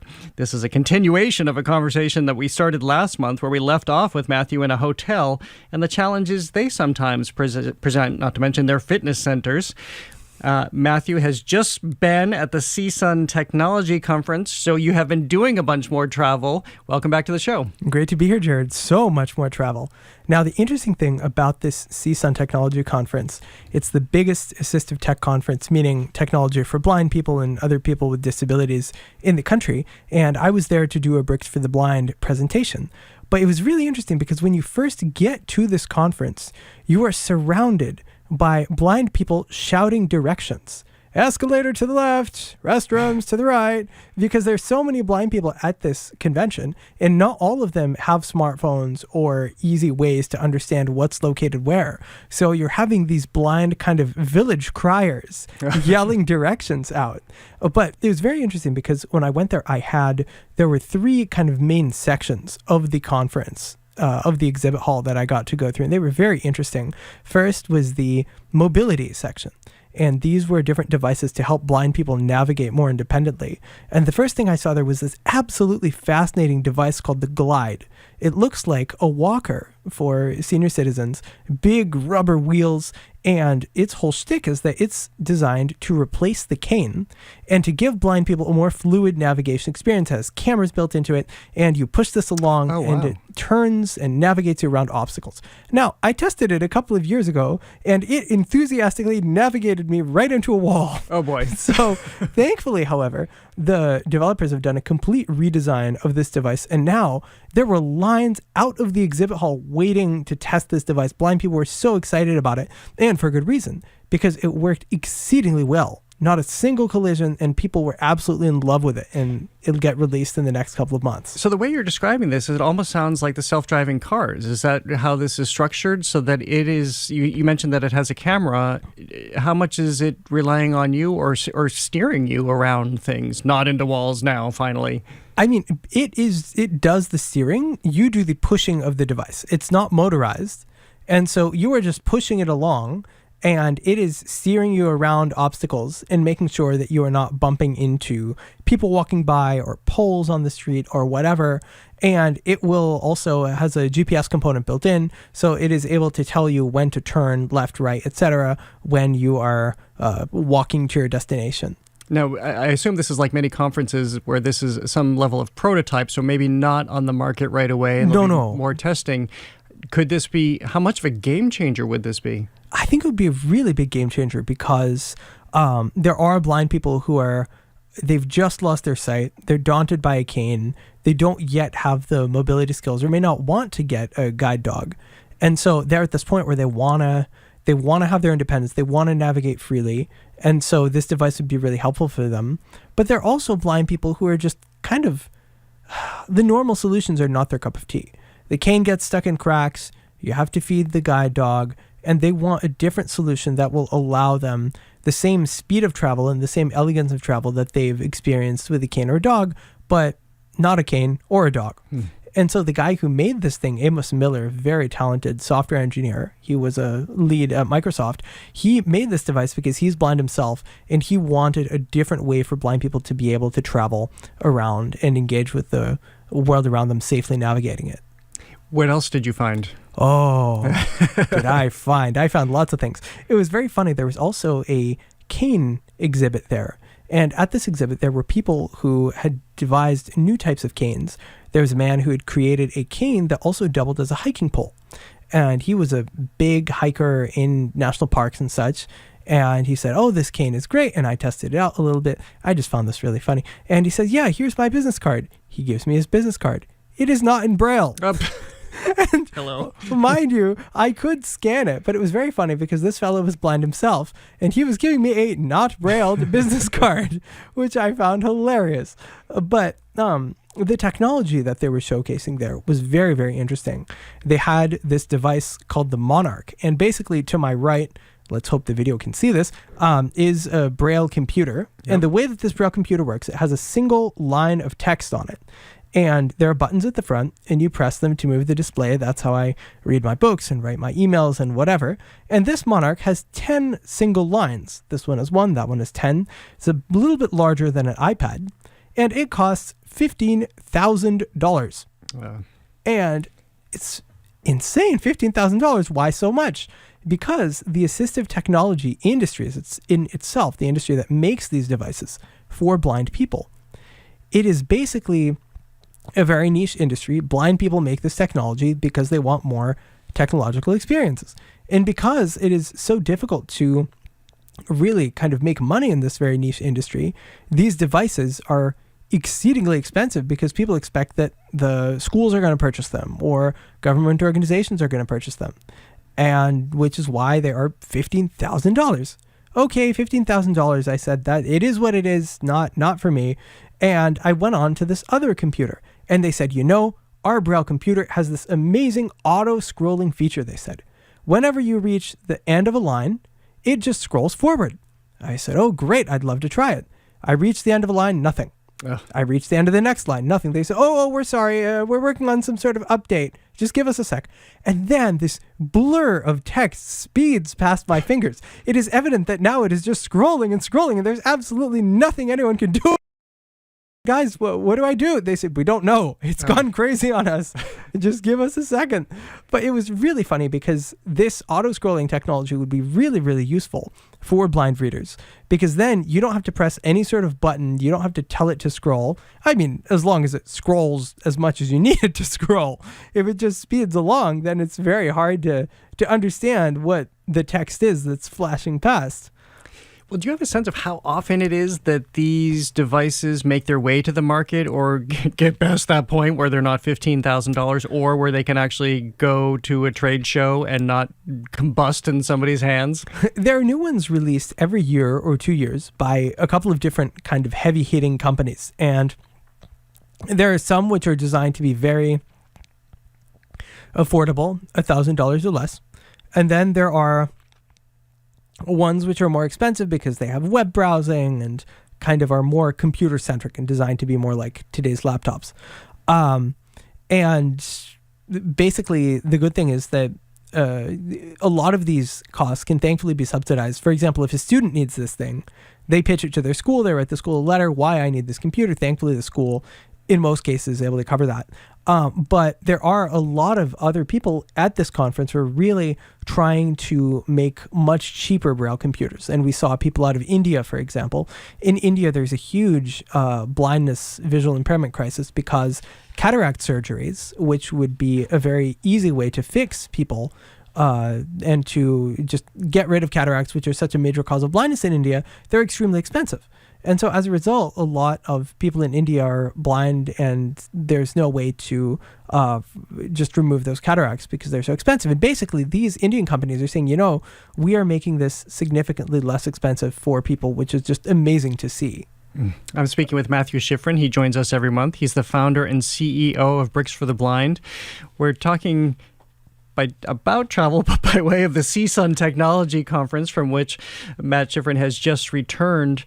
Before we move on, is there anything other highlights that you experienced? Yes. Technology or just your experiences? Yes, highlights. There was the home appliance section in which they claimed, a Braille refrigerator. And I thought, wow, what an invention. Turns out it has Braille on it for the different amounts of water that you can select to be put into your glass. It's supposed to say 4, 8, 16, or 32 ounces. Instead, it says 4, 8, 17, or 32 ounces. I found it hilarious. Who is behind this? This is unbelievable, all these what you encountered. They didn't check with a blind person. Imagine if this was an elevator. That would be even worse, because then blind people would be like, where's the 16th floor? There are 2 17th floors. But I'll definitely write the company and let them know, because I just found it hilarious. Well, what does this suggest that they don't have their acting? I'm astonished by this. I'll write them. All right, what else? What else did they get wrong? Oh, well, those are the main things. But the thing that they got right was the incredible amount of people who came to this building workshop that I gave. And with these conferences, you really spread the word. You talk to everyone, and the room was packed. It was so packed that at first I thought it was just people leaving the previous session. They have very strict come and go rules where you need to leave as soon as the next session comes in. No, they did not leave. They came. They came, they sat, they built, and it was really amazing because I had to kick them out 40 minutes later. And just the chorus of "aww" from the group was really something. 100 people awing at you. So this was you leading Bricks for the Blind, which if people haven't listened to prior segments, this is, again, as I said I don't know if I said it in the introduction, but this is your effort about, creating instructions. So just basically creating widespread accessibility for building Legos. Yeah, and these building workshops, we take the people, we blindfold them if they're sighted, and if they're blind, we don't blindfold them, and we teach them how to build these Lego sets using our instructions. And it was just amazing. Just these people, blind people, were just totally in awe of it all. And then we had a bunch of teachers of blind children there as well, and they were just completely just over the moon about it. And they were saying, this is so amazing. I have so many blind students who love this. And then we had blind people of all ages, young blind people, senior citizen blind people, and they were just like, wow, we can build this with our grandkids. And then the younger ones were like, well, we can build this with our friends. And just the amount of positivity there was just overwhelming. Just the thrill of all these people, the excitement of all these people. And it was such an honor to be able to make their day and have them build stuff and have them enjoy it so much. How long have you been doing this now, Bricks for the Blind? 3 years now. And so it must be just growing exponentially after you have these experiences and more people are learning about it. Oh, we're so lucky. It has snowballed so much. Now, every week we have new writers who want to write instructions, new testers who are wanting to build these sets and test them. And it's incredible. We have over 520 sets on our website. And that's also an invitation to people, as we've talked about before. If people want to volunteer their services to be writing instructions, they just need to reach out to Bricks for the Blind to do that. info@bricksfortheblind.org is how you could find us. How were your travels to and from? Oh, that's the trouble. Uneventful, practical, joyless. I mean, I'm very lucky because if a blind person goes to an airport, you can just ask them for assistance. They get you through the gate. They get you through security. They get you on the plane. And then it's wonderful. You don't have to think about anything. You can just sit and read a book. Your only worry is, how long can I read this book for before my hands start cramping? Yeah. But that's really your only concern. Do you ever call for help when you're traveling? Because you mentioned last time that there's a debate in the community about how much you try to be independent and when you call for that help. Oh, of course. Yeah, I call for help. When I need help, I play Find the Mystery Sighted Person, which basically equates to standing there looking confused, and then you try and figure out, depending on the types of footstep of the person walking by, whether they might be amenable to help you. The heavy tread of the work boot may be less helpful than the click of the high heel, for example.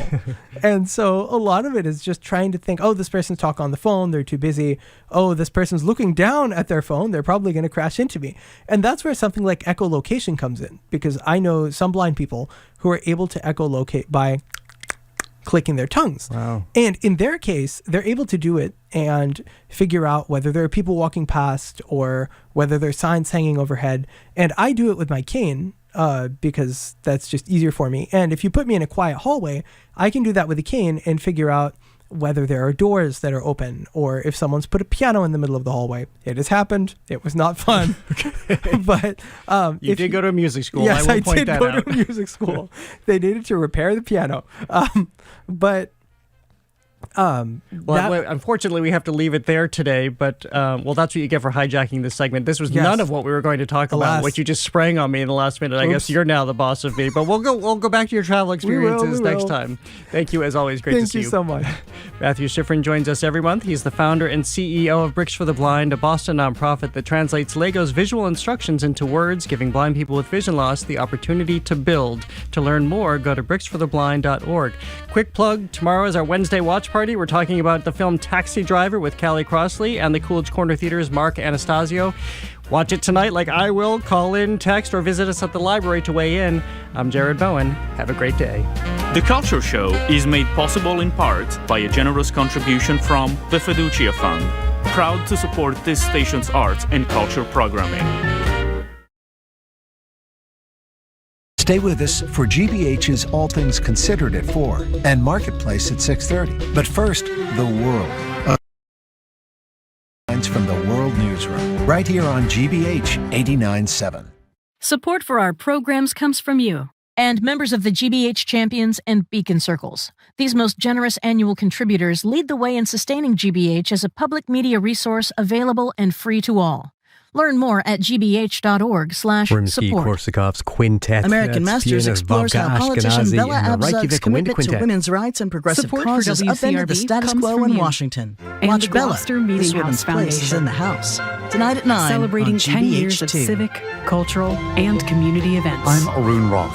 Today on GBH's All Things Considered, Boston marks Evacuation Day, commemorating 250 years since British troops were forced out of the city. And this Ramadan, New York City Mayor Zohran Mamdani is shining a spotlight on the holy month, but facing growing backlash from the far right. Coco Budakian Those stories and all the day's news starting at 4 since on GBH 89.7. A range of hand-knotted, modern, and antique Oriental rugs are available to view in their You're showroom listening at to 808 89.7 Main Street in WGBH Winchester, HD1 or online Boston. at cocorug.com. Online at